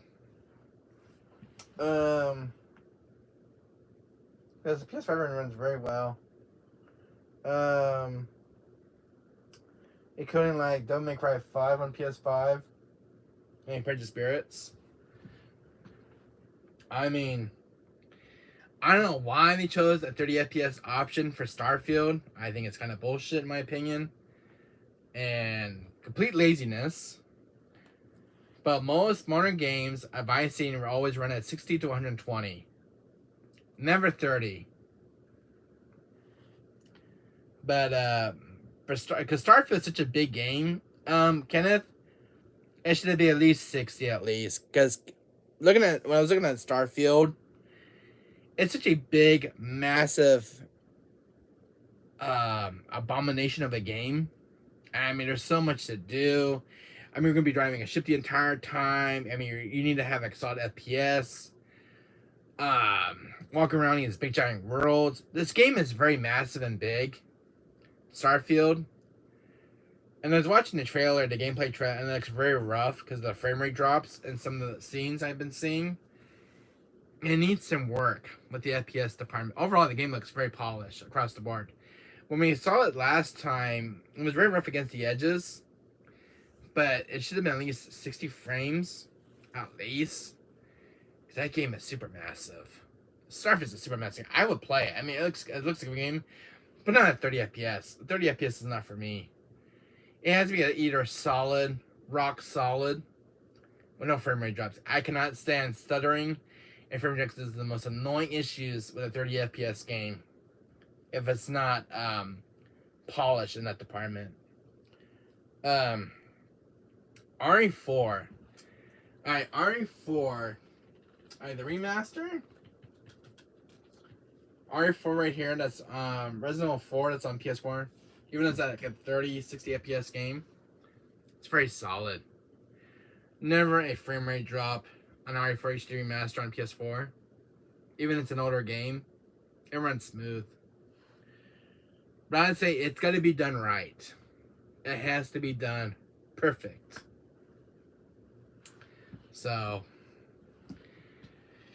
I know a lot of older PS3 games only runs like a 30, but with this game on a 4K TV at 120 refresh rate, you get the unlock FPS. Because I know this game's usually locked at 30, but it goes way above 30 on this game with my TV, especially with RE4 and Code Veronica. Very smooth when on a 4K modern TV. Because you're in the unlocked frame rate. My TV has a built-in 120 refresh rate, so you're really getting that unlocked frame rate way above the requested FPS. So mine's a Sony Briva 2022 with a built-in 120 refresh rate with a lot of capabilities for the PS5 itself. So a lot of stuff is built into that gaming TV.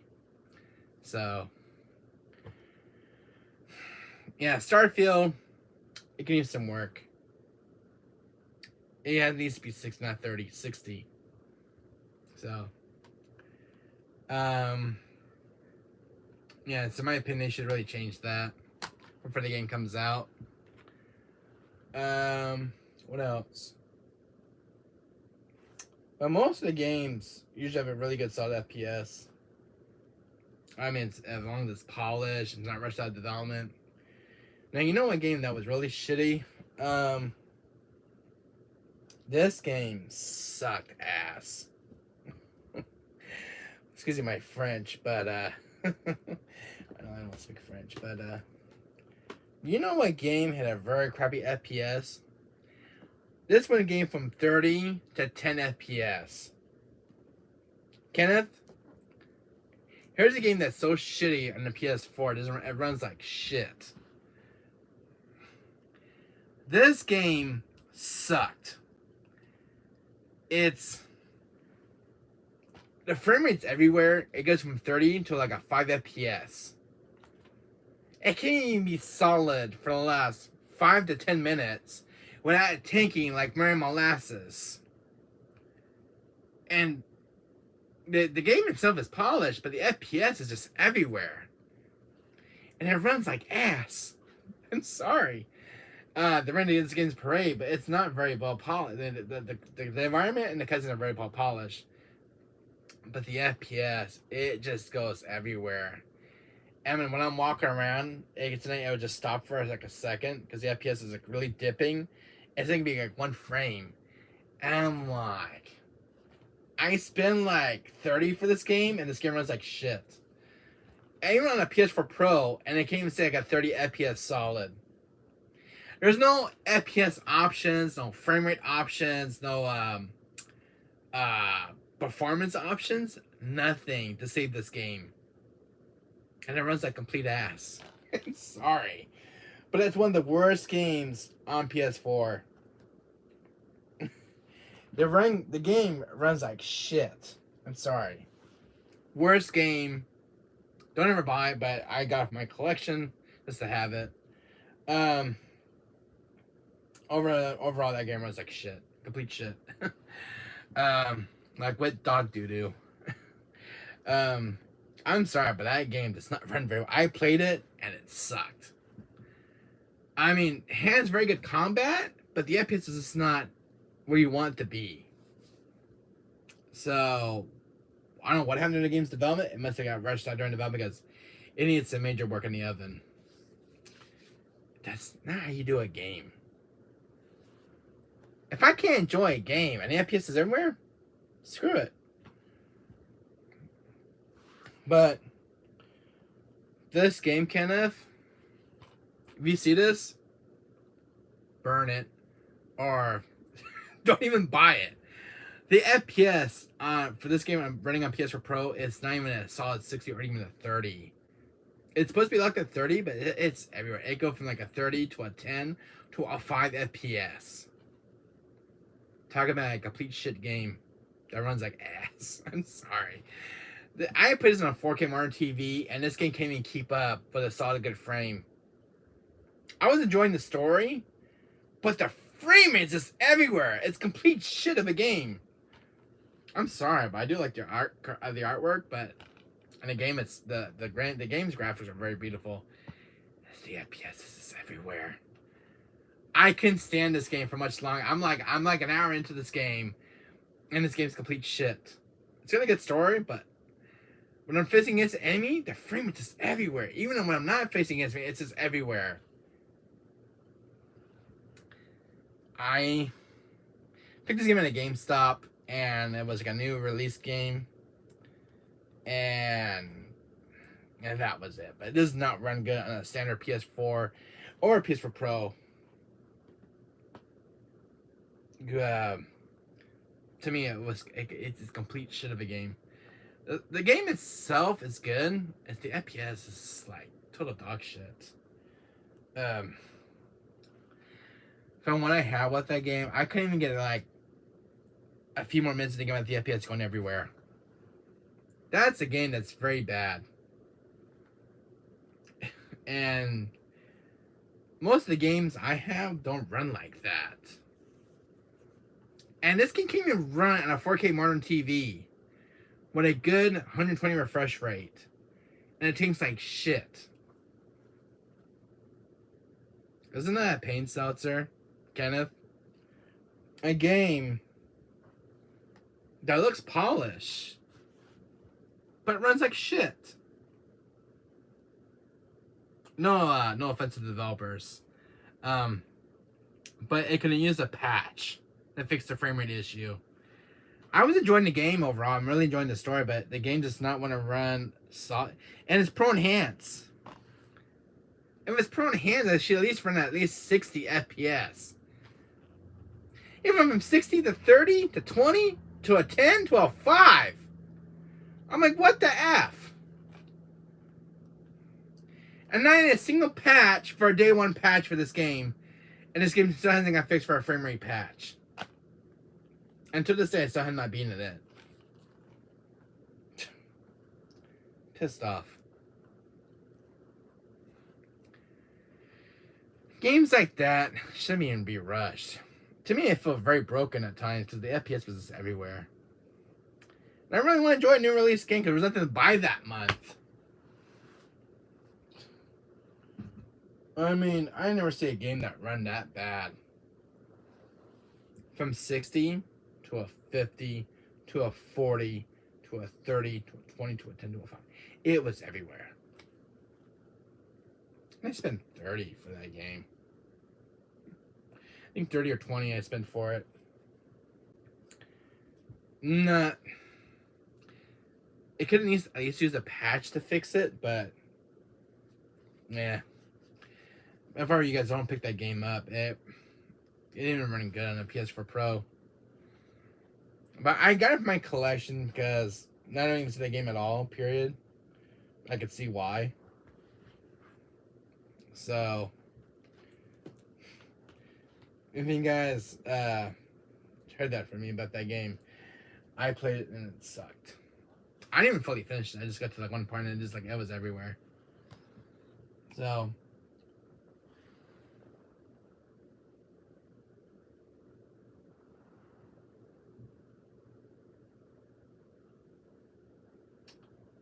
An order from eBay. So what do you guys think about that game? I don't know if you guys played it. You guys can tell me in chat. But overall, I wasn't happy. I mean, you think these games are run solidly, and this one can't. Especially on a 4K TV when I have it from 2022 model, and the game can't even keep up with the frame rate. So I don't know what you guys think about that. If you guys played it, let me know in chat. But that was a stinker of a PS4 game that can't run like at 30 to 60 FPS. I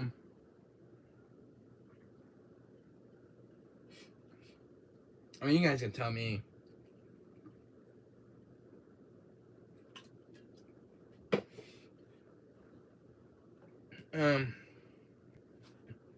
I never see a game that run that bad. Something I never have issues with. I'm gonna never have issues like that.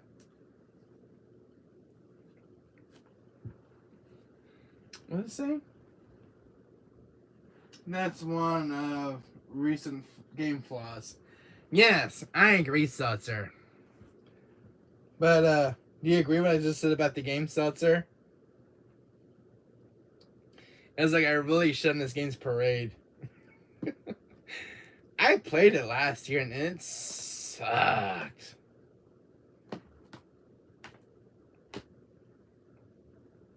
For a game that's $30 for a new release, it just didn't. It ran like complete dog shit. I'm serious. It went from like a 60 to all the way down to a 5. Like it wasn't even stuck across, but like it was just everywhere, no matter when I went.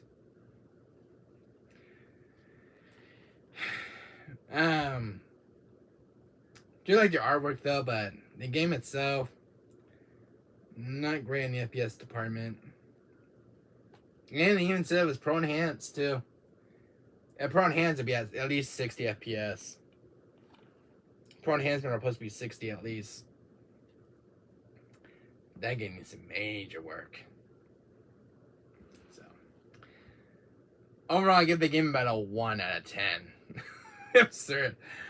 For a game that runs that bad, it was a 1 out of 10. Ooh. There's a bad taste in my mouth after I played that game. At least this game runs beautifully.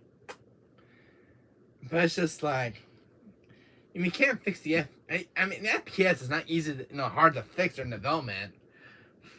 I mean, I don't know what happened with that game's development. I don't know what the guys were thinking of. I try to enjoy it. It's got some very solid combat and everything else. The story is great. I just give it a 1 because of the FPS. I went from a 60 to a 5 FPS game. 5 to a 60 to a FPS. 5 PS. I'm like, this cannot be happening. And it's a pro enhancement game. Must be the new thing now with games running at not a solid 60 FPS.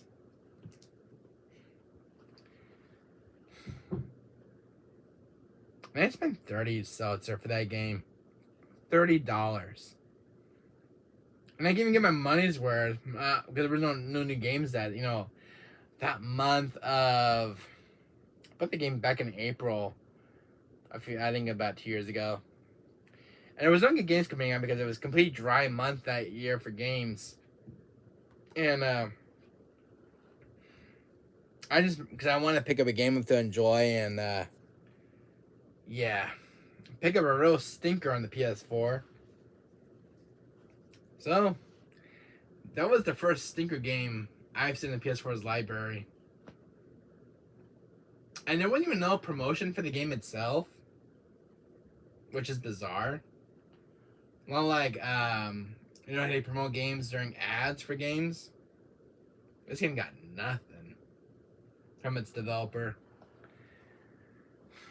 So, I mean, it's really sad. The games don't get promoted on, like on TV. Some games do get promoted, but no promotional material, nothing for this game. All I know was in the Game Informer magazine, that was it. Not even a gameplay trailer for it. I mean, not even a gameplay trailer or anything. It was just released on PS4 and that was it. And it's all the history about that game. I don't know what went wrong. Well, at least this game puts that game to shame. When I saw this game getting promoted, I mean, I picked it up. I used to got promotional material. I mean, that's what you do. I do a game right, and Kenny Bridge of Spirits getting promoted with its advertisements. I mean, sold extremely well. But how do you do that to a game that's getting released on PS4 and you don't promote it? What happened? There was one game I was watching. I don't know if you guys heard of it. the Gray Hill Incident. It's a new alien survival horror game. And the game, the dialogue is shit. The voice acting I'm sorry, but the game is god awful. The stamina system is completely broken. As much as this game called the Gray Hill Incident. When I saw the demo, it looked good. And when the final game came out, it looked complete. I hate to rating the game's but it was complete garbage. And it's coming out for PS5, but I won't be buying it. I already saw the game, but the game's got the offer. The AI, it's the aliens. All they do, they don't even attack you. All they do is they run like this, and they grab you, and then you have to press like a button real quick to escape. And if you don't escape, you're abducted, and it's game over, and you have to try again. The mouth syncing does not match when they're talking. I mean, this is the final game. This is the final product for the game, and it's rushed. It's completely rushed. It's called the Gray Hill Incident. They can look it up on YouTube, guys. I watched it, and I watched the game for like 3 hours, and it was very repetitive. I don't have a copy of it yet, but it's coming out like later this year. The game, the mouth sticking and the animations and the characters are just not matching up. It feels very rushed. The stamina system on the character when you run is very broken, and it charges up very slowly. The combat's horrible. You get a revolver gun, it takes about 2 bullets to shoot an alien. But there's not enough ammo. And then you get this weird blunt weapon, and it takes about 10 hits to kill an alien, but you still get back up on her feet. The game was just horrible. It's got a great atmosphere. I see the potential it was going for. The game has potential. It's that the demo was a lot different, but when the final game came out, it looked nothing like the demo. I don't know what happened. It's called the Gray Hill Incident. If you guys ever heard of it, let me know in chat. But I watched it on YouTube, and it's a god-awful game. I watched it for 3 hours, and I'm like, how much more this game is there? It's got a very a story about aliens abducting people out of this town. The voice and physics was just everywhere. So I'm watching it for like 3 hours. I'm playing it on YouTube. I'm like, you're doing the same old thing. Go to house to house. All the aliens did, they just run after you. They don't even hit you or anything. I was like, it's the AI is totally dumb. All they do is they chase you, and they just kind of grab you, and they make this weird noise, and that's all they do. They don't even hit you or anything. All they do is if you don't let go, you get that, it's game over. And it's just very repetitive. Even you can try to hide, but the AI just kind of finds you automatically, which is BS. The more I saw this game, the more I just felt like complete garbage of a game. When I saw the demo 2 years ago, it looked very good. It was called the Gray Hill Incident. The demo was so much different. It was so much terrifying. When the final game came out, I don't know what happened. The mouth animations on the character when they talk is just not great. It's very... how can I put it without running against Parade? Very tooth crunching at times. Listen to the dialogue. When they're talking, it feels like it's everywhere. I'm like, God, how much more of this game I gotta listen to? I mean, it's, I don't know how I put it. It's got good potential, but it's not great. Deep down, there's a good game in there somewhere. But it's called the Gray Hill Incident. I don't know if you guys, I see the Hollow playing it on YouTube. I saw CGU playing it. I don't know if CGU played it yet. I don't think he did. I think he did. A lot of YouTubers did not like it. If I want to hear the Gray Hill Incident. It's got a great atmosphere for a game, and it looks somewhat polished, but just like, it feels rushed. So, and that game is actually coming to PS5 physically, but I won't be buying it because the game needs a lot of work. So maybe that time with all the patches for the PC version, maybe it'll be better when the final game comes out for the PS5. Maybe it'll be a lot better compared from the PC port. I might buy it. I might stream it. But it's just when I saw the gameplay, it's like it looked very tedious. It's called a Greyhound incident. I don't know if I can search it on my tablet here. Let's see. I'll show it to you. It was called the Greyhound incident.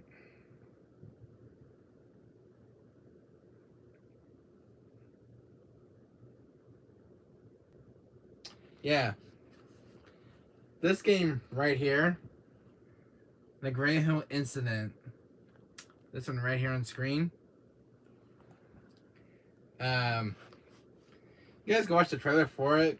I don't know if I can show it on my channel. But it was called Greyhound Incident, and I watched the final game, and it's not great. But I wanted to show that the game you guys, but it's coming at the PS5. I don't know if you guys watched it yet, but a lot of YouTubers have been playing it. I watched the full game. The ending part of the game is horrible. Not even a final boss. And the way the ending ends, it doesn't feel like a satisfaction ending for all that hard work you do. You don't give like a final payoff with a final boss for an alien. Nothing. All you shoot is the mindless minions around town, and that's it, and helping people out. But no, not even a final boss. And it's a horror game. Really? I mean, it'd be cool like an epic showdown with a final boss. I mean, the game's what, almost 4 hours long.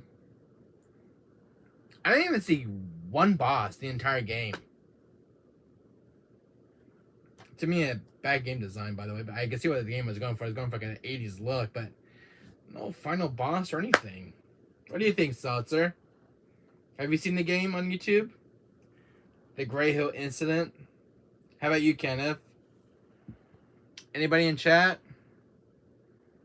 What was your guys' opinion about Greyhound Incident? If you saw the gameplay, let me know, because I watched it about a night ago.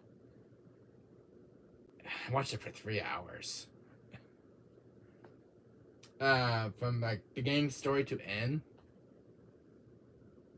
I have no comment about it. And it's coming to PS5 and PS4. But the final game itself is, and then they're looking like the demo.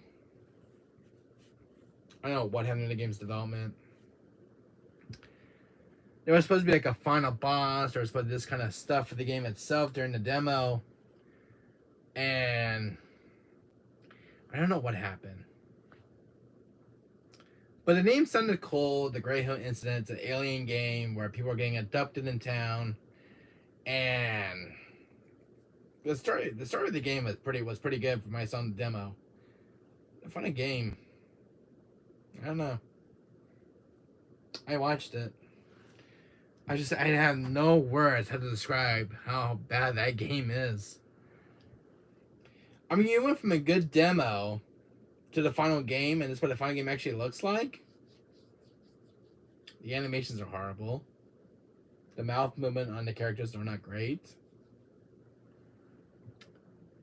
How was the gameplay? Oh, the gameplay? It's smooth. But wasn't great. It's very repetitive.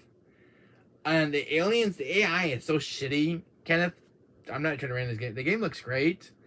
But the aliens just walk like this. And they don't even hit you or anything. They just walk like this. And if they get you, they just kind of grab you. Make this weird noise. And that's it. But they'll just kind of walk like this again, trying to chase after you. But, it does have some very good jump scares. The story is kind of good somewhat. No, didn't watch it. You should watch it, Seltzer, because the way I described the game, a lot of people do not like it. Who was the one I was watching it, playing it too? I find who is the game. I watched the streamer who played it. Let me charge my tablet in a second. Let's see. Who's the last guy who watched play that game?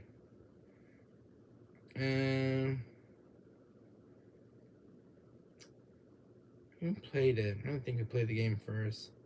Oh, I watched the Outer Middle Show. He played the Grey Hunt incident, and he said he did not like it. The Outer Middle Show. He's on a very good YouTuber on YouTube. The Outer Middle Show. He played it, and he did not like it. So yeah, I don't know what happened with the game. I haven't. You should check it out, Kenneth. Hollow's been playing it. He's another YouTuber. I watched the Outer Middle Show play it, and he said that wasn't great. I mean, he was waiting for the game to come out. He liked the demo. When the final game came out, it was like nothing like the demo. I don't know how you go from a good demo to a final game. The worst offense to this game was there's no final boss. The game's almost about 4 to 5 hours, and there's no final boss. And you don't even get like a very good ending with the satisfaction you get from it. It gets from a black dream to this weird ending, but no final boss. Just the little minor aliens you shoot around town abducting people. Not even a final boss. I mean, all the games I ever played, I never seen one game that was this bad. I mean, every single game that I played had a final boss. I mean, come on. This is bad game design. The aliens look very terrifying. The alien designs look very terrifying. But no final boss. Not even that big queen alien. And it's just like, I was disappointed. I watched this game for like 3 hours. Watching Emma Show playing it. He's complaining a lot about the game. The stamina is complete shit. Because it takes forever to run from the enemy, and the enemies have a habit of catching up in no time. Oh my god, I don't know what happened in this game. The mouth movement, when people are talking to you, it doesn't match up with their lip syncing. And it's very bad. But overall, the game's got great atmosphere. The environment looks great. It's just, what happened to this game? And this is coming out to PS5 too this year, physically.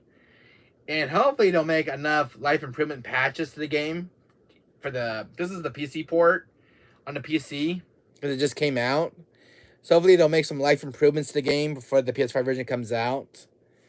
So maybe I'll pick it up. Hopefully by then it's more better than it was. But if you guys want to pick it up, I'll pick it up. It's gonna be like a $20 game. So it's coming from an indie developer. But it's called the Grey Hunt Incident. Hopefully, it's a lot better than the PC port, because the PC port, it was a mess. Especially if it was on Steam, it feels like it was a complete mess. You know, buggy animations and stuff. Then match it with lip syncing. And it's coming to PS5 physically, like the end of 2 months from now. So hopefully, it's more polished and better compared from the PC port. So it's got great potential, but there's no satisfying final boss. I mean, you got all this ammo for your revolver. It feels like Resident Evil in a way. You read files too to get more lore of the game, which is cool. I like reading files. When you hide from the enemy actually has a habit of finding you easily, and it knows where you're at. that needs to be fixed. Because the enemy likes to cheat. But there's no final boss. So hopefully when the game comes to the PS5, maybe it'll add a final boss and a better ending to the game. But overall, I watched the game for 3 hours. Suffering watching it, how bad that game was. Because it was very rushed. Very, very rushed. Oh my god. I sit through that game for 3 hours and 50 minutes on YouTube. And the YouTuber, oh my god, he was getting like 3 splitting headaches from this game and complaining how bad the game was. I could agree, because it was really rough around the edges. I don't know what happened to this game. Great potential, but it got wasted. I don't know what the game felt like it was on crack or something. I'm sorry, but it looked good to me. It was just like it was nothing like the demo. The demo was terrifying. The demo of Great Hill Incident was more terrifying than the final game. Because it was very creepy. I don't know what happened with the game's development with this game, so I don't know. Guys, check it out on YouTube, called The Great Hill Incident. But man, what a wasted potential of a game. Gotta get the alien design. I mean, the alien is just creepy as hell. I mean, the Great Hill Incident looks kind of a cool game. And that's what the alien looks like too. That's what the alien actually looks like in the game on that picture. You know, kind of like the 80s style alien look. And they're terrifying when they chase after you. The music plays too, and it's very terrifying. But maybe I'll get it for the PS5 when it comes out. Hopefully by then I'll have some life improvements. CGU's been playing it too. He just started playing his playthrough. So check out CJU, guys. He's been playing it as well. Just started today. I watch the Nightmare Show play it. So check out the playthrough of Great Hill Incident if you guys want to watch it. But overall, a lot of YouTubers did not like it. I spent 3 hours watching the game. So hopefully I'll get some life improvements. But it's coming to PS5 though, physically. Even though the game did not do very well on Steam. So overall, that's all I gotta say about it. I'm sorry guys, we got off subject here, but you know what's going on. What do you think, Sults? You're gonna check it out?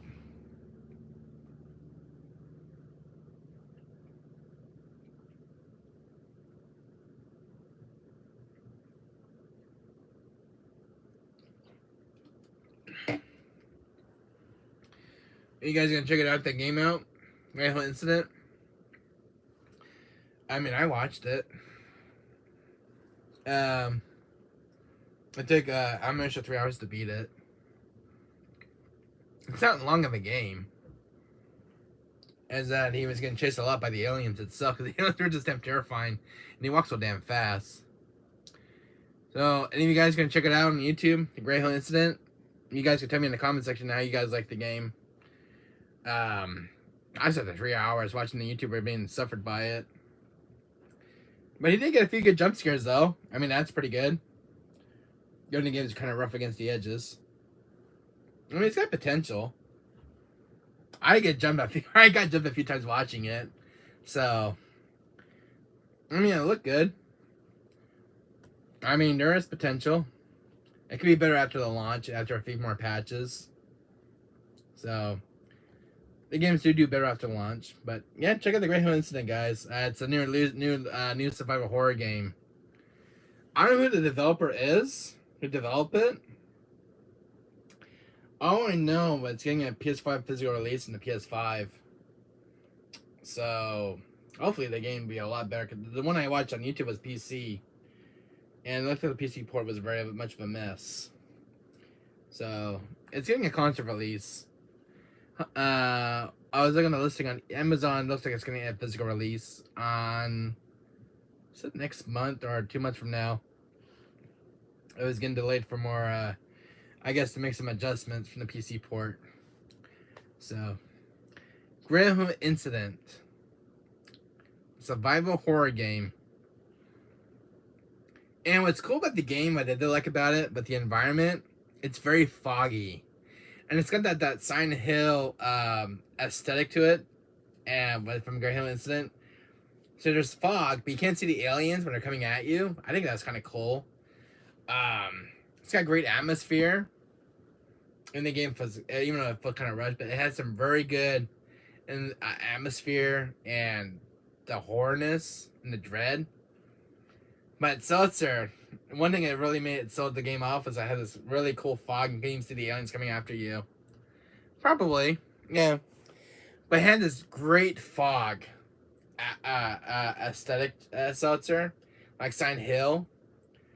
And some of the aliens just come out of the middle of nowhere out of this fog. And then I think it's kind of cool. But you go to house, the aliens do follow you in the house. If they can find you, the AI is kind of smart in a way. They do find you. It's terrifying. There was some really great jump scares from other YouTubers I was watching it. Yes, it has its moments, the game itself. But as long as it gets some, once it gets some patches and makes adjustments, the game will be really fine after its launch. But I will probably pick it up so to support the developer. I mean, I saw some gameplay of it, so I watched a playthrough of it, getting it in, so I might play. The story was kind of good. I like to see how the story was going so far, and the aliens abducting people.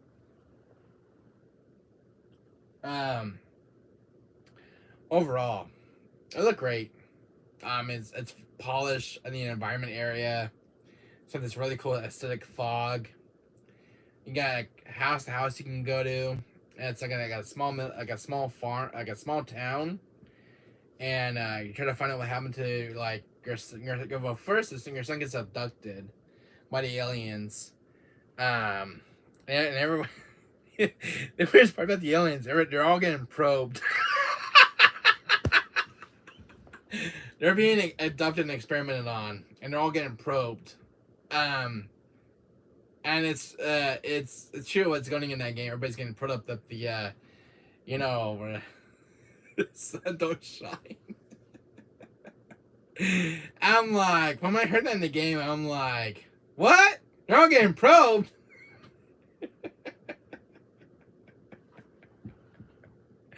I'm like, what happened? This game went on crack all of a sudden.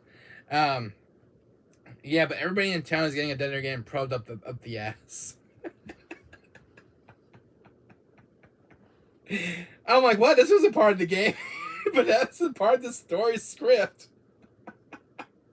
So Sarah, I don't.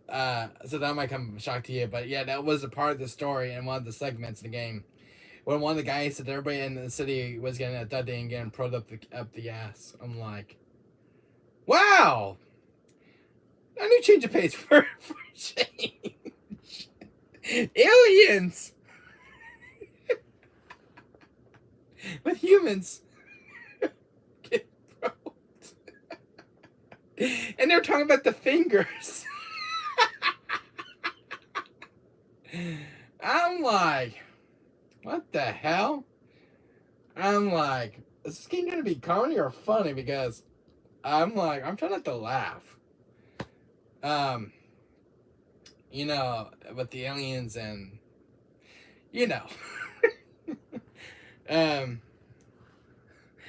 I had no comment on that one, Seltzer, during the gameplay, during where they were talking, or they're talking about with the fingers and the probe thing with the humans and abducting them and doing experiment on them. Like, you always want to do something. I'm like, oh, come on. My stomach is hurting me right now hearing this. So I don't know what you think of that. To me, that was kind of, Oh god, how am I gonna say this? Um, it felt really oh, you know, probably know what I'm thinking of too. Uh, yeah. Uh, Probing in the finger thing. Yeah. Not my cup of tea. Aliens are very weird, but when I experiment with humans, they like to do weird stuff. This is all inside the game. I'm like, okay. um, so I don't know what you think about that part. They didn't show anything the aliens experimenting on humans and you know, probing them. Um, but there was a few times when they were talking, and a few times it's off screen, but it's like, okay, it's like the aliens are having a fun time with humans. I'm like, okay. um, so I don't know what to think about that part. You can give me a comment on that one if you want to. Little green man. um, Overall, Suzzer, I don't know what to think about that part of the game.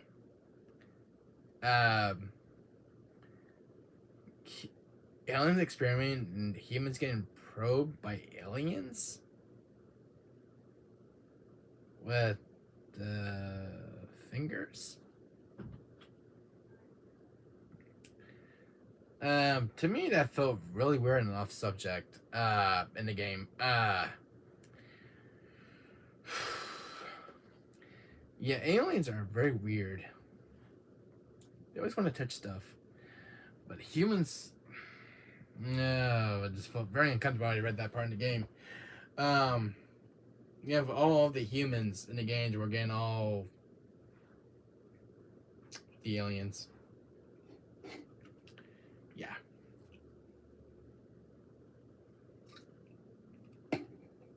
I'm like, I'm really hearing this shit right now. It's like, okay.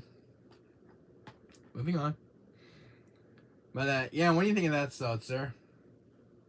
What I just said about the aliens. I don't think I want to be in line.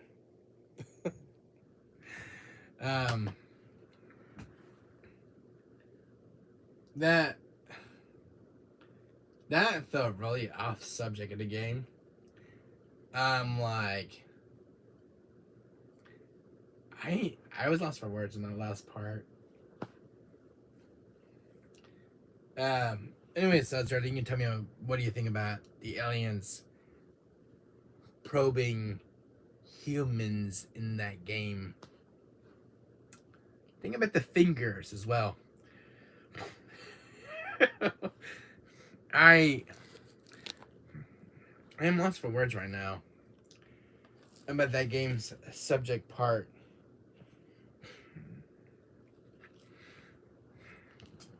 So, I don't know. I was thinking you got very off subject. From a horror to somewhat, I don't know. So,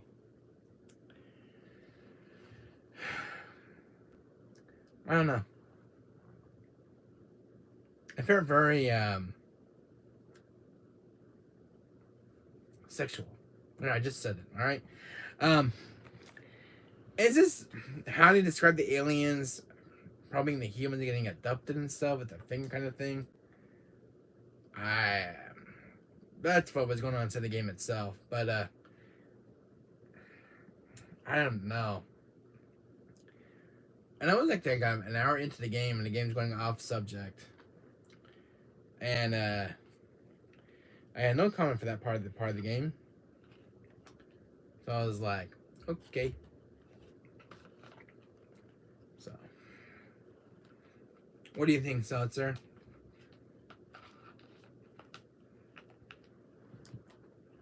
You can tell me. But that was like the hour part I got into the stream.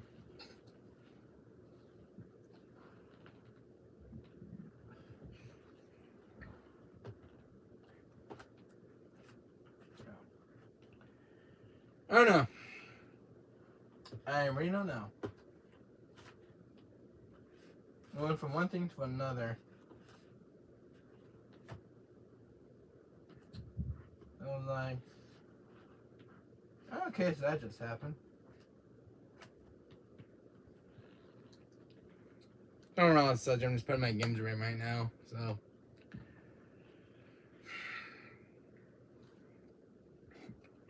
I think that was kind of really weird in that game. I know aliens always been weird creatures, but when I heard that in the game, I was like, I'm lost for words.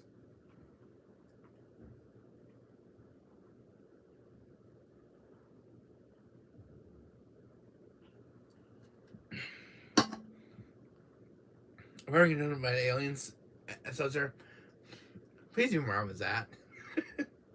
Just thinking to Hawaii. I don't want to be abducted by aliens. I'm not ready. I'm not ready for that kind of relations.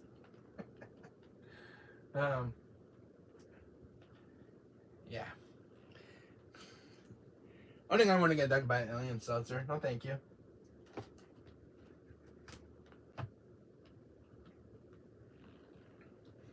So raw.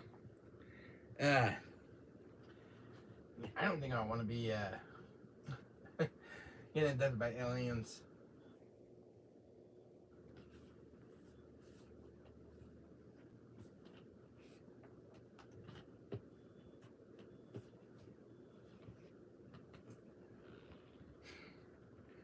I don't think I'm gonna put away. I'll look it in it. Yeah. Well, Seltzer. Yeah, just check that game out when you get a chance.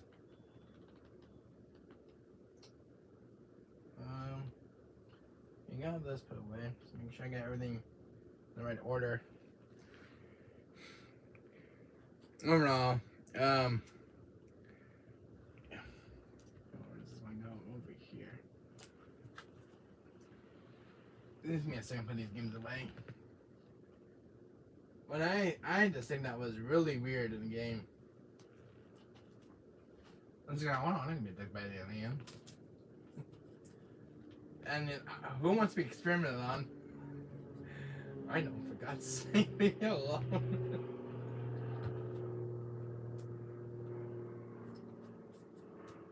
Why can't I get stuff in a bookcase like this?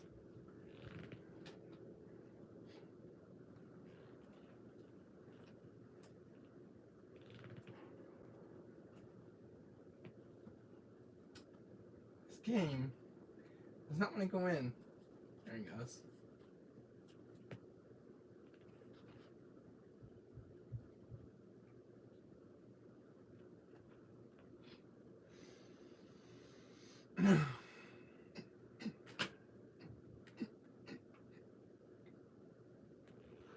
Yeah.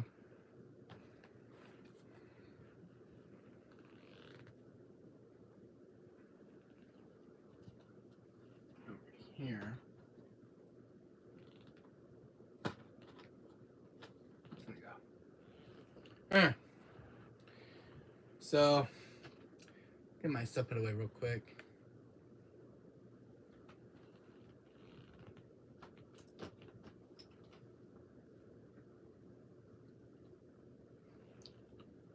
That's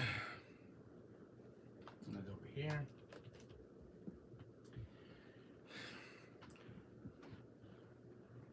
And man, that tablet just died. So, hope you enjoyed this video, Seltzer. Hope you enjoyed this. It was a little stream for 3 hours. If you want to chat real quick, we can. I gotta head out in a few more minutes. But if you want to chat real quick, we can. Oh, let's put my stuff away earlier. Also, I'm at getting abducted by aliens.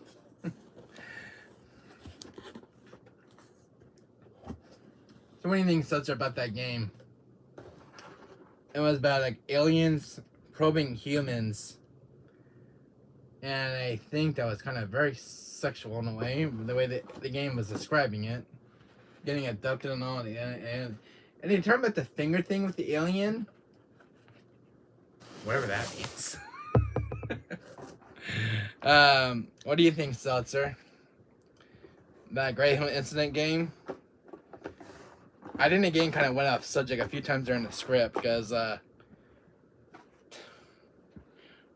my cup of tea. Yeah, and all the humans in town, Seltzer, getting probed. You know what I mean, right? Getting probed, you know, when they abduct you, they do like work experiments, and they probe you up in the yes. Yeah, that's what it was. That's what they said in the game too. I'm like, remind me never get in a relationship with an alien.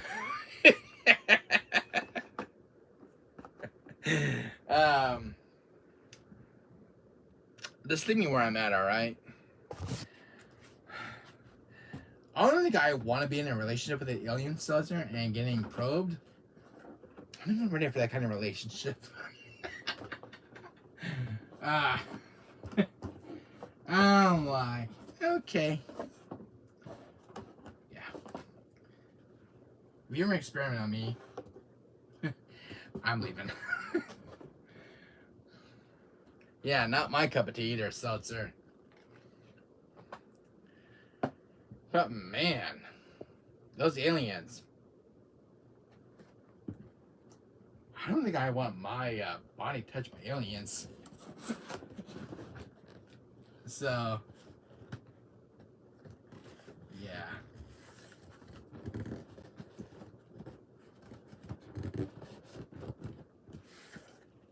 Even E.T. would be better than that game. Oh, hell yeah. I mean, Seltzer, you don't want to be experimented on by an alien and doing that finger thing? Just thinking about it. Yeah. My wife would kill me. And I'm like, yeah, I never adopting and probing humans in a game. I'm like, really? Inside of a video game? I mean, come on! I'm like, Jesus. I mean, really, game? So you're doing this finger thing and you're probing humans? Wow. Now what I expect from a video game, Seltzer. But I think ET could be better than that. So, yeah. Plus, back in the box. There we go. I'm like, if you damn aliens even touch my body even once, I'm gonna kill you. Yeah, if I get abducted by the alien, Cesar, please save me from the alien, please. I think I'm ready to be in a relationship with an alien. I'm just not that ready. I'm just not that kind of guy. What an alien! She don't want my ass touched by the alien.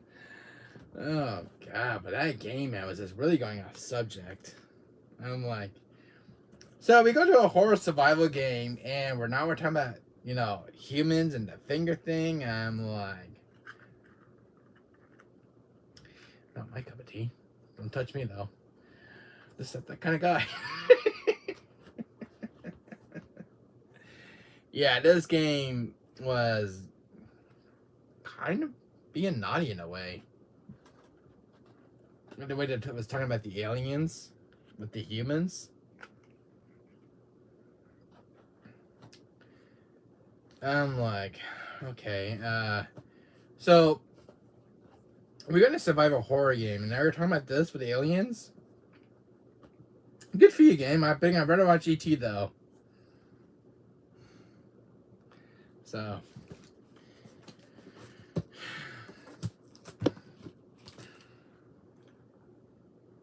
I sure don't want my ass touched by an alien anytime soon. That was just really bad. If there are friendly aliens like the one from Star Trek or Star Wars, I'm going to befriend them. Oh, I agree, sir.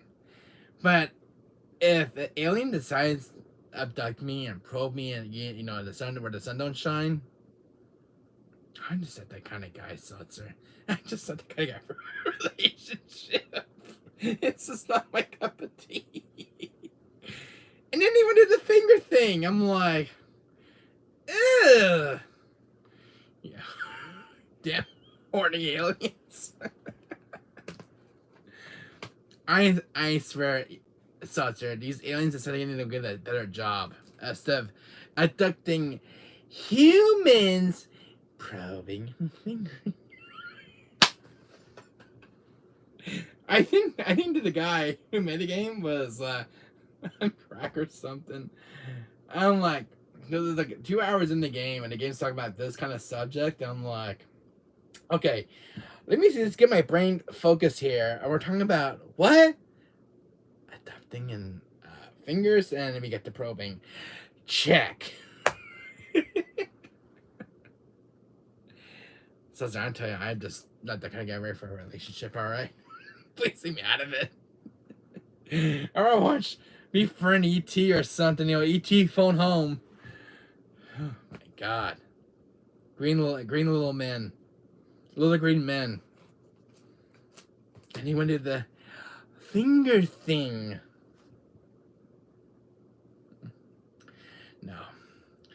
No, I'm not interested. I don't want to have kids with you damn aliens.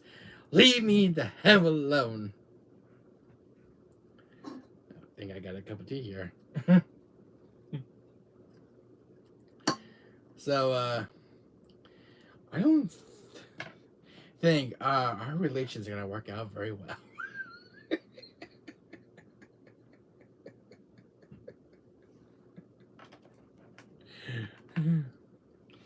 I'm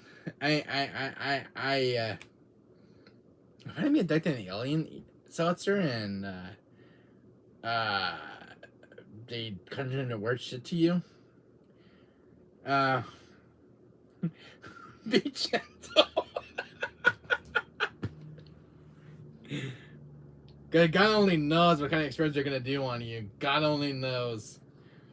I know you watch Independence Day, Seltzer, where the guy was talking about he got experimented by aliens and he abducted him and they did all kind of weird shit on him.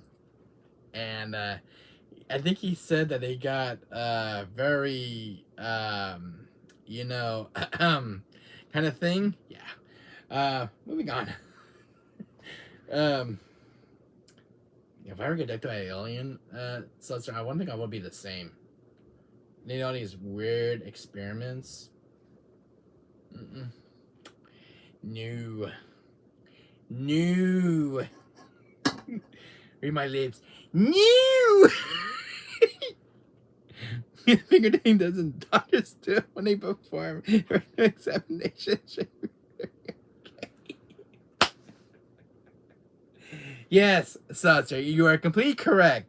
Retinal. Yes, check. The finger and probing thing with the retinal. You are correct. It's where they probe you in the ass. And then they did the finger thing.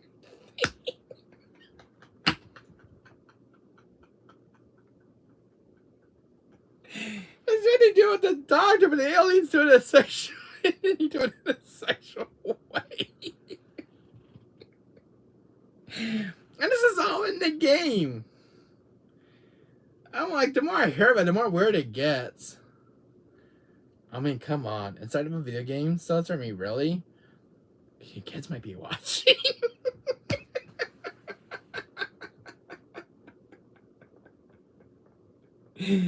I do know aliens are weird little men. They have to touch anything with their little fingers.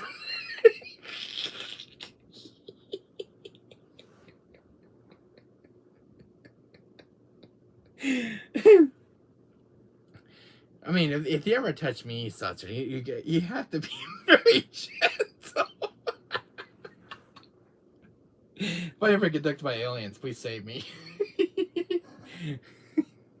I'm never gonna go one of those sexual probing experiments done to me. I'm like, sweet merciful God. Oh, Seltzer, please save me from those damn aliens. Send Wesker up there. I'm sure he'll kill each one of them. Oh. My God, but that was inside of a video game, Seltzer. I'm like, I'm hearing all this in the last part of the game, and I'm like, I'm losing it. Really? Fingers? Probing? Yeah, check. Oh, I hope I won't have nightmares tonight. I mean, but Seltzer, check out Gremlin Incident, and when you hear the last part of the game where when the one guy is talking about probing up the ass and aliens getting sexual with the humans and doing the finger thing, get back to me, alright? Because one of the guys meant to say all that in the script in the game, and I'm like, so we're talking about sexual stuff. Check. I just went to sexual ed in school, and now I gotta hear about this. Need to get a reality check. I can't believe you're talking about probing and fingers. About aliens with humans. Seltzer, again, tell me this. You think the guy was on crack when he made the game? Or you think he was on drugs? Because someone tell him he needed a reality check. I'm sorry. But why would you put that in the game and talking about aliens doing the probing and finger thing with humans abducting them? Why would you put that in the game? Of a horror game of all things. I never see one horror game that went off subject like that, Seltzer. Not one. But, man, the details. The details. Oh my God. No comments to say about that last part of the memo. Need a reality check, Seltzer. Number one, don't have a girlfriend. 2, aliens and probing, and 3, fingering and abduction. Aliens doing weird experiments. Anymore. God help me.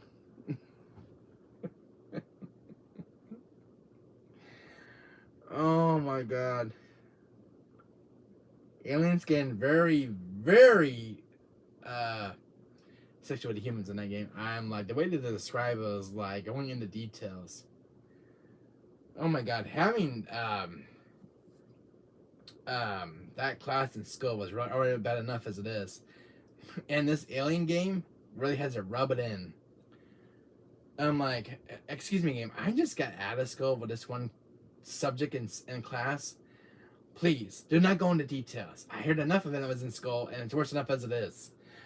Stop talking about the fingers, the alien thing, and weird experience with the humans in a weird way. Thank you. So whoever made that game need their head examined. Really. We'll see Dr. Phil for all I care. Oh. My God.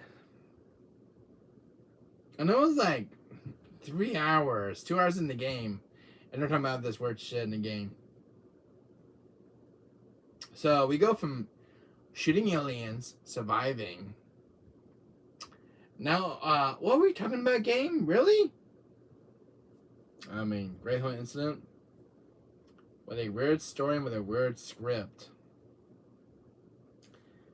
I was like, they couldn't think of anything else, Seltzer, for the script, and then he wrote this last part for the game. I'm like, okay, someone needs a reality check, or I need to go see Dr. Phil. So I was like, okay. The more the more I was watching it, the more the game was getting more into details. I'm like, can this game wrap it up very quickly because it started getting really, really weird. Even if you know what I mean, Seltzer. I was like, I want the game to wrap it up a lot quicker. I mean, come on. We're getting off subject here, game. Surprised the game never get demonetized for what it was. I mean, the aliens and the finger probing kind of thing with humans, and it's the one part where it just got totally off subject. What were they thinking? I remember watching AGN saying that, an angry video game nerd, and he was like, what were they thinking when they made this game? Yeah.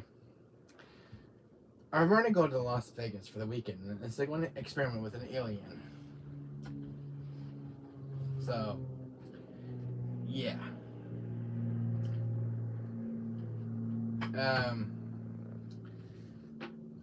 A weird alien game, in my opinion, Seltzer. So if you're ready for the details, you can hear that, you listen to the game's story. You'll see what I mean. The more I watch it, the more I just want the game to end. Overall, it just got really off subject at the last part.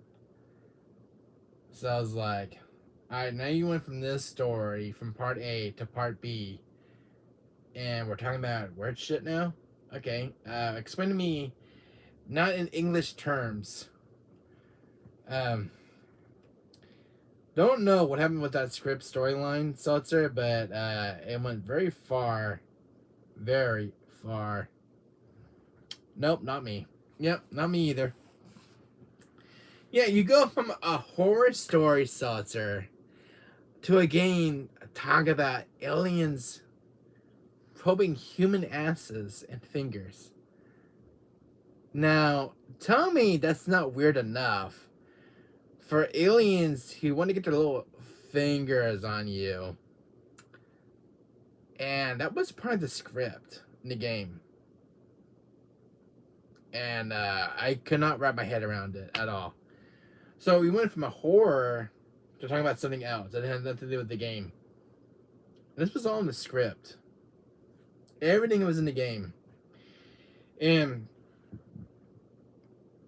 every single character we talk in the game, they talk about probing and little fingers with the humans' butts.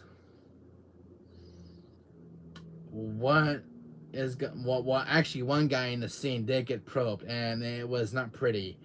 Yes, he did get up where the sun don't shine, Seltzer, and it was running game at the very last before the game ended, and I'm like, damn. So this is what the game is about, huh? Aliens who want to get very, very get to know you kind of thing.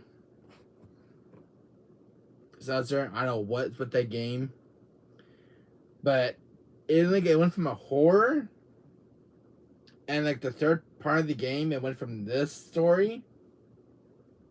Doesn't that kind of find it a little weird and odd to get off subject? Talk about aliens doing weird things to humans.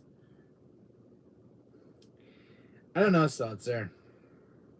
I don't know if it went from a horror and talking about a weird part that has nothing to do with the entire game, but somewhat with aliens experimenting and abducting you. That's just what they ever do on their ship is their thing.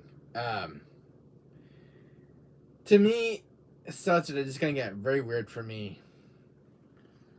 I wonder what developers did smoke when they made this game. You know what, Seltzer? One of my friends, they're probably smoking weed, smoking some pot. It's like, hey man, you should really try this shit, man. It's gonna F you up, man. Good shit. They're probably just sitting there smoking some pot and just putting some in there. Oh man, some good shit. Probably some alien weed. Yeah. He was like, hey man, try some of this new shit, man. Yeah, just gonna put something in my pot here. That's some good shit. I'm very stoned, dude.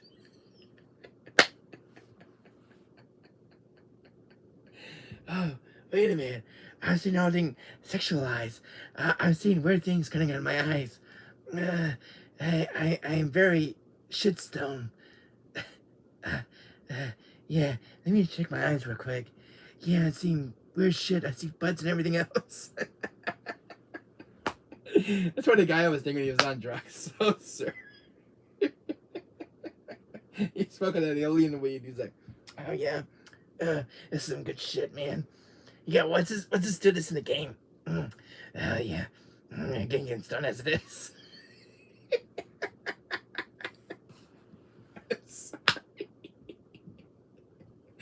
That's just my impression of being stoned.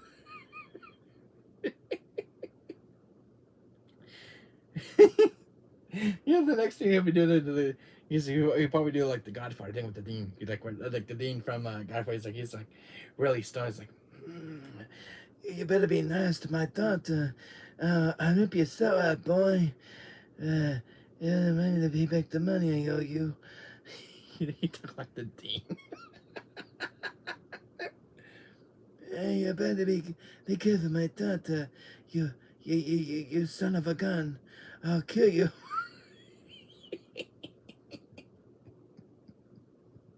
That's my impression of the Godfather Dean. Hey, what the hell you do to my gun, dude? I'll kill you. Oh. Says I don't know what happened with the developers, but someone was just looking some weird shit.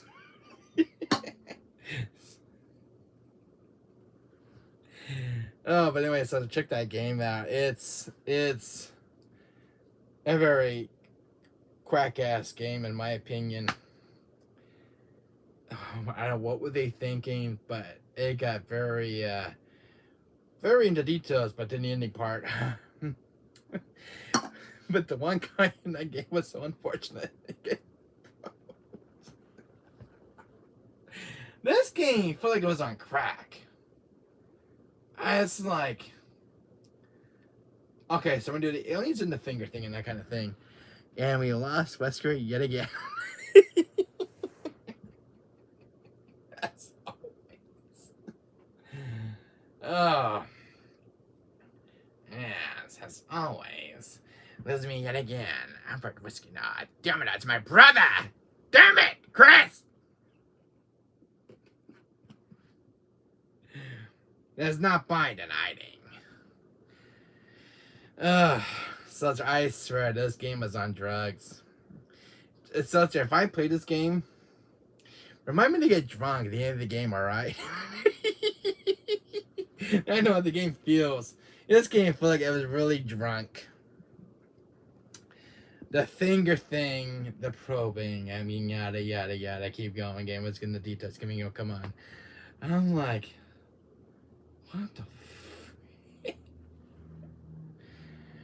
Either the developer is smoking crack, or they have some really hardcore drugs. It's just, throughout the whole game, so it was about the probing and the finger thing. Throughout the entire game. Nothing else. So, the game is very, very... yeah, no, what I mean...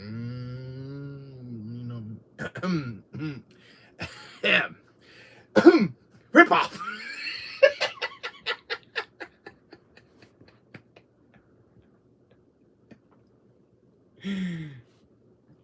I'll be sounding like Scott Evil's son in Austin Powers. He's like, rip off! Bless you!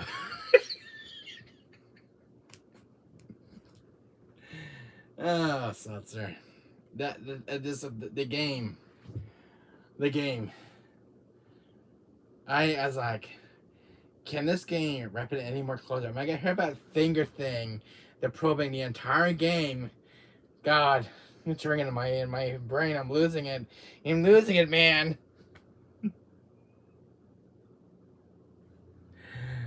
Oh, Seltzer, help me. I should probably give it a try after sniffing my 2 week. Oh, come on, Seltzer. I mean, every time you check the game out, Seltzer, you're gonna be off your wagon with the next 5 minutes. Or probably off your you think much. I know, probably off my chair less than 5 minutes. I'll probably fall on my ass too. Yeah. Fingers, check. Probing, check. Experiment on you, Gary. Check. Get a very very close to you. Get to know you better. This game, Seltzer, it was a game that just felt very guess who was back? Hey, Line Myth. We're talking about the Grey Hill incident. And I know, Line Myth, you're a developer. This developer was on crack for the game called Grey Hill Incident. They were talking about probing and fingering up the ass. And it's the game was talking about Grey Hill Incident. The aliens getting very sexually with the humans. Probing the finger thing, yada yada. Yeah, the game felt a very it just got very weird towards the end. One guy was very unlucky and he did get probed. Kind of weird, so it just comes out bad. But this was the entire script, Line Myth. It went from a good demo that was terrifying to a game that talked about humans getting abducted, getting probed, getting fingered. Weird ass game. Definitely. It's that it made me uncomfortable because it went from like a horror, and then the last part of the game it went like very into details about the probing and finger kind of thing up the humans, sun don't shine kind of thing. Yeah. I was like, can this game wrap it any more quicker, because this is getting really weird by the second. I got good news. Oh, what is it, Lion Myth? Please check out Grey Hill Incident. That game is really, I think the developer was on crack. I am so sorry, but that game, the script, yeah, just check it out. It's just the story was good, but when it got to the ending part, it was very detailed about the alien kind of thing. I don't know what happened. The developers were kind of on drug with that game. I just cannot stand when the game was saying about the probing and the finger thing with the humans getting abducted. I'm like, every time you talk to a human, they talk about the same thing. I'm like, can you guys talk about anything else? It's very uncomfortable. After 2 years, I found this last of the collector's edition and I storage it. I'm happy to have started now putting my content for it. Awesome, Line Myth. But can you weird how Grey Hill Incident is written? Will you feel very uncomfortable, Line Myth, listening to that game? I know you're a developer, but the way the game is written, and I know it's about aliens abducting you, but they talk about the finger and probing kind of thing. It just felt very weird and very uncomfortable for a game that's being a survival horror game. I know aliens do weird shit, but the way the game put in the details, it was very uncomfortable. I would never play that game, just saying. Yeah, I wouldn't play it either. It just felt like I was going to get very demonetized. It's just the way it was talking about humans. I'm like, see, the one I was watching, it went from like horror, and then this weird part of the game, it just went somewhere else. I'm like,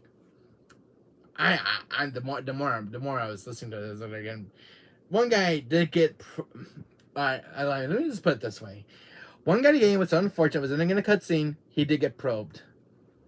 I take out my window before I sleep tonight. All right. So, the game did not cut it out. The last guy you get to, he's totally messed up. He gets probed and fingered from an alien. And this is all one game in one particular cutscene.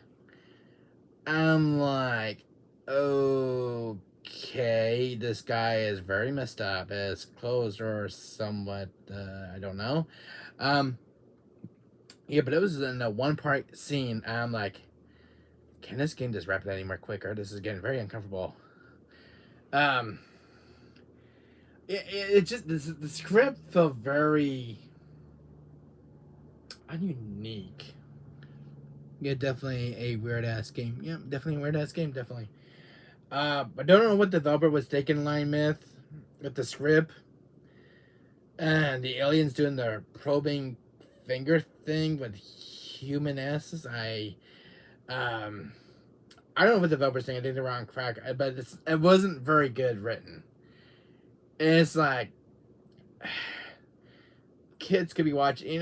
Maybe myself. I was very uncomfortable watching it myself, but listen to the audio and the dialogue. When he put in the details, it just felt very uncomfortable to listen to. I watched it for 3 hours. I'm at 3 hours. Me and the YouTuber suffering listening to this game, and it was really bad. The environment looked very good, but the script was bad. The word part of the game, Lion Myth, I know you're a developer, is that when the characters were talking, their mouth syncing was not syncing up with the dialogue. And it was very tooth crunching to listen to. Very bad. The aliens AI don't even attack you. They just kind of chase after you like this. And they hold you like this. And in a weird way. It's like you're getting, I'm not going to say it. But the way the aliens did it to you in the game, in first person, it was really, really weird. It would hold you like, but when they get off you, they kind of bend down. And it was like, this is very awkward. I'm like, okay, this is getting really, really awkward. Did you just say first person? Yeah, it's first person. They would grab you like this, the alien. But he bends down to your crotch area. And that's even worse. Yes. The animation of the alien, the way he holds you and lets go, he would bend down to your because he plays as a male character. He would once he lets he gets goes down to your crotch area and he gets back up. It's a weird animation, but a very in a bad way. And I was watching as me as like I'm just very uncomfortable watching it. I'm like, moving on, come on. The way the aliens move and their animations that how they hold you and they tend to let go of you, they bend into your crotch area of your character. I'm like this. Really, that's in the game. That's in the game. And he would let go. He would go down to your crotch area. This is making me very uncomfortable. Yes, but it was all in the game. Line Myth. Check the game out. It's. Don't know what's wrong with the developers made this game. But the animation is very, very weird and janky looking. It's just when the alien grabs you, he would let go and he would bend down a certain way to your nose, but it's in first person. It's just very uncomfortable. Oh my god, it's so bad for being a horror game. I'm not gonna check that game out. Please don't, because I watched 3 hours at Lion Myth, and I'm sparing you the torture of this game. I watched it for 3 hours without a minute show, and it was so bad. I watched it for 3 hours, watching the aliens do this cranky animation kind of thing, and it's like, so you wanted to watch it? No, you guys suffered through it. I suffered watching 3 hours of, and it was so bad. And I should not discriminate more about this game, but it's really bad. But it's coming to PS5 physically, and to me, it's not worth picking up. Every single YouTuber played it, said they really hated it. The way the aliens move, they're in a janky kind of crotch kind of thing with your character. Very inappropriate. The way the aliens were handled with the animations. They would let go, but when they let go, they would this weird janky croc animation kind of thing with your character. It's really, really weird and uncomfortable. I suffered 3 hours of watching it Lion Myth. 3 hours and 58 minutes. And I listened to this as well. So the game had a very bad ending. No final boss.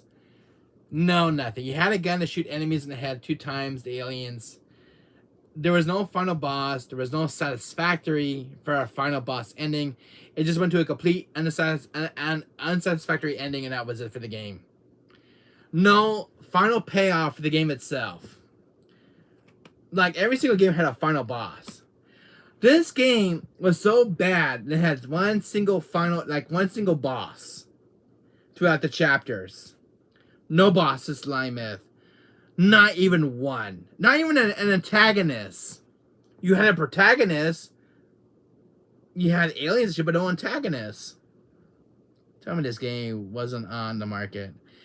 It's going to be on the market in 2 months, Lymith. Physically on the PS5. And it's getting a market release in 2 more months. And then the one I was watching was the PC port. And I can't imagine how bad the PS5 version is going to be. Oh, hell no. Yeah, you're saying the same thing I'm reading in my mind right now. It should not be released at all physically. It's such a bad game. Very bad. The stamina is complete shit. It takes forever to charge up. Please spare me, the gaming gods. Yes, please spare me, the gaming gods. Think. I would stick to any kind of game, Lymith. I would stick to any one of my video games. Any game that's in this collection, I'll stick with this. But not a very sexually badass game. Weird ass game. The stamina doesn't even charge properly. I mean, the enemy's cutting into no time. The game's complete shit. And if you hide in the game, Lymith, this is how bad it is. The AI just finds you instantly. And you have hiding places to hide in the game from the alien. They just find you, and it's complete shit. The whole game is complete shit. The mouth animations on the characters don't even mouth with the dialogue. It's completely rushed. The game is complete shit and garbage. And the script is written bad in a very sexual way. Aliens with their word jigging animation with their crotch over the protagonist in first person was very uncomfortable. Every single YouTuber played it and all hated the game. It went from a very good demo that had this very good setup, being this very scary game. But when the final game came out, Lymith, it was like nothing like the demo. Nothing. A complete lie of a game. You went from a very good demo to a final game that doesn't even match up with the demo itself. How do you screw that up? How? The combat is shitty. You don't have very much ammo to take that many aliens. You get this weird pipe, doesn't do jack shit against the alien. You hit the alien in the head and get back up. Doesn't even kill him. The game is complete shit, Lymith. The game is a 1.5 out of 10 game for being complete shit.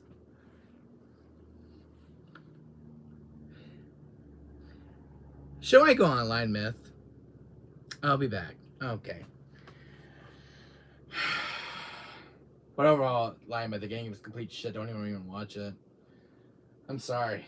But I had to get that off my chest. I watched 3 hours of that game. 3 hours with a YouTuber. Oh, it was so bad from beginning to end. Watching that for 3 hours straight, Seltzer.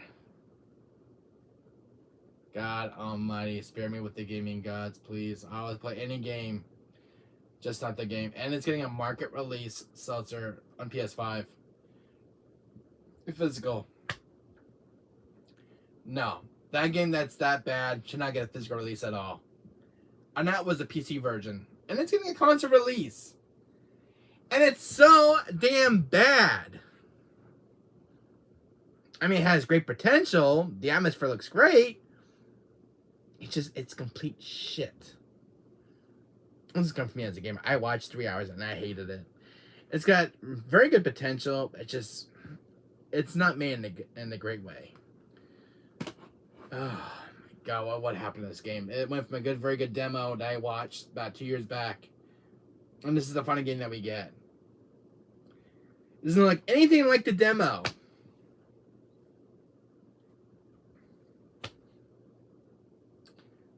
How do you make from it being a good demo to a bad final game of a product? How?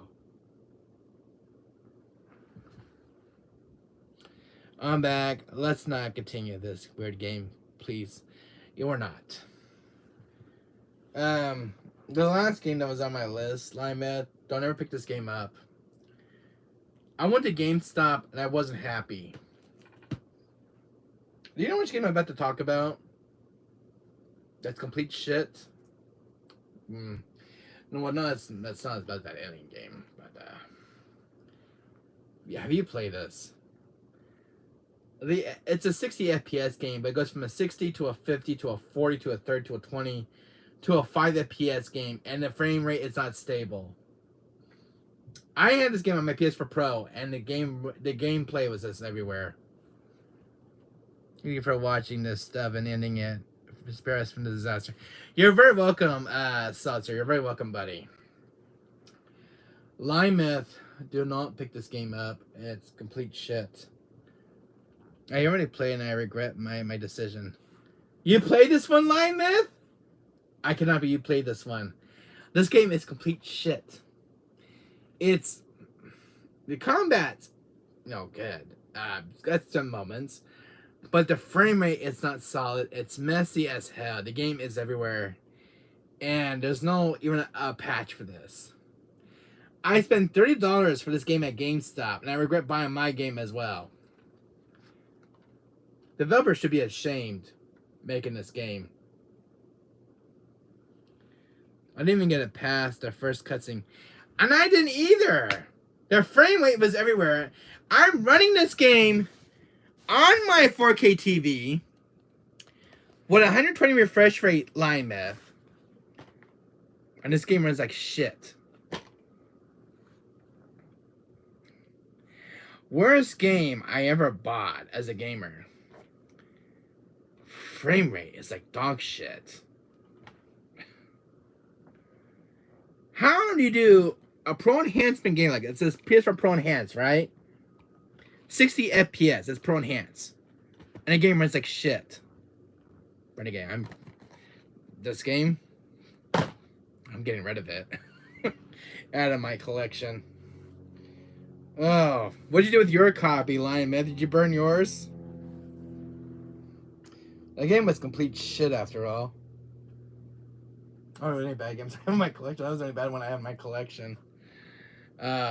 Worst game I ever bought. I didn't get past the first damn level of the game going berserky. I ran it over and burned it. Good. I don't even see this copy anymore in the store. So, yeah, I think they destroyed most of the copies already. And GameStop. Pete Dogshot. I'm going to stick with this game. And game. You know what you are? You're a complete shit. And this game is better than you. Put down your pipe and smoky, you ass bastard. Here, I said it. Oh. I'm gonna get rid of this game today anyway, so I'm getting rid of it. I'll buy another game, put in this placeholder. Alright, Lyman, let me ask you a question. Is this a bad game as well? I'm gonna go stream that, Wesker. I'll see you later tonight. I ask you one more question, Lion Myth. This one before you go. Did you play this? Was it a bad game? I played this and it sucked. I don't know if you played this one. It looked polished, but just like it's better than that game. But I don't know if you played this. I don't know if you liked it. It's called Creedfall, and I just took a chance at buying it.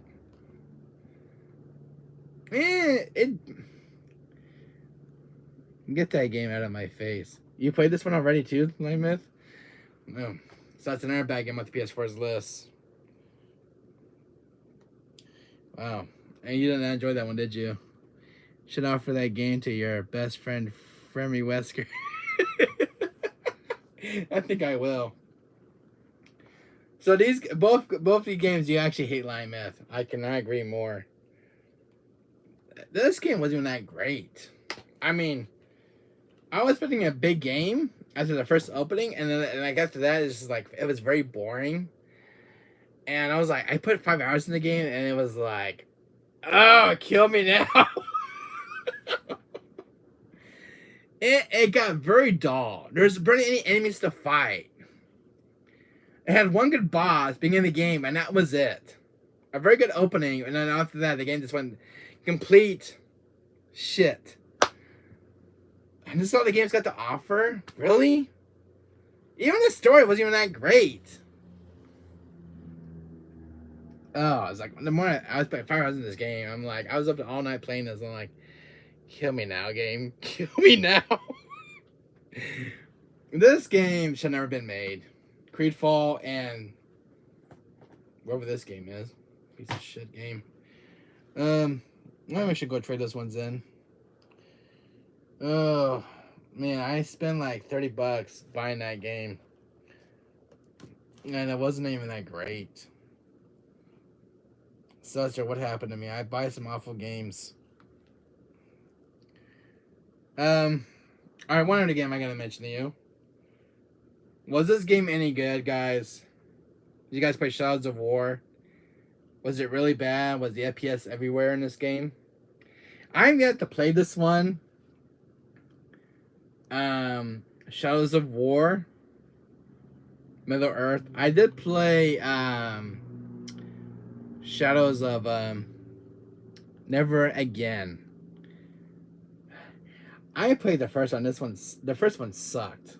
Shadows of Mordor. I like Lord of the Rings, but to me it wasn't that great. The frame rate just ran horrible on the PS3. It was horrible. And I heard a lot of bad things about this game. A lot of bad things about Shadows of War. Because at launch, it was really, really bad with the reviews. I might think we get a good game today after this. To make up for the 3 games I got, thinking I'm losing. I played Shadows of Mordor on PS when it came out, and it sucked. The enemy was very. Let me go stream now, Wesker. See you later. See ya, man. Can't wait for tonight. Have fun. Yeah, I'll definitely have fun tonight. Oh my god. So this was $9. I think I got ripped off for $10. This game was $24. To me, it wasn't even worth $20 because the game's complete shit. Wasn't even that great. This game is complete trash. Seltzer, do you believe all 3 games I have right there? I just showed you all shitty games. I sound like the angry video game nerd now from AVGN. Where he says, I'm surrounded by shitty games. And I think I found 3 stinkers in the PS4's library. I was at $25 buying this. And it had a very good boss, but after that one, the complete shit. I played the game for like 5 hours. I'm like, kill me now. I heard not some good reviews about Shadows of War. Not a very good Lord of the Rings game in my opinion. It was everywhere.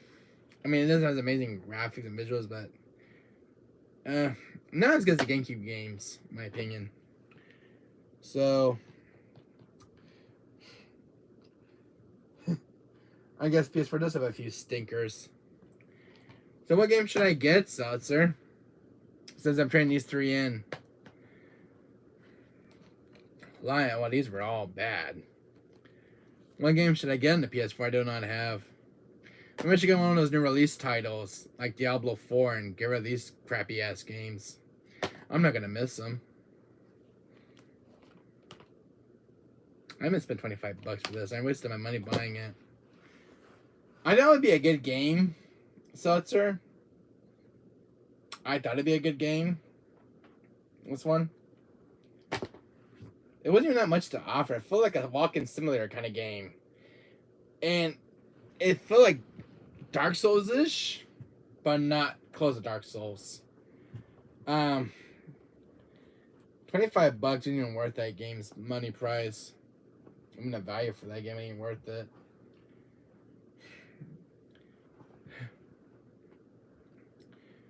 So do you think I got ripped off or what? You can tell me in chat. You can tell me. I think I found 3 of the worst games in the PS4's library. Shadows of War, huh? I wanted to see like Return of the King or The Two Towers was the best games I played. Or The Third Age. Most of the best GameCube games and PS2's games of Lord of the Rings. I don't know. I mean, it may look good on paper, but when it comes to the game itself, I mean, it's getting a sequel. I can't believe Creedfall, of all this game, I didn't even like the first game. And now it's getting a sequel. Can't imagine how bad the sequel is going to be from its predecessor.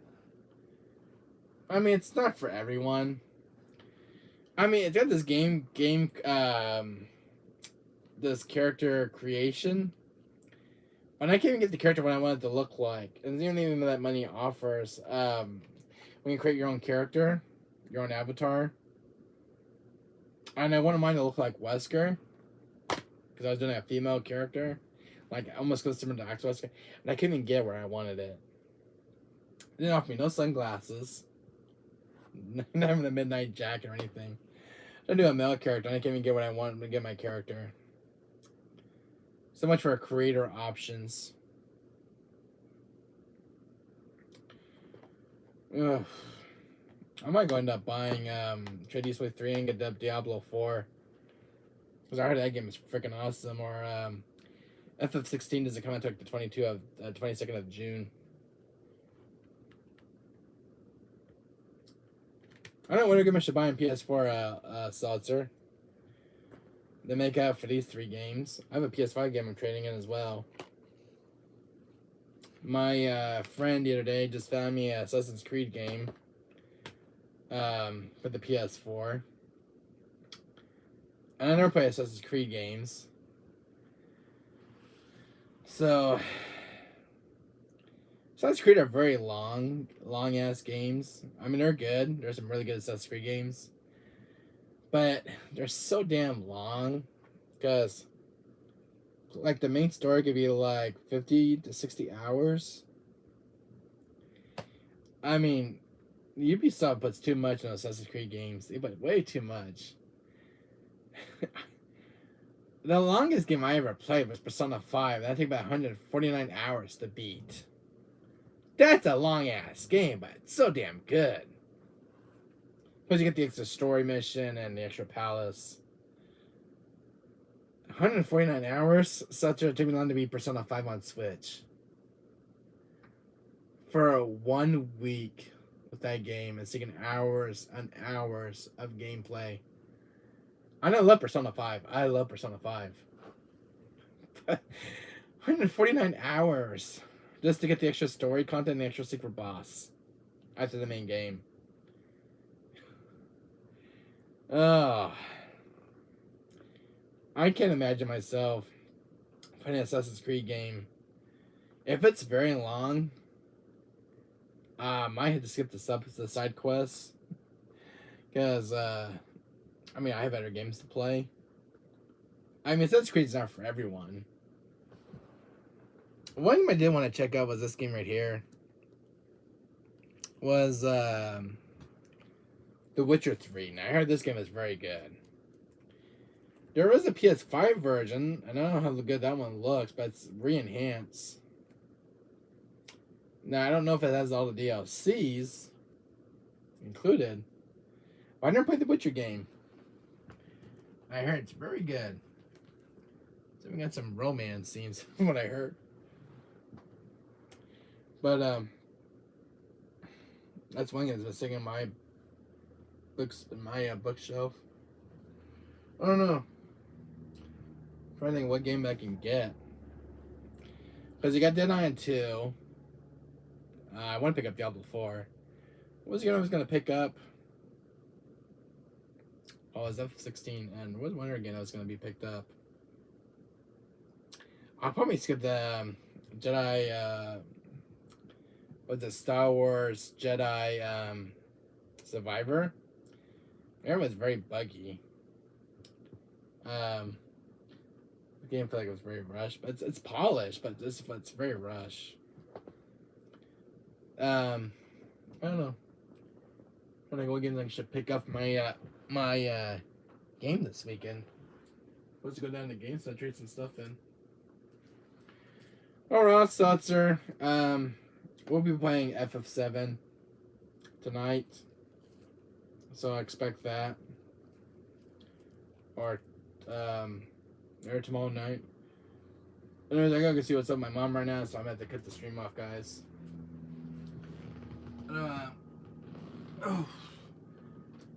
So I will be streaming later tonight, but I'm gonna go eat something. So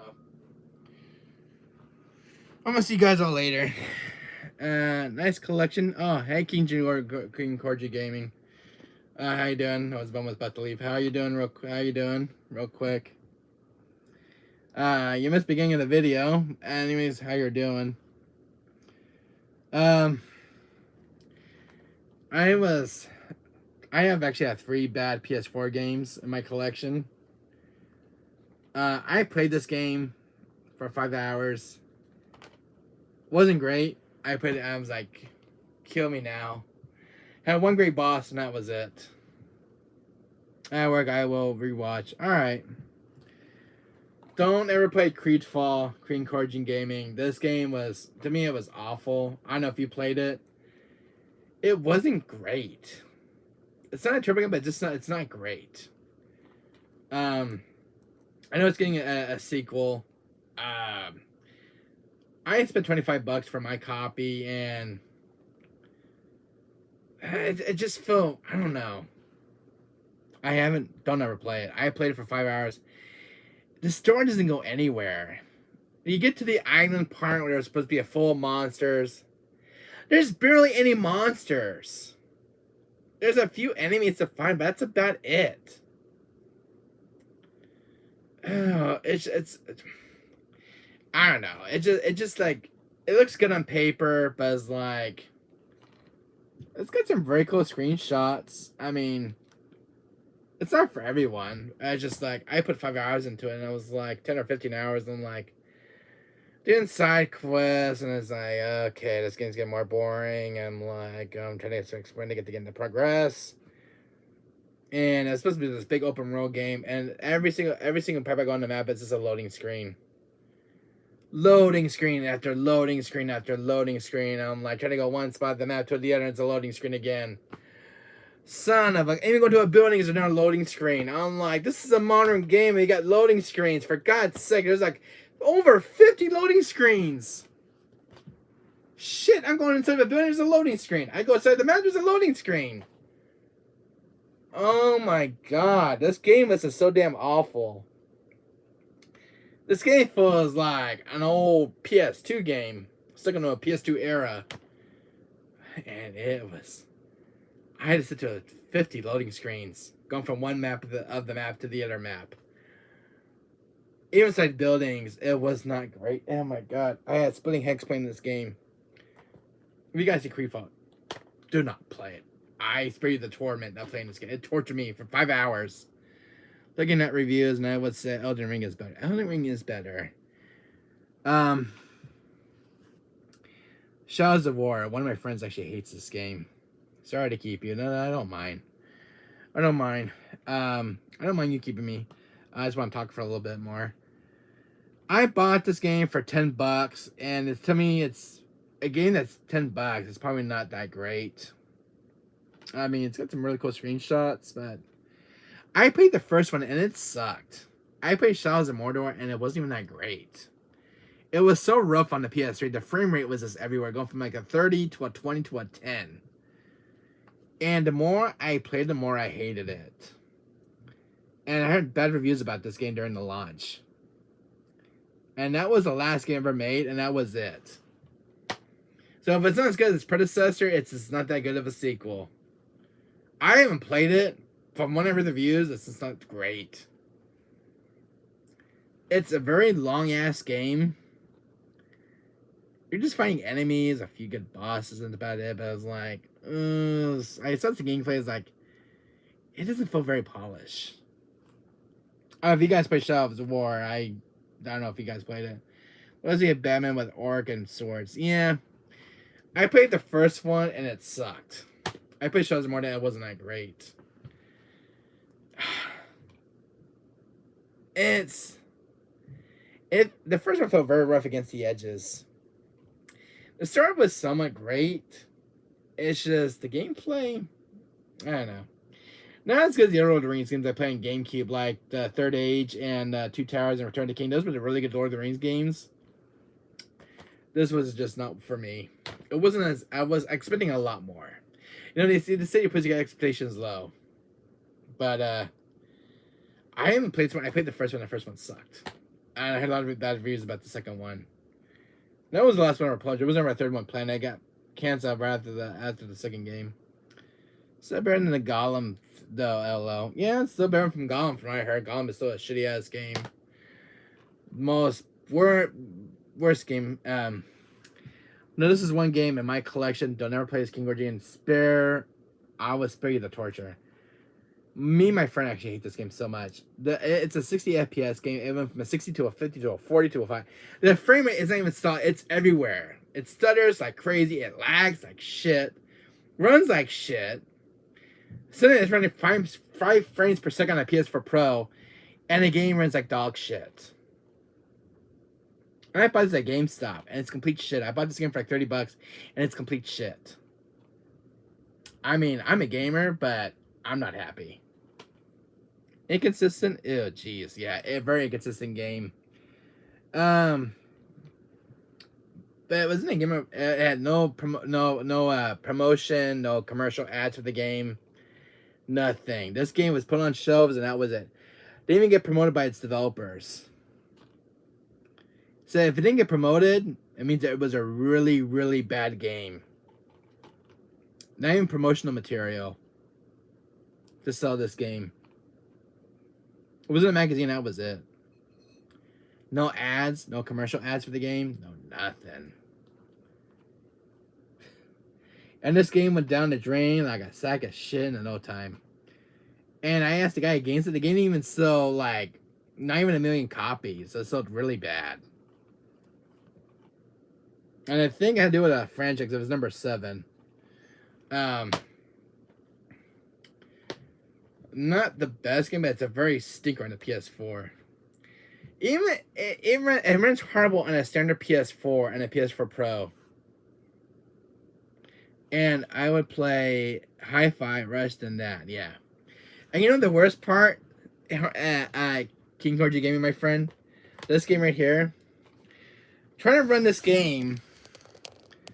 You know that's Sony 4K TV right there. With 120 with a built-in 120 refresh rate.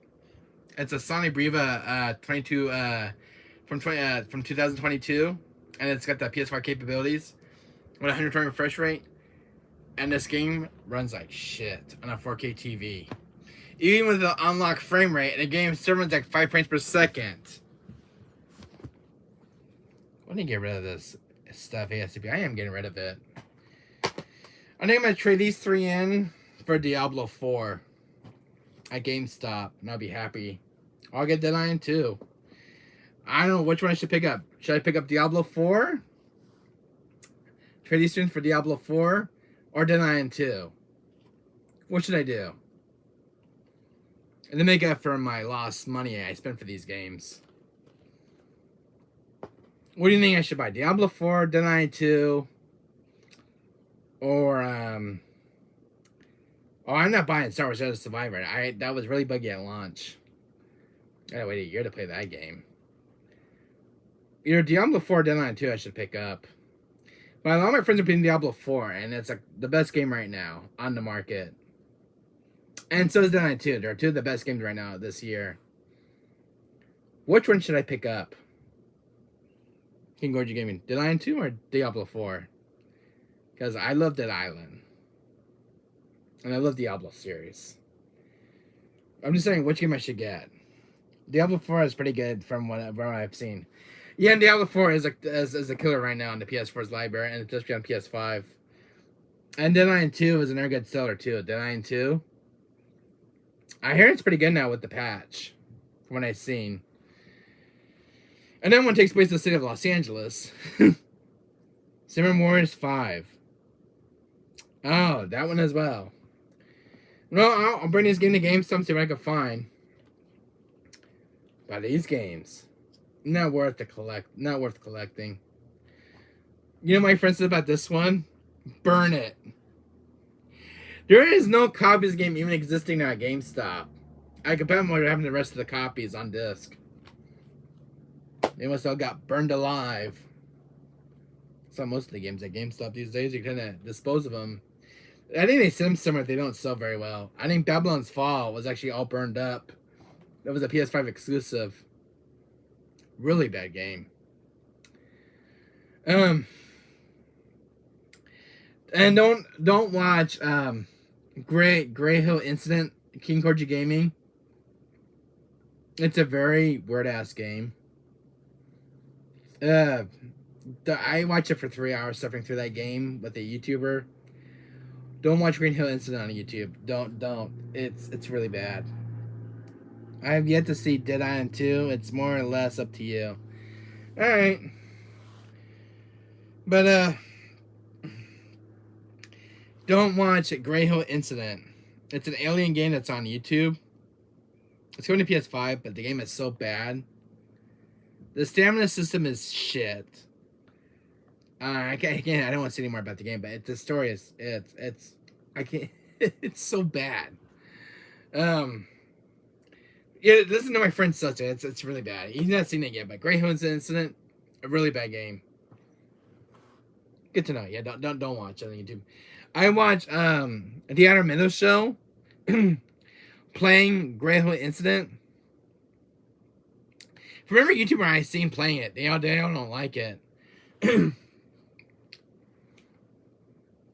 Yeah. It went from a good demo to this game doesn't have nothing to do with the demo. Because the demo I saw for Grey Hill Incident was so damn good, so damn terrifying. And it gets the final game looks nothing like it. That's all I can say about it. Yeah. And the aliens don't even attack. They just kind of grab you and that's it. And it is where this jinky with your protagonist Mel crotch thing. I'm sorry. But I was talking about the story was talking about fingers and probing. If you know my meaning. The script feels like it was on crack from the developers. And I should not scare any more of the game, but it was like very uncomfortable to sit through. So don't ever watch a Kinji Gory Gaming because it'll make it very uncomfortable to watch. When the aliens tried to do this weird thing with your male character in the first person view. I watched it for 3 hours and 58 minutes. I watched all the way through the beginning and end, and it was a very uncomfortable experience. It's like watching a bad movie in theater. Overall, I will stick to any game in my collection. But I will not play a bad game. I won't even waste my money for it. I want to watch the review for it from a developer, but that's about it. I gotta get back to work soon. My break is almost over. Take care. See you later. Keep your game out. Anyways, I'll be streaming later. I'll probably do FF7 Remake Integrate later on the PS5. And later this week, some Reunion. Because I want to get a fresh playthrough on my playlist. But I'm going to do some FF7 this weekend and Strangers of Paradise because I want to get ready for Rebirth. So I gotta sit with my mom right now. I'm gonna go eat something. I'm hungry. So overall, thank you guys for coming by, especially the like button, guys. Hit the like and subscribe. Share this video with your friends. Tell your friends about my channel on YouTube. I stream for almost 4 hours. It's about 3 hours and 74 minutes right now. I'm streaming. Over, guys. I gotta get going. I can get my PS5 taken care of right now. Get the chip inside of it. The 2D SD drive for it, and I just bought for. I gotta get it put in with my friend at the repair shop. And other PS4 is coming in today, so hopefully it came in today. Overall, I'll see you guys later. This is Captain Wesker signing off, guys, and don't mind dear old Chris. I'm seeing you guys all later. This is Captain Wesker signing off, guys. Wesker's Gaming Archive. Take care, so see you later. Have a awesome week with your family. I'll be streaming a little bit later today. If something doesn't come up. So, no promises, but I can't plan things ahead. So, but if I stream later, guys, keep the notifications on you guys, and then you guys will see me streaming. Alright, guys, I'll see y'all later, and see you guys there. Peace.